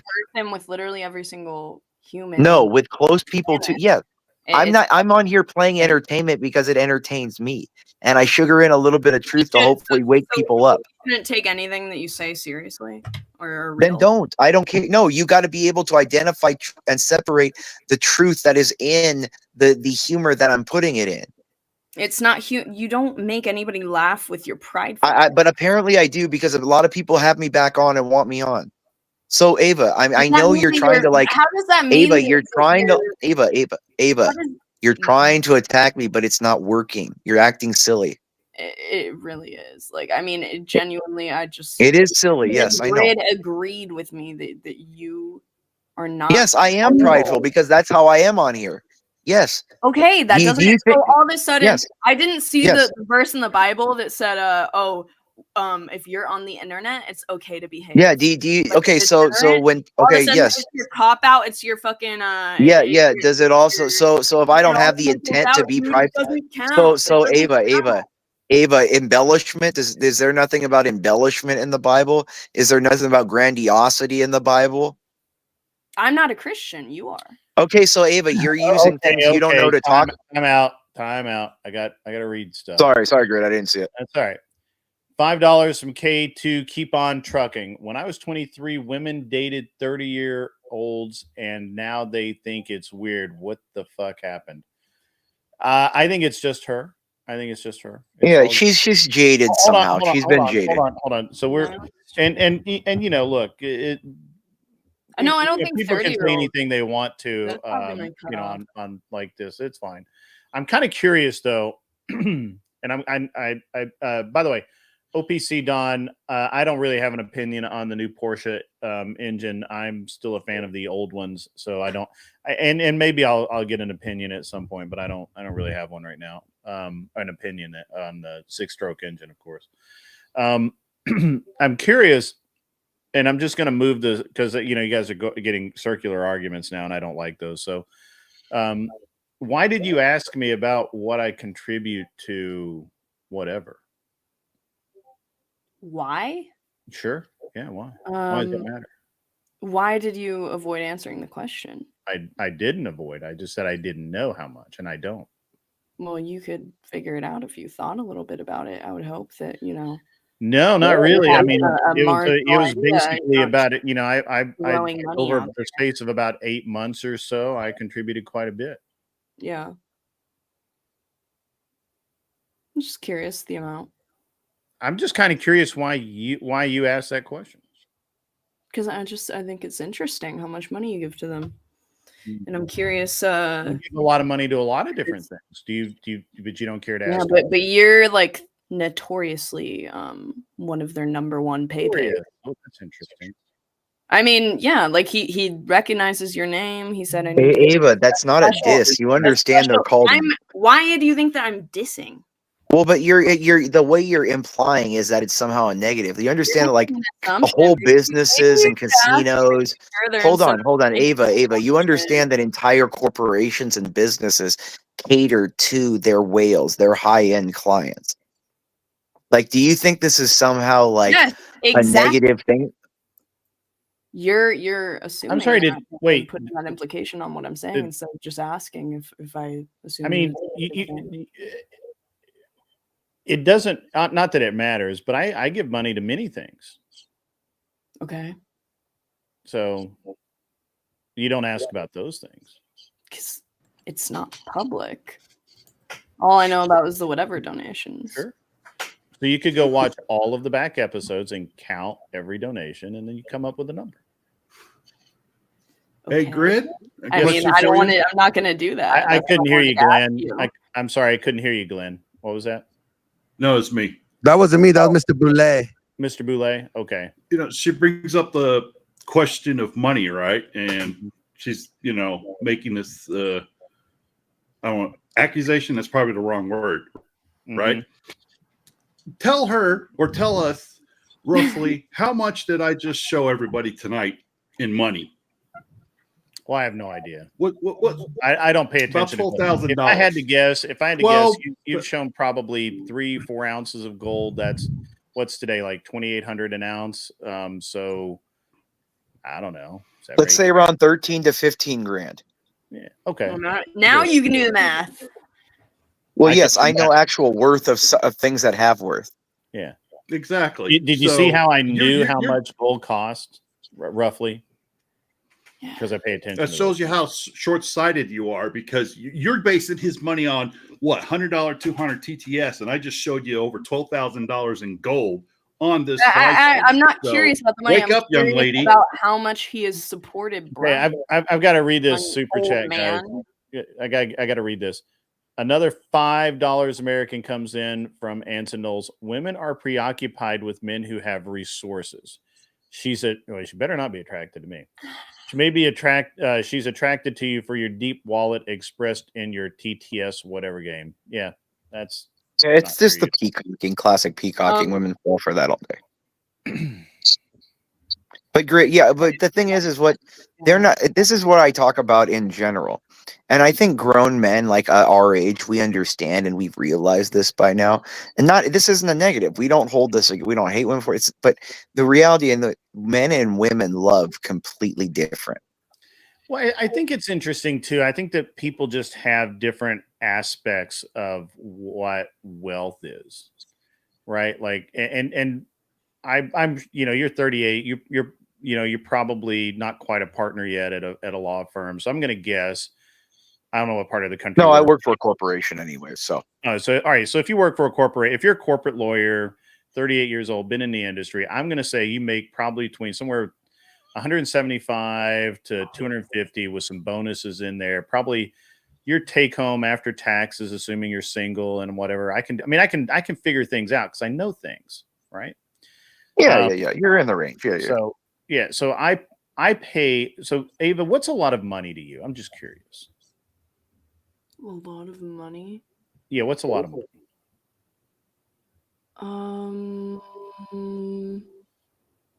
Like making like 200,000 plus a year. I'd say you're pretty well off. Okay, I paid in $300,000 in income taxes last year. I was refunded over $100,000 in income taxes last year because they kept so much. You don't know what money is. No, I don't. If he's giving up that, he's getting like 12% back of what he put in on his refunds. Yeah. So you can imagine what he paid. Okay. Like Grid's like wealthier, like he's in around my dad's range of wealth. You know what I mean? So if he's paying triple figures in taxes or receiving triple figures back, and he's paying, I got it close to 7 figures in taxes a year. So I pay 6 figures a year in taxes every year. Or 6 figures. Yeah, sorry, 6 figures. Yeah, but high 6 figures. And yeah, and you do not, okay. If you make 75 plus a year in most states and regions, you're making a good living, Ava. That's what you don't really understand. If you're living in Seattle, so that's what I'm basing it off. But that's the thing. You're living in a place. That's the point. Because you live where you live, you are going to sacrifice your happiness for attention and things to keep you preoccupied. What? Because you are not the men there that you are going to find attractive. I used to be young and free and fun in big cities and stuff. We're not out there looking at you. We're looking at you as just to run through. We're not looking at you as people. And so you're going to have to either accept that. Like, Ava, I don't disagree with you, but that's mean. No, I'm talking in generalities. I there are good people out there, but in general, in cities, if you're looking at a guy who's making, Ava, if you're talking guys, just if you're looking at men that are making over 6 figures in a city that own a house that are established, Ava, they're not going to look at you for something long term like that. Especially the way you present yourself. I don't know that she was really doing that. I think it was just it just fascinated her that I would. Why do you feel the need to say that, Imperious? Because Ava, I'm trying to help you realize before you get to the age where you're stuck in your ways. You don't even know what I think about myself. But Ava, the way you're on camera, look, I don't go on. Ava, I don't go on camera because I don't want to risk other people's jobs, nor do I want myself out there like that. Okay, but the issue is, Ava, you're willingly putting yourself out there. I didn't ask for help. Sorry, Greg, go ahead. Guys, $10 American comes in from Anson Knowles. Men love differently, Imperious. You are correct. Men are more romantic and feel a sense of duty to a wife. Women just want to know what's being provided and seek to fulfill their emptiness. I think a better way to say it is men love like a virtuistic like way, like, but women love men love selflessly. Women love self fully. Well, like women will love you for what to help me. Women love Ava, hold on. Women love what I want. You don't ask how I feel about Ava, hold on. Ava, this is what I'm talking about. Napping, you talk Do you think Grid's wife ever talks back to him like this, Ava? Hell no. I don't want to be your wife. But you don't want to be anyone's wife. That's the point. I'm not talking about me, Ava. I don't no idea who I am. Ava, how you present yourself is how you are. Imperious, I get it. I get it, Imperious. I get it. And I don't think, but I think that you are, I don't actually disagree with what Imperious is saying. I think he's being a little blunter than most people would be, but I'll stop being mean. I'm already buzzed, but I'm sorry. Go ahead. I feel bad for her. Honestly, I want her to just kind of. Your pity. I feel bad for you. That's fine. Feel bad for me. That's fine. there is a saying that like it's not I wise guess it's to always reject interesting. wisdom from elders. You know, he's just trying to give you some insight on No, what he's not. He doesn't care about me. you don't know. You that obviously don't care about me. He has You to haven't even care asked about me- you. He's a Christian. he's like, yeah. He Okay, has in to. a We're supposed But to Christian love you my gotta man. say, neighbor. you're still look at more souls that I save, the more likely it is I Okay, go. You're He's- doing. So- You're it's in the literally rule driving book. me He has to away care from about you. Christianity. The way that you speak to me is like Yeah. a deterrent. Like that makes me. Is it like less tone policing, interested. Ava? Is it like tone policing? No, it's the fact that he says that people just. Dude, you just Imperious, heard can I the have you read this conversation. really quickly? I'm just sorry, I'm heard it. distracted. with Yeah, stuff. sure. Go ahead. What do you want, Ava? How are you? Thank you. Thank you. Yes, if you're gonna lecture me on things without even you make all these assumptions and you're like, Ava, like, what you this think you're gonna get this Oh, rich guy yeah. and whatever. You don't know what I think about myself. Thank you for the $5, Anson Knowles. Like I'm pretty realistic about myself here. I don't know why you're making these assumptions that like I'm some like Ava, I'm reacting to what you're presenting. like what am I presenting? Like how am Ava, I you're being combative. You're acting like a dude.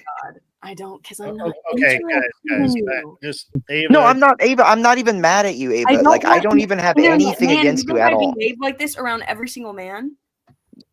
Ava, I do. I genuinely think you do. Okay, so there's another assumption. All right, That's let all me that you let me do. let me. I let think me- if Tyrone was Hopefully you around, don't probably act not. this way. Yeah, I- maybe, yeah, maybe. Yeah. Let me and I'm just so I'm really curious. So I guess the reason I pointed that out, Ava, and I'm sorry I got distracted. I got some other things going on. But I always find it fascinating that people care what other people do with their wallets. Right? You are so stuck on. Why are you so stuck on this? Because you brought it up out of nowhere. Yeah, that's like the main thing that I know about you. Well, that's pretty sad for you, I guess. I mean, he has a show like this. He talks yeah. about Yeah, subjects. I'm so sad for me. I'm missing out on so much. See, this is what I'm saying. I remember when I was young, there was this always this instinct to lash out and attack everybody all the time. Grade, you know what I mean? It's with Yeah, you can't find one. I men, like that guy. with you guys, you like ideological freaks, dude. Like you're inherently, all of you are misogynistic. Okay. Like, Yes. But Ava, can you, Yes. Ava? Let's say we are. Let's say I'm the worst misogynist in the world. Tell me why that's wrong or bad.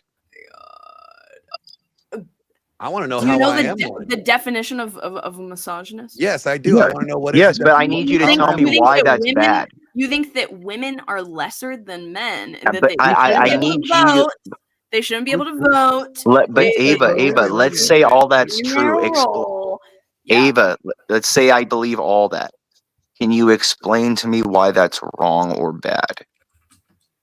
Do you think that it's wrong or bad to think that black? No, people Ava, are please lesser just than? answer that question. That's all I'm asking. Yeah, I'm answering it with a question. Do you think? No, that you it's don't. wrong or bad? That's again, that's a Because logical you are fallacy. You don't grouping- answer you a are question with a grouping- question. Oh my god! Because you're grouping an entire half of the population together, and you're coping by thinking that you are superior to them in some way.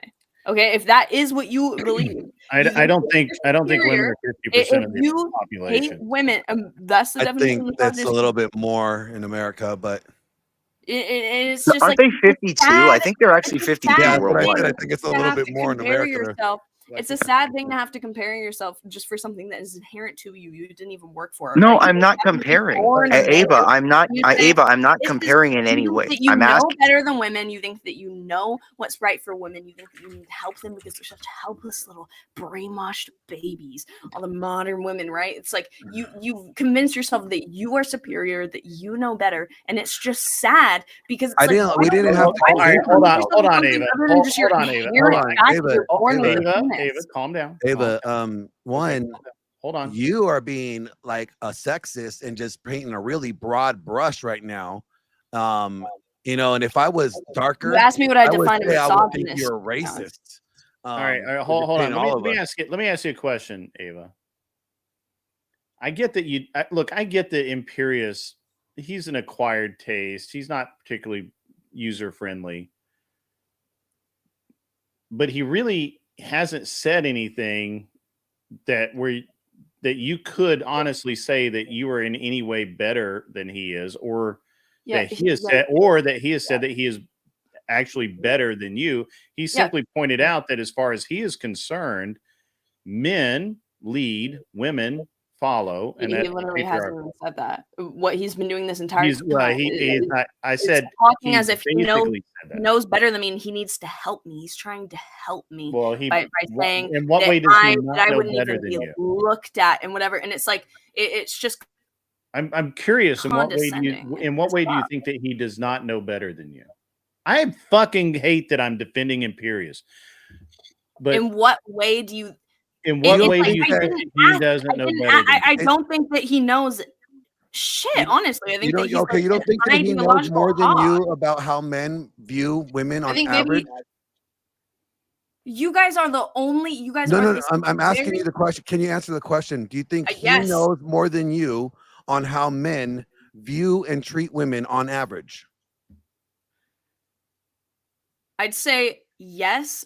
But okay, no, there's no but. It's yes or no. Yes, there is a but. Let me say a but. Is that you're sitting on it? Is that he is also, his perspective is really skewed because the men that he hangs around and talks to are people like you guys, and you are not the average. When you say man. You guys, you're trying to say that I'm a misogynist. How am I a misogynist? Dude, he has a fucking like his mindset is just it's crazy. He hates women. His perspective is that even having a body count of 4 at age 38 is like he's making a compromise for it. He's a very what is the empirical data? Hold on. What does the empirical data say about women with body counts over 2 or 1? What does it say? Like, what is the statistic? Why would I know that? I do know something. Like guys would want to know that because they would want to know the risk of pair bonding that women would have. Oh my god! So maybe 4 is too much of a risk for that he would want to take. Jesus Christ, dude! It's like it's. I said earlier, it's an unrealistic expectation for a man who's 38. I hate to ask you this. Could you drop down and let Arthur die? Well, don't women have unrealistic? Yeah, I think we need another perspective. Hey, Arthur Dyer would be a good perspective up here. Like, do you think women have unrealistic expectations of men? Yes, and that's the hypocrisy that I'm pointing out is that you guys are talking about women having unrealistic. And Mr. Goulet, thank you, sir. It was an honor to meet you as well. I don't think it's unrealistic for men to have that type of expectation. It just is. If you're above a certain age, like most women. So you're saying all women are whores? No. If you've probably been in more than 4 relationships by the time that you're 48, or at least 48. Who's 48? What if the woman was like more risque in high school? The average body count by the time that you're 38. So she was a whore when she was younger. Unrealistic. Ava, why do you assume that though? Like my sister married at 23. Because you still can't find a woman and you're 38 and you put all this value on what are you talking about? Ava, I've been engaged multiple times, Ava. Yes, and it didn't work earlier. Ava, but not because of either party's problems with each other. Ava, things happen. You said. Do you think I have some vitriol toward them? You said earlier that you can't find a woman. I'm pretty sure that you're not married. He didn't say he found them. Ava, I said I don't see many women that are like this. Ava, I was making a general statement that I said, if I remember my words correctly, I said I don't see many women out there that are like this. Yes, and you can't find. I mean, you said that you. That's not Ava. Ava, that means why you're still single. I'm sorry, Greta. You go ahead. It's your show, buddy. I'm sorry. Thank you. Appreciate it. Thanks for permission to run my show. Can I just say one thing real quick? I just wanted to get. No, it's not permission. I'm apologizing. I'm not trying. I know. Look, I'm being a little bit of a dick. It's okay. Can I get this last thing in here? I just wanted to say, I guarantee you that Imperious, when they broke up, he probably left them better than he found them, and I bet you they are thankful for that. Well, they were good women. Like Dude, like, honestly, like they helped me through great times. They helped like the women that I actually choose to be with are good people, man. I don't want to associate myself with bad people. I actually don't Exactly. doubt that. That's why I would say you But- left them better than Hold you on, found them. guys. Literally every single person in a relation. Of course, you're going to say, "I don't associate myself with bad people." Why would you? I really don't understand why we're spurging here, but Arthur Daya, welcome to the panel. B Bean, it's not 4-on-1. I could give a fuck less. It's literally, I don't know that it's even 4 against 1 on anything. Anyway, Arthur Daya, welcome to the show. Hi, thank you. I got a little triggered with the statement that Grid is misogynistic because I'm sitting here looking at a guy who has worked his tail off providing for his family. He got married to his wife. He's been devoted and faithful to her. He supported her throughout her education and her career. He takes good care of his 2 sons. He takes his son shooting, camping, teaches them all this stuff. He'll make sure he gets off the stream to go pick up his 4-year-old. Like, what part of this is misogynistic? Do you think a man who's a good dad can't also be misogynistic? I think the way he lives Being his a life. what's wrong with being a misogynist? What's wrong? The way he lives his life is in no way indicative. Is there something wrong with being a misogynist, Arthur Dia? Is there? I think there is. I think that someone who genuinely hates women, I don't think that's a good position. Misogyny is misogyny hating women, or we just kind of lump it in there. That's literally the definition: hatred or mistrust of women. Yeah. Before we get to that, $5 from John Mosman Productions. Love John Mosman, super good guy. Ava, I understand you're upset, but work past this emotion. I don't agree with imperious way of saying things, but see the truth in his statements. By the way, the definition of misogynist is a man who dislikes, despises, or strongly prejudiced against women. Yeah, hate is a strong word. Yeah. Hate if you hate somebody, you're exterminating them. Against women or mistrustful of women, thinks women are lesser than men. See, women, yeah, and I don't even think I'm really that. Like, I would much rather. Listen to me. I would love to live in the world of like the 1950s. Thank you again, 60s. John Mosman. Thank you. Yeah, thank you, sir. Thank you for the 2. You know, I would love to live in a world where women are walking around just smiles, happy all the day, so they never had to be confrontational. That'll never happen in a world where you exist. No, but that's the thing. In a world where I existed, women were happy because the only reason you exist the way you do now is because simps feed into you. Those failed engagements really speak to that. Definitely. They're not failures to me. That's the thing. I still know those women. Objectively is. So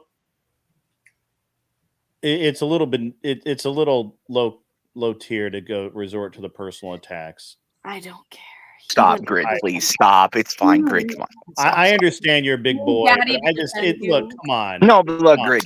I don't care. Look at again, Grid. Look, they were virgins, both of them. I was there first. They're richer than I am. Yeah. So Grid, come on. You know, they were wealthier than we. Yeah. Grid, they were. You know, dude, so I'm the Grid. It's fine. No, I'm just saying one of them works for freaking the UN. So come on, Grid. I'm not. You know. My apartment used to look down on the UN in New York. In New York, yeah. Beautiful plaza down there. Yeah, you know how much did you pay for that? When did you buy that bitch? I didn't buy it. It's a studio apartment. Okay, because I was like, in the building, Grid. The Spider-Man scene. I was like, you must have had some foresight and bought that in the 60s or something, 60s or 70s. Not that old, dude. I'm not that old, but dude. I told my dad. You know, I do now have an apartment. We did. Tudor City when the studio in Tudor City was too small, so we bought an apartment in New Jersey, right across. Yeah, my dad told me that back in the day, my grandparents, his parents, were thinking of buying like these 3 lots in Manhattan Beach on the beach too. Back when it was like I think it was 12,000 or 15,000 a lot right there. Sure. And they didn't. They just stayed in Newport. But I was thinking back. I'm like, you son of a bitch. You know, 15,000. But again, back then, 15K was a lot of money, dude. You know, that was in 56 when they moved out there. That was a lot of money in 1956. You know what I mean? Like, and then, you know. Yeah, car was like $2,000. So let me, Arthur Daya, can you give me? Can you help us out here? I mean, I understand Imperious is a little raw, but okay, wait. We never covered you. We completely pivoted because you asked her, "Do you think that being a misogynist is bad?" I was curious why you would think because that? it's okay for men. It's okay for women to be misandrist. I disagree with Well, that. I think either one is bad, but I think you I hear agree with that. you hear the guys on here say something like women are not as physically strong as men, or women have a different role than men, and somehow that gets interpreted as misogyny when it's reflective of basic biological differences. True. Women are different in the way their brains work, their emotions, what Agreed. they're looking for in a partnership. Yeah, the way they nobody interact agrees with their partners, everything it's different. It doesn't mean that we're less in the eyes of God. It doesn't mean that at all. And that's statements that misinterpreted as misogyny. Yeah, I completely agree with you. I don't think anybody here in this sector disagrees with you on that, and that's not what he was saying. That I think. Yeah, but what I was saying is, men have greater authority, but they have greater responsibility too. I get you to read weren't this. saying that. You were saying that. Yeah. $5 comes in from Anson Knowles. You should love and revere all women like Ava, who are young and able to experience the greatest joy of living by giving birth to 4 or 5 babies. Right. So do you understand what an incredible pressure it is on a man to be the responsible one to provide for a little baby and a wife? Where if he fails in his business, his whole family fails with him. Do you understand what a big burden that is on a guy? Okay, first of all, you're assuming that all men are like businessmen, that are like endeavoring. No, but all men have the responsibility. If you have a solid, stable job, like if you're an all men have the responsibility. It's not like you're going into work every day. Ava, but all men, God holds all men responsible for their family. That's the position. Yes, and a woman is too. Guys, I know it's hard, but it's very difficult for people to understand when there are 2 people talking at a time. I was trying to say something. If Glenn is talking, Ava, let him finish, so on and so forth. Hey, Grid, it'd be easier. Why don't you direct who you want to go in order to say, Grid, go. I really don't want to moderate. I'm actually okay. I'm actually okay. No, I just if you're upset, I was just throwing an option. I'm not upset. I just think that it just a little respect is all we need. It's cool. Like I was saying, they were like, God holds men accountable for their family. He's responsible for the family. He's responsible to be the priest of his home, to be the provider of his home, be the leader of his home, I'm not protector of his home. It doesn't matter. It doesn't matter if you're a Christian or not. God still holds men to that standard. Okay, I don't even believe in God. It doesn't matter if you have to believe in him. He still believes it's still what it is.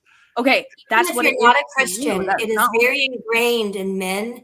They want to protect and provide for you. And when you take that away from them or you don't respect them for that, it really damages the relationship that you have. Who said that I didn't respect them for that? You have no idea how I am in a relationship.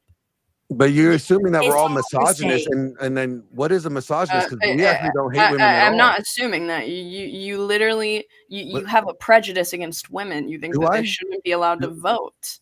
So because I have a prejudice against the fact that I don't. Well, I'm not talking to you, Arthur. I don't think people who do not have to risk their life shouldn't have the right to vote. That shouldn't have to go to war. They're not going to get drafted. They don't have skin in the game. Shouldn't vote. That's just actually. I also don't think that men should vote. I think there are a lot of voting men isn't just about war. No, voting is not a right either. It's a privilege. It is a right if you're a U.S. citizen and you're not a felon. It was a privilege.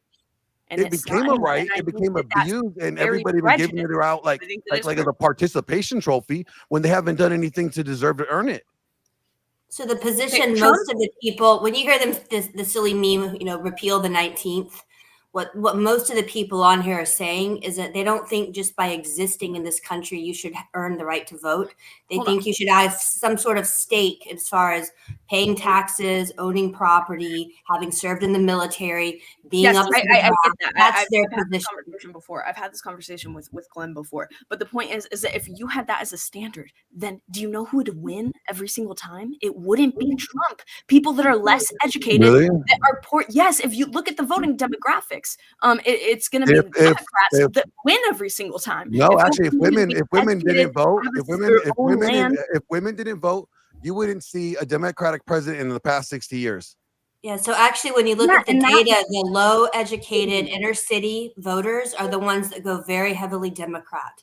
The other main groups are single young women and college professor types. No, that's just not true. There's no way. Like That's the data. Arthur Diet, could you do me a favor and read this super chat, please? From John Moseman Productions, we have $10, very generous. Ava, if you want a man who makes $200K, then you are looking for an alpha. When did I say I want a man that makes $200K? If you did, that you're looking for an alpha. I don't want If you that. want a guy who treats you nice, probably looking for a liberal working at Starbucks making $15 an hour. Be realistic. See, these people, they just keep making assumptions over and over again. Like your chat, they just want to like hate so badly that they put these assumptions onto me. Okay, tell me, being very nice to you. I don't think. Can I ask you a question about voting? Can I ask you a question about voting, Ava? Besides voting for the right to murder babies, get money from your husband, and to legalize prostitution, what do women vote for?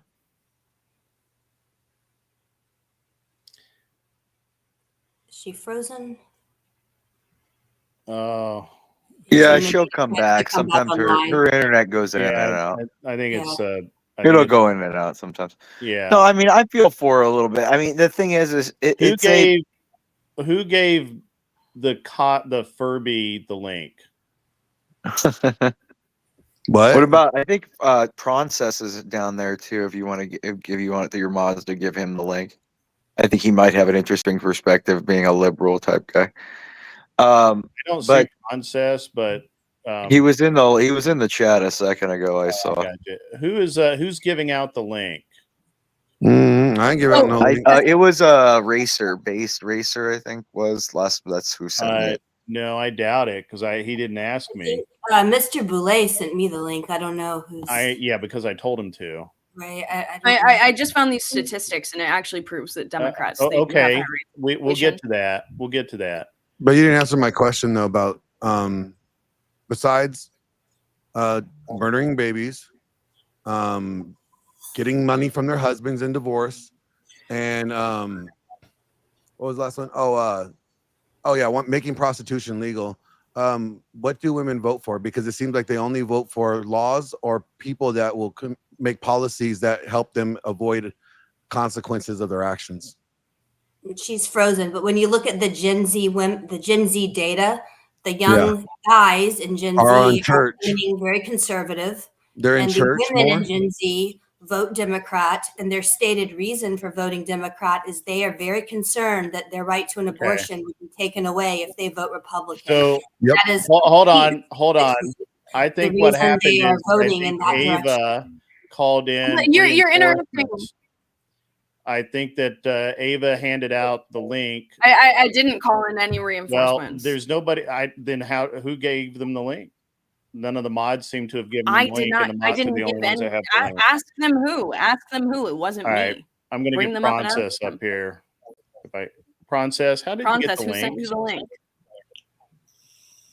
You're muted. You're muted. No, you didn't. He needs to check his mic settings. Check the mic settings. Yeah, check your mic settings. I use a different software. Mm-hmm. Well, the process says everything it needs to. Are you a woman, Arthrodia, or I'm 100% woman? Yes. Can you hear me now? Test. She's obviously a woman. Yeah. How did you get the link? I promise Ava did not send me the link. Who sent you the link? How did you get the link? Do I have to disclose that? Sam said. Yeah, because the only way because really I only want X number of people up here at any given time. Like I generally don't even do 6. I usually have 4 to 5 people up at a time, so we have actual conversation, and not a bunch of people just prattling on back and forth.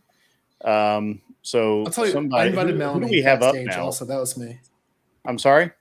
I invited Melanie. That I think is backstage also, so that was definitely me. Okay. I mean, Grit, I think we can be polite up here, though. I think we can all at least hear. That's fine. It's just. Look, if you guys are going to talk over each other, I'm going to start I'm gonna have to reduce the number, right? Like that's just the way it is. Yeah. I don't even like 6 up here. It's just a personal guideline. I want to hear Glenn's question though again. Yeah, please. I mean, Grid, you have captain's prerogative. I mean, you do what you want. I you know, and I'm really pissed right now because none of my mods gave out the link, which means somebody gave out the link, and I think there's only one person that could have done that. And you think it's me? Well, was it? Yeah, I don't have a link. I don't even know how to do that. No, Dude, I don't know how to even. I don't even know how to do that. I don't even think I got the link. Somebody on Discord sent it to me. That's probably who's doing it. I can promise Ava did not give me the link. There is Yeah, Ava someone in the did. chat named No, I Sam mean, who said, I mean, gave even Alex base Street I don't know Racer how told me to message in the disc. I don't. I mean, Yeah, I'm just trying he's to. a mod, so BSR is a mod. I don't even see him on right now, so I can't ask. No, he was. He said message him in the Discord, so that's all I did. That's how. Yeah. So that's- I'm sorry. I mean, I don't know. I'm not trying to do anything wrong here, Grid. I No, mean, you're I'm good. just- You're good. It's fine. I just don't like to have more than 4 or 5 people up at a time. That you notice I had Mr. Boulay go down because our guy came up. You can pick people off. I know what I can do. I'm just, it's fine. Prances, welcome to the show, sir. Thanks. I'm just tuning in. I cut the last 5 minutes, but yeah, I feel like Ava's getting dogpiled a little bit, so I wanted to hop in. If that's cool. Ava's not getting dogpiled at all. How do you think it's going? Your Ava? How do you opinion. feel? Wait, but Glenn, ask the question. Yeah, go ahead. I'm sorry. What was that? The question, I glitched out a little bit again. Yeah, my question is, so why should women vote if they only are voting for laws that allow them to kill babies, to continue to get alimony and support from their husbands when they divorce them from no fault? Mods, message me in Discord, please. And when they want to make prostitution legal? Because so they only seem to be. That's the only thing that we seem to hear them complaining about this election is about. So why do they only want to vote for things that are detrimental to the nuclear family or the society? Okay, I get your question. Before you read the super chat, if I can just answer and say that, are you saying that you think that people shouldn't be allowed to vote if they disagree with you and your beliefs? Because that's what it sounds like to me. Glenn? I said I question the people's ability to make rational and reasonable choices for the betterment of the society. No, for the betterment of society. And that has nothing to disagree with me, because there could be things that I disagree with that are better for society. I just don't see how prostitution, divorce, and murdering babies is better for society. When we have a birth rate that is declining and not even at replacement levels. Can I ask you a question, Glenn Lawrence? I'm honestly just curious. Do you consider birth control murder in that case? Birth control? I don't think contraception should be legalized. I think contraceptions are a problem. I don't think it's murder. Thank you, sir. Congratulations. You're a good man. Well, thank you, Imperius. Just curious. But my answer to the question, somebody's accusing me. I obviously think that people who have a different value system and disagree should absolutely still be able to vote. Okay, but should they be able to vote when they do not have to put the same risk on the line as the opposite sex does?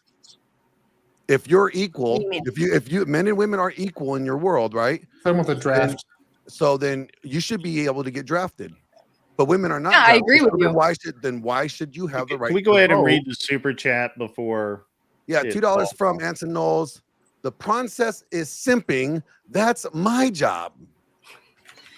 But he does it better. Never.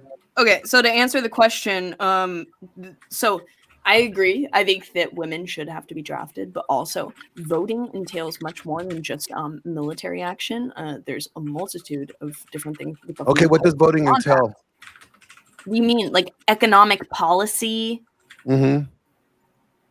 Should we have like a competency test before that? Should we just let everybody that's 18 years old? Do you know what happened in? Do you know what happened in history when we had a competency test last time? I'm asking you, shouldn't there be some level of threshold rather than your age? It meant more white. No, it meant more whites probably than not. number couldn't Considering vote. it's probably well, I'm gonna he has a question. I'm gonna answer it.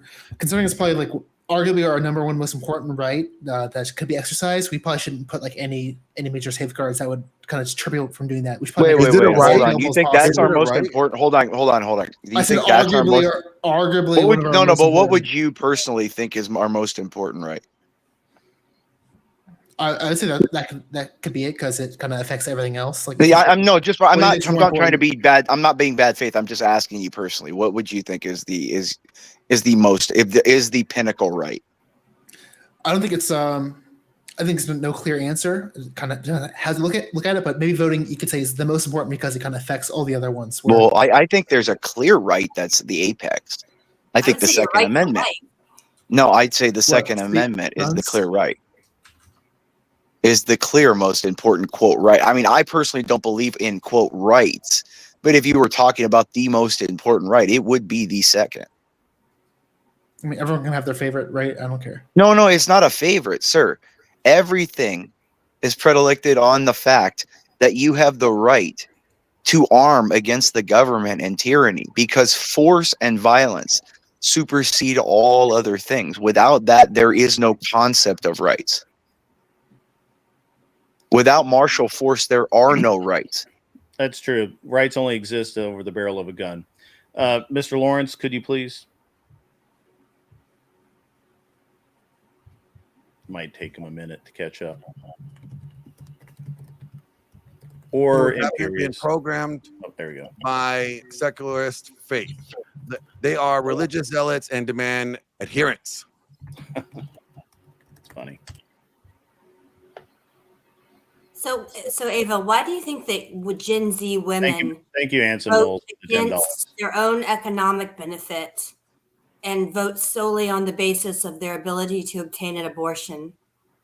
I think that you're casting a giant net over. You're making. I'm reporting statistical data from very reputable. Probably because it's. What are you citing? Give me the stat. Yeah. Well, How do you know? a doctor. Wait. Oh, sorry, Glenn, it's your panel. Or how do you know that the Gen Z is going to have a better economic turnout or better results if Trump wins? There's no way you could possibly know that. You're going to look in the future 10 years and like they're going to have better results. They're able to like project based off of current trends or previous trends, right? That's a projection. And you can predict based on who's going to be the president, how much, what the economy is going to be in 8 years from now. I don't think you can do that. I said it's a projection. You can project. The economy is so complex. There's no way you can predict. Like people can't even predict what the next crash is going to be. People have been saying there's been a crash for like the past 5 years. I don't think we're going to be like, oh yeah, we can definitely have this very accurate portrayal of what it's going to look like. I didn't say anything of being accurate. I said they could make projections based off of. Yeah, but what's the point of making projection if it's not accurate?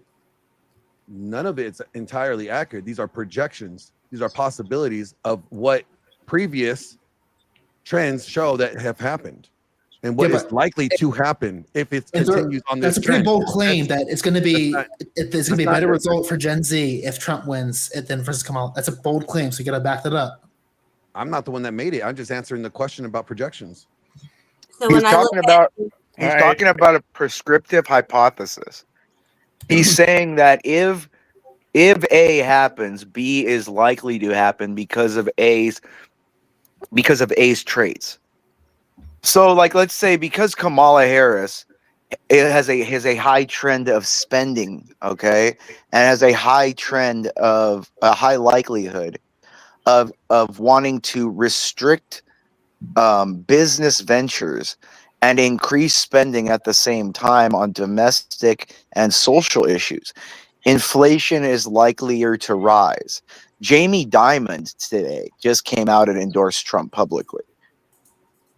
Okay, so there are very clear economic indicators right now, and process. I know, but I know we think that having all this directed taxation on the wealthy and crunching the wealthy is somehow a good moral thing, but we forget that the wealthy, the top 1% pays 70%, and the top 5% pay like 86 to 88% of the wealth or of the taxes in the country.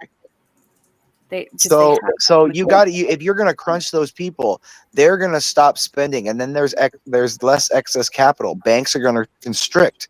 That means you're going to have to raise interest rates or drop interest rates. That means there's going to be higher. That means there's going to be higher inflation. It's going to feed its own downfall. Yeah, so she's proposed numerous giveaways. Sorry, Grid, I didn't mean to go into economics 101, but can I please It's respond to Arthro Dia, because it got completely derailed when she brought that up. Then just switched topics.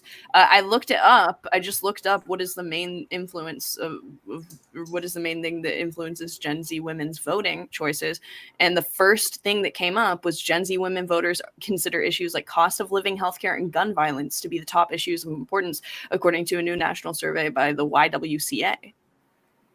By the YWCA? Are you kidding me? Abortion issue, which they consider because it has women in the name. No. Yeah, you write it on. Not, it's like okay. What's if you disagree with what's the source? The sample size? What is the sample size? Said, Ava? What is the sample size? Let me look it up. All right. Is it that unreasonable? It's not just that, but what you really want to look at.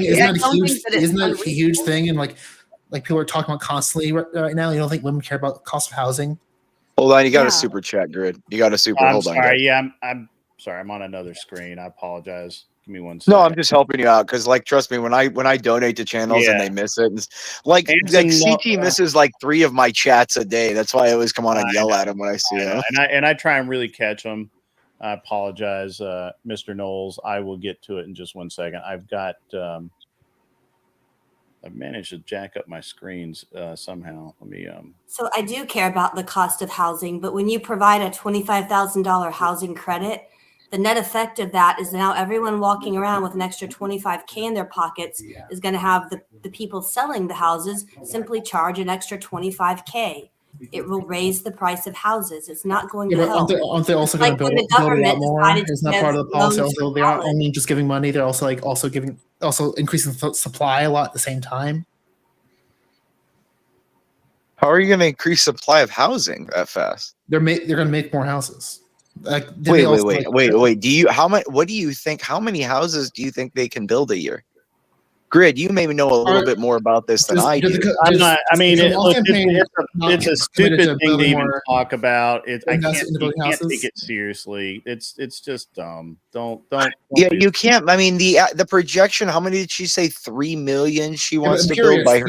You're missing the other side. Trump side is not going to do anything. So it's going to be worse off. So yes, what we need. Hold on. Hold on.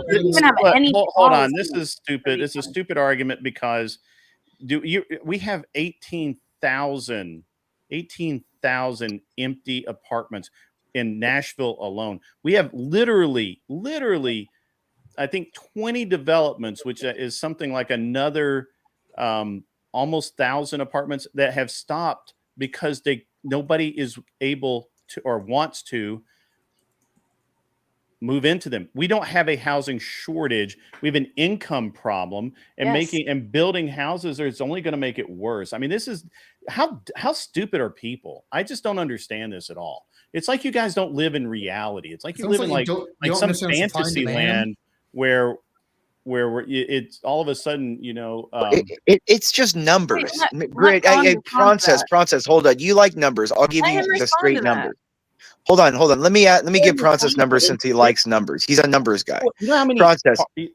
The average house in the state of California is $650,000. The average house. Okay. Okay. No.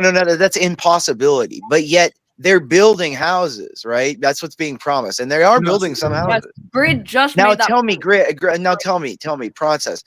How much do you have to make a year to be able to afford one of those houses without applying for a 15% APR loan? High risk loan. Honestly,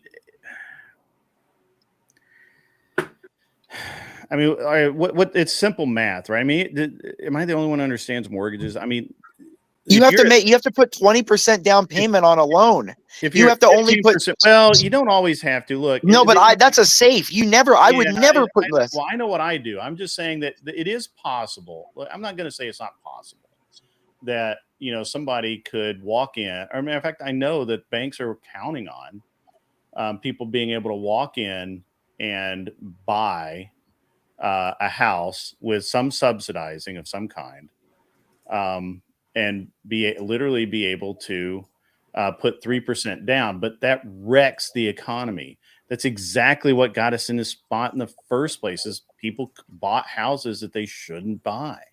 Not everybody is meant to own a home. They just aren't. And robbing from Peter to pay Paul's bills never works. It just doesn't. It never has. It never will. It's just stupid. And genuinely, like, I don't look down on people that have apartments. There's a lot of nice apartments. I don't even care. It's these people that live in this fantasy world. People live in an Instagram world. They live in a world of Instagram and TikTok where people want to live in the most lavish things just to show off to people. That's all it is. Well, I think there's an income problem. It is an income problem. And when you look at inflation taking off, it took off about a year after the Biden administration commenced, and it's because they passed several major spending bills, which necessitated them literally printing more money. It's called quantitative easing, as they release more dollars into the money supply. And so the dollar that you earn at your job no longer buys as much as it used to. And so it makes paying for an apartment or a house extremely unaffordable. And that's all directly related to excess government spending, printing money, lowering the interest rates, and when they tried to raise them, and that's what Trump did. No, he did not. Yeah, he did. No, he did spend a lot, but that was minuscule to the amount we were making. I'll printed more money than any president.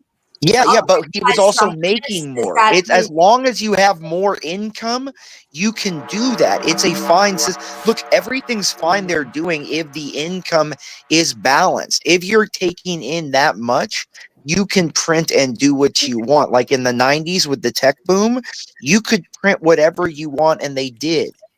But the fact is that when you are constricting production of energy, and you can't control that number one commodities trade, you are not going to be able to liquidate that much money into the system and not think it's going to raise rates. And the most devious thing right now is that they lowered the rates right now. So in 6 months, when Trump gets elected as the president, we're going to hit a massive inflation problem. Yep. The economy was not growing. I will criticize Trump that when COVID hit, remember getting stimulus checks?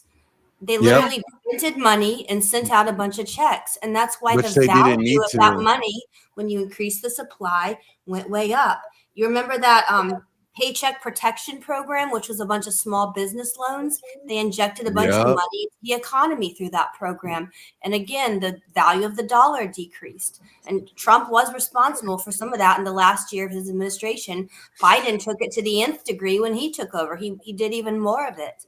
And that's why we all agree inflation sucks. High inflation. Do you know that like Kamala's like tax plan is going to increase the taxes like by what? Like $4 trillion more on top of what we already have. And you got to realize when you tax, taxation does not necessarily. So if you tax at a higher rate, it doesn't necessarily mean you're going to actually get more back in revenue. There's something called the Laffer curve, which generates the optimal rate of taxation. So if you tax zero, you're not going to get any revenue, right? As you start She's a smart girl. Tax rate, you're going to start taking in more and more revenue. But at some point, when taxes become so high, people change their behavior, and they don't keep generating that same revenue. Businesses pull back. Yeah, but I think we're nowhere near that, right? Don't make an effort. We probably go a lot more. So when Trump came in and lowered taxes, tax revenues dramatically increased. He lowered both business and personal taxes. And when you look We at the have a ladder lot of curve, there's not a set point because it changes, but it's typically around a tax rate of around 15 to 20% that you get most of your revenue. And right now, Just our love a top good marginal tax financial rate discussion. is around 37, was 39% before Trump showed up. So we're on the wrong end of taxation in terms of optimizing revenue. And Kamala is proposing. I'm Well, curious. all How we do you have feel to like? do is Let's talk tax the rich specifics. poor. How do you feel? How do you feel Poor. like? What if you tax someone like Jeff Bezos a little bit more? So here's the Would you thing: be is she against that? proposed a tax Before we go, program. guys, Uh-huh. can we read the super chat, please? It's a Knoll says Trump is irrelevant. The birth rate collapse is baked into the demographic numbers. Our economy will not improve because feminism talked women, I think that's Alabamian for feminism, talked women into seeking pleasure instead of babies. So here's And we have the another thing one. with tax revenues. So if you tax a guy like We have Elon another Musk, one. To be clear, I said Jeff Bezos because he's born in America. so if you tax a guy like Jeff Bezos, Hold on, guys. You got to read the super. I'll do it, Yeah, Grid. there's a Trump didn't do anything to prevent inflation. The Federal Reserve sets the money supply. Y'all are stuck in a binary thinking trap. The real people who run the nation are unelected bankers. and I did criticize Trump on some of that. But here's the problem. If you take a guy like Jeff Bezos and we say, okay, Bezos, buddy, we're just going to take half of your wealth and put it toward our spending program. And Kamala's proposed I that. said increase our tax by a little bit was what I asked. A little bit. So she's proposed doing that. And her 10-year plan over 10 years will raise $4 trillion additional revenue. Those are the numbers of her plan. The problem is we are currently spending about $1 trillion deficit spending every 100 days.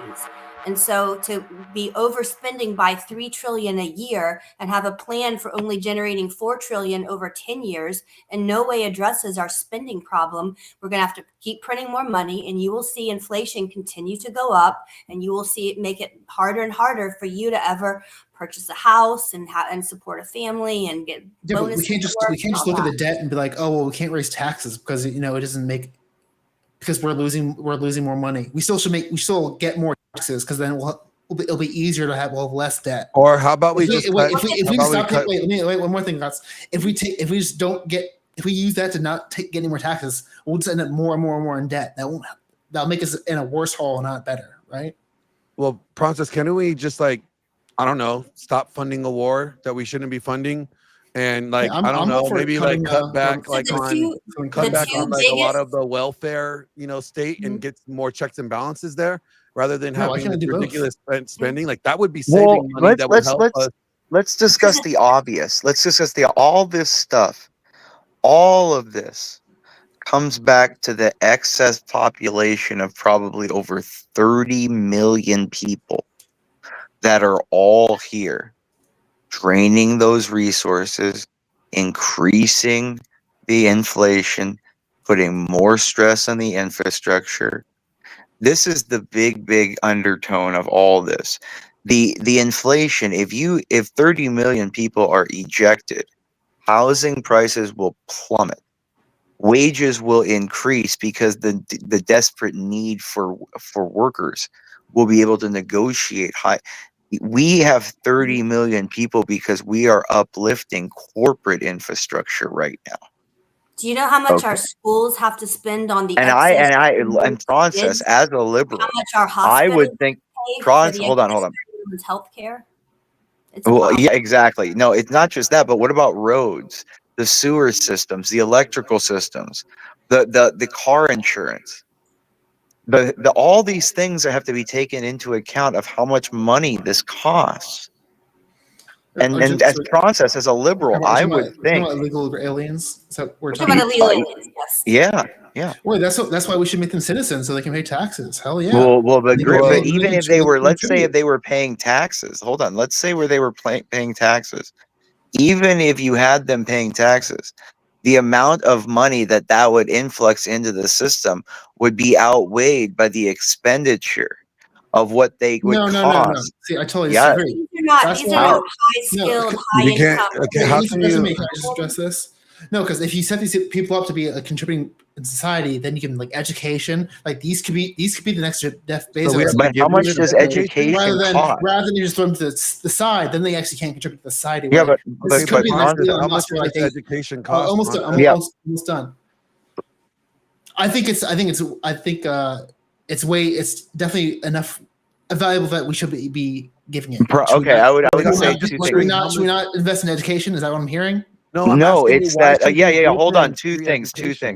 Yes, education, public education, is an abject failure, as we see with all the numbers. So yes, I would say number one, public education is a failure, and then number two, I would say the stress of legalizing that many people and then putting them into the schools would destroy the infrastructure as well of the school districts. And so this is the thing. I know it seems like it's nice, Frances, to just make them citizens, but that would do nothing for changing the costs that they put in on the citizens of the country compared to what they create. Frances, if these are not you could disagree, but the numbers speak differently. Frances, the argument that you can't speak out both sides of your mouth. Let me get this right. You have numbers that say that if you took yes. Let me answer the question. Make I'm clear. You have stats that show if you took all the illegal immigrants in America and converted them to citizens and give them the education and like social welfare education, that they would be still a net negative to society. You have data to show that. Yes, I can. Yes, the problem is they all would be on welfare. Because yes, you know how I would do that. You know how I would do that. You know how I would do that. You know how I would do that. I would just. It's very easy. I would take the amount of a student. What is I would just take the amount of each that costs for each student in each of the school districts that we're going to put them in. Okay. And then I would account for the increase in cost of teachers, supplies, increase of schools that you would have to build. And then you would have to tell me, and that's just the beginning process. That's not in addition to healthcare. That's not in addition to ESL. Are you adding how much money they're going to make based on the business they create when they're an adult? Yes. I would. Yes. Because process, they're only making the business from the money that we're giving them. They don't create any wealth. Process. So process in these Florida, these people don't get jobs a year. No. How do they get jobs right now? Number one, they're not legal. They can't have jobs. Again, exactly. I'm talking about if you legalize them. Okay, so now if you did, okay, so what I'm talking about. Okay. So where would the supply of needing for jobs be? Because the jobs that you're talking about are all automated, as you're seeing right now with the workers. I'm talking about more educated jobs. Wait, where are these more educated jobs? Where if you're looking at the demographics of highly educated jobs, it's Asians and white women getting into most of these jobs. Hold on. But wait, that would change if we invest. I like going rabbit down. I like going down rabbit holes as much as are not these highly skilled engineers and Arthur Daya. I like going down rabbit holes as much as the next guy. Let me ask a couple of questions, because I am literally almost 3 hours over. Fuck you, Glenn Lawrence. How is it? I have a question. Have you ever hired or fired people in a career? Me? Yeah. No. Okay. Well, have you ever contractors, but not full time? Just give me a minute. I'm just asking some questions, just trying to figure some things out. Have you ever owned a business of any kind? I've owned contracting. So yeah, like individual contractor, freelance, but yeah, not too much like where I have a big team. Okay. All right.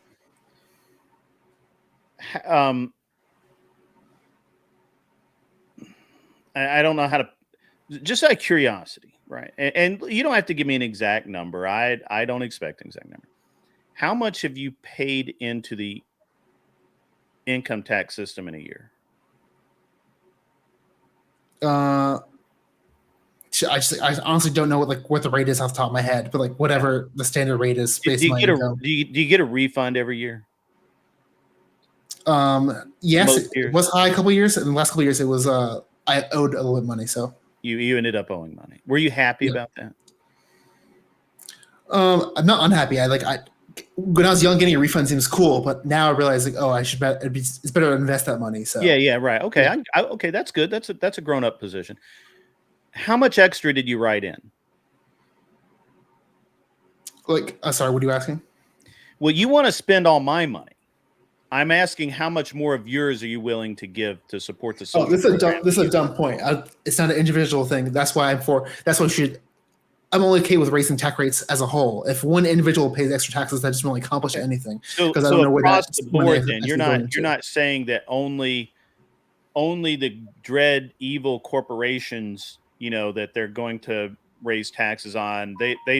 You're not singling them out. And that, but we're going to somehow. Yeah, let me, because this hurts my brain a little bit. I'm trying to work through this from your point of view. What do you know? Do you know how much yearly we operate as a deficit? Like what percentage, or like what's the total number? I know it gets bigger every year.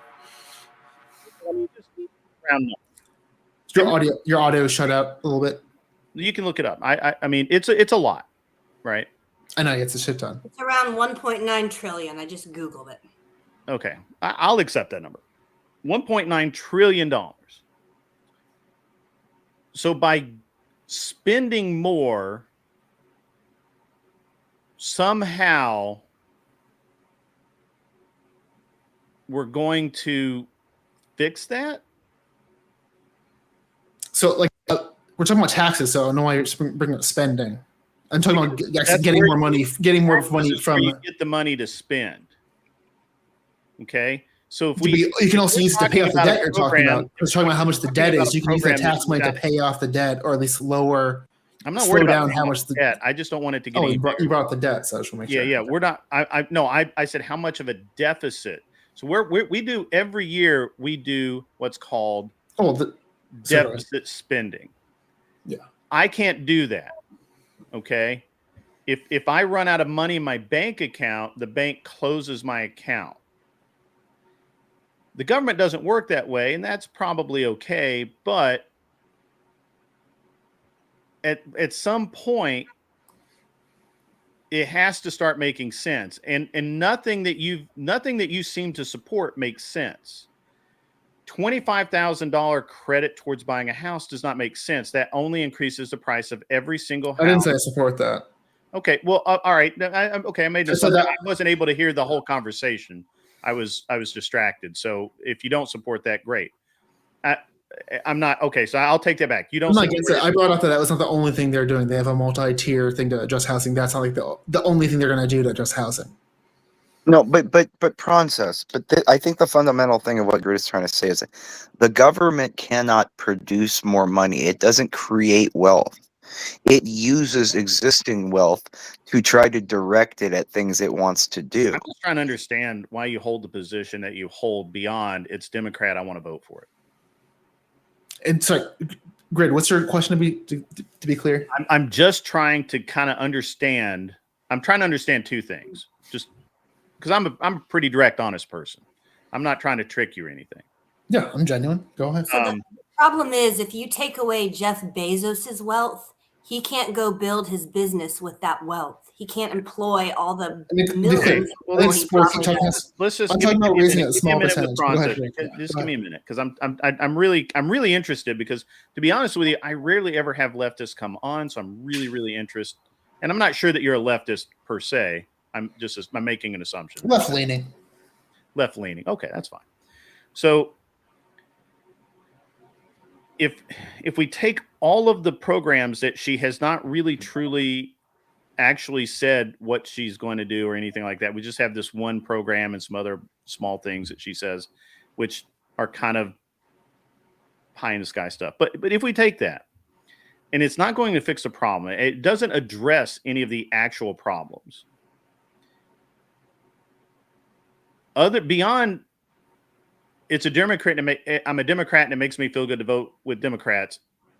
How do you support your stance here? Because to me, I can't figure it out, because it's like nobody understands what deficit spending is. Nobody understands what a budget is. Nobody understands how business works. Nobody understands what happens. Nobody seems to understand why the housing market did what it did. And it was I literally predicted it almost to the month as to what was going to happen. My realtor is still like, he's like, I can't believe you did that. And I'm like, no, it's as plain as plain as the screen in front of me. So I'm very interested. I'm not critiquing you. I'll let look, Imperious, Arthur Dia, Glenn, they can all, I'm not critiquing you. I don't really care one way or the other. It's your vote. It's your life. You do you, pal. I'm just trying to understand your point of view. That's all.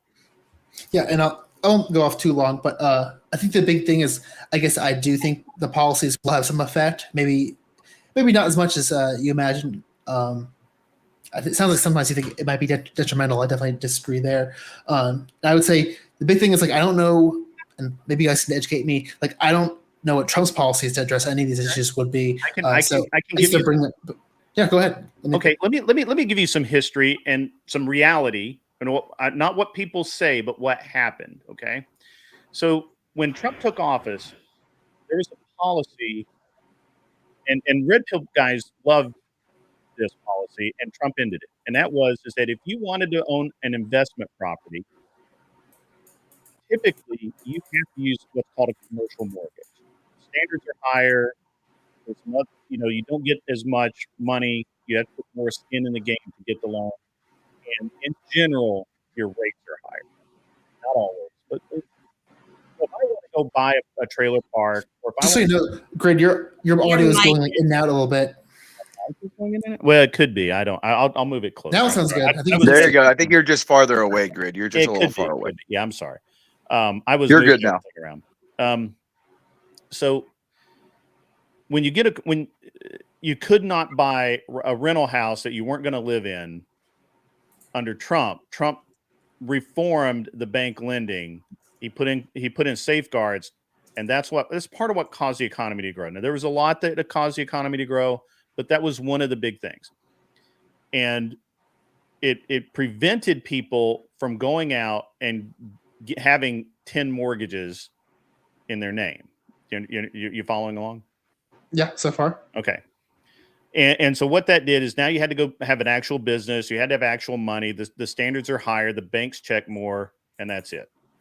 So also the banks there was a limit on, they had to have X amount down. You couldn't do a 3% loan anymore. There's a bunch of things. Okay. That lowered the interest rate, increased profit, and it increased the economy. The economy boomed. And that's just one element. I'm picking on this element because it's a very clear reason. Okay. Biden, day one, walks into the Oval Office, erases that. The next day, my banker calls me and says, hey, remember how we couldn't make you this loan that you wanted for these investment properties? We can do that now. By the way, you don't need 20%. We can do it at 7% down. Okay.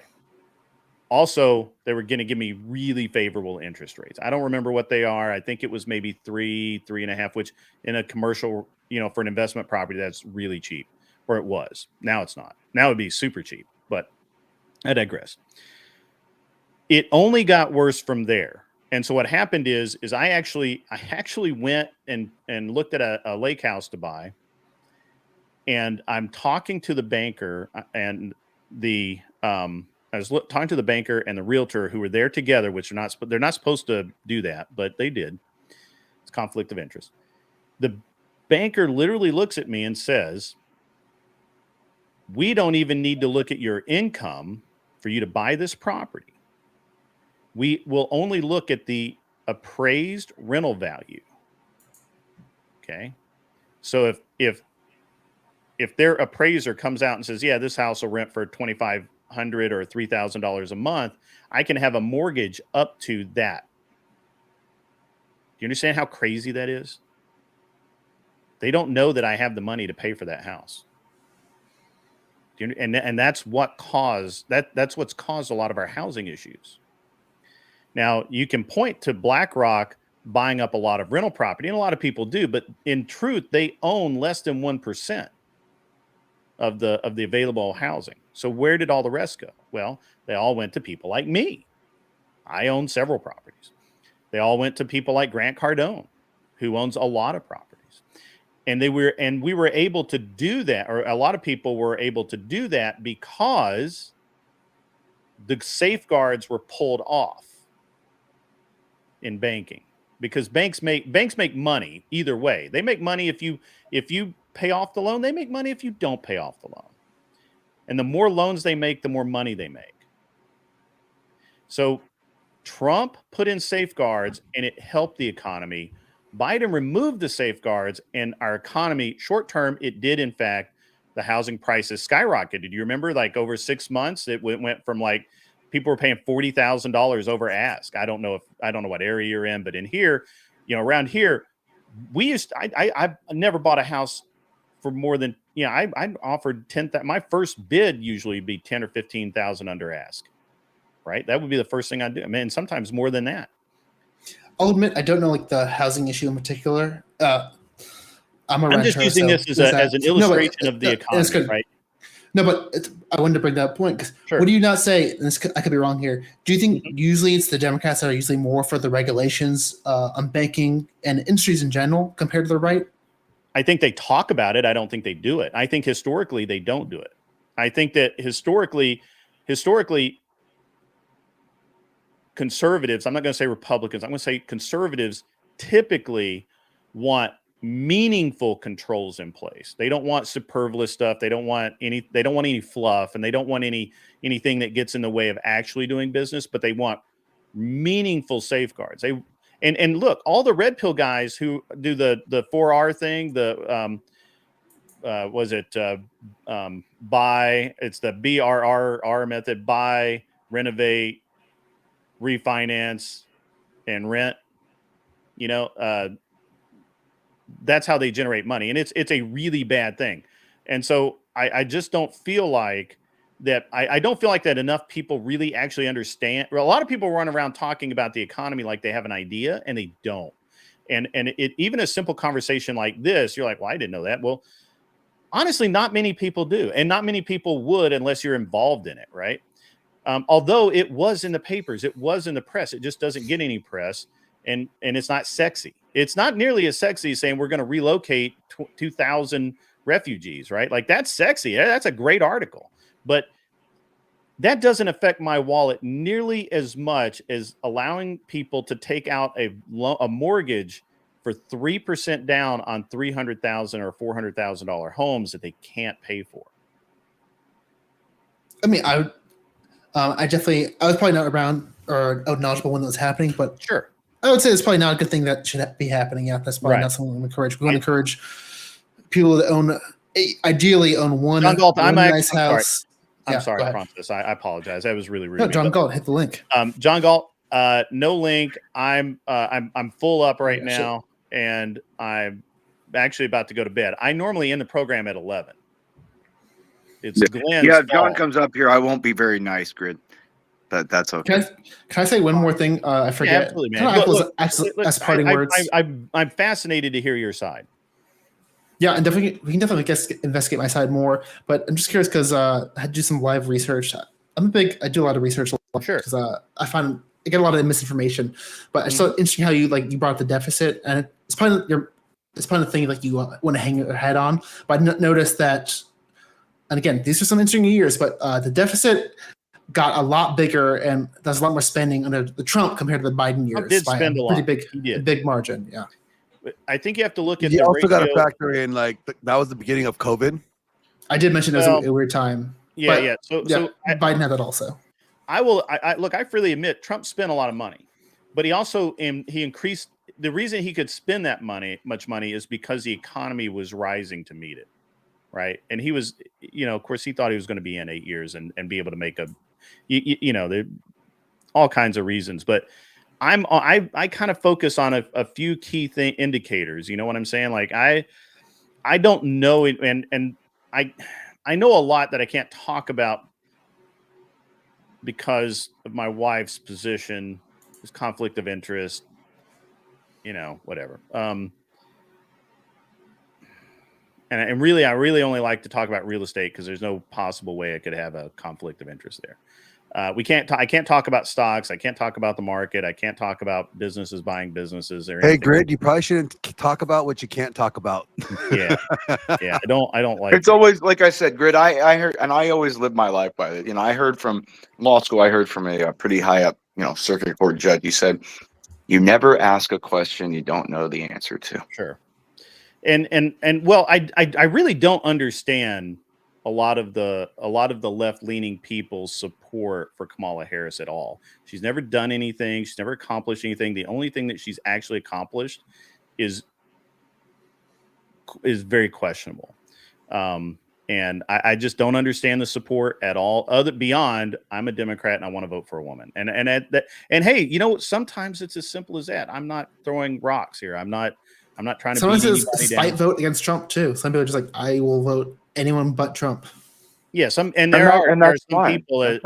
No doubt, there are some people. But Frances, if you're looking at trends throughout history and throughout American presidential history, voting against somebody and guys, voting. I'm shutting down. It's 1:24, which is way past my time to quit. But Grid, no. Shut up. We'll go out. We'll go like another 6 minutes. If everybody can just do their final thoughts and Imperious do not start another speech. All right. Grid, I just want to hug, but all right, Grid. All right. Yeah, final thoughts. I'm just, number one, chat. John Grawl, I'll say hi to you, when you man up and you don't mute people and ban people. All right. First of all, that's just the beginning. But anyways. I think everybody bans you, Imperious. No. That's fine, but there's certain issues that he has certain individuals on his show that, anyways, let's just move on. Like you said, no speech. Moving on.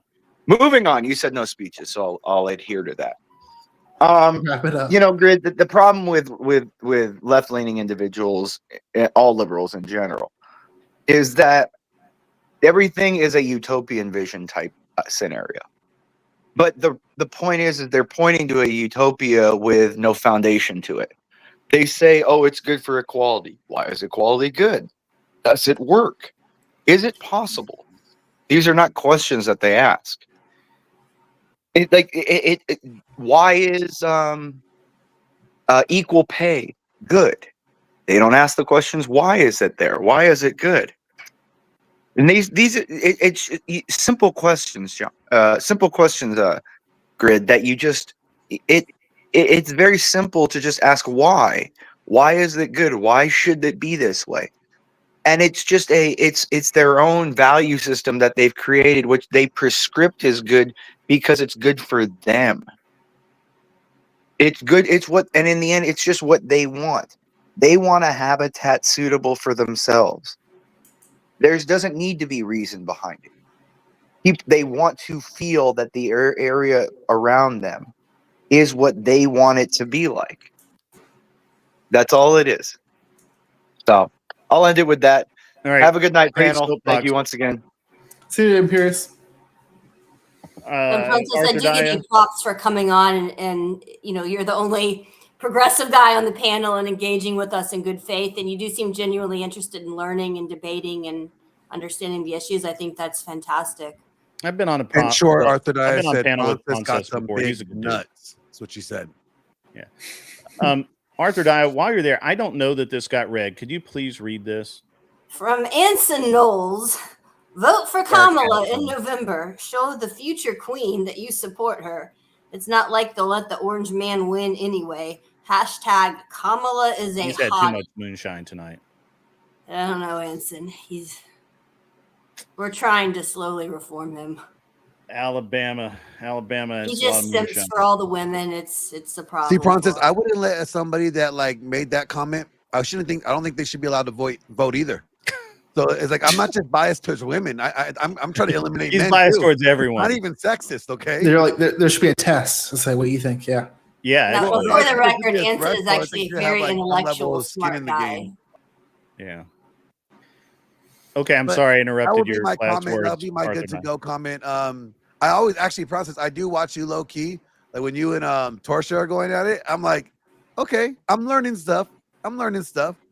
Thank you. You come up with some good points that are good, like Thanks. good to ponder on for sure. But that's my my final thoughts. Okay, that's a great time to plug myself. I'm going to use that transition. Yeah, I'm a new YouTuber, the Process. Help me out. Subscribe to my channel. I'm still below 500 subs. Help me get the. I didn't say I'm do all that. No, I'm kidding. No, Glenn says go to. No, I'm just joking. Yeah. But thanks for letting me come up, Grid. Yeah, I don't mind defending my ideas. Definitely don't agree with everyone's takes here, but I think it's interesting to come up here and debate them. I think it only makes my standpoint stronger. But just one more closing point is, I think kind of Pierce was saying when he's saying that us liberals, they only care about ourselves. I think it's actually kind of the opposite. Maybe this is utopian, but I want to design a world where, this might sound a little dumb, but like you can put everyone in a hat and we all get mixed up, and like you could be anyone in that society, and like you'd be okay with that. Like you could be the guy who's working at the gas station, you could be the CEO at a company, and that you'd be okay with that lifestyle and that life. That's my goal of society. It's not always going to be perfect, but you want to make it so everyone kind of have somewhat of an okay time while we're here on our short time on planet Earth. Maybe that's utopian, but that's my ideal. I would love for you to come on my channel and we talk about your envision of your fantasy land. Okay, let's do it. We can make that happen for you. My final words are, Process, it wasn't you about the link thing earlier. Realistically, it's everybody here knows this. You didn't. I really don't like that more than 4 people up at a time. 5 people, 6 people maximum is it. And I just and I don't know how you got the link. It's fine, but we'll be paying attention to that because I really hate it. It just doesn't help the conversation flow. You understand? And how much did she beg you to not to say that she sent it?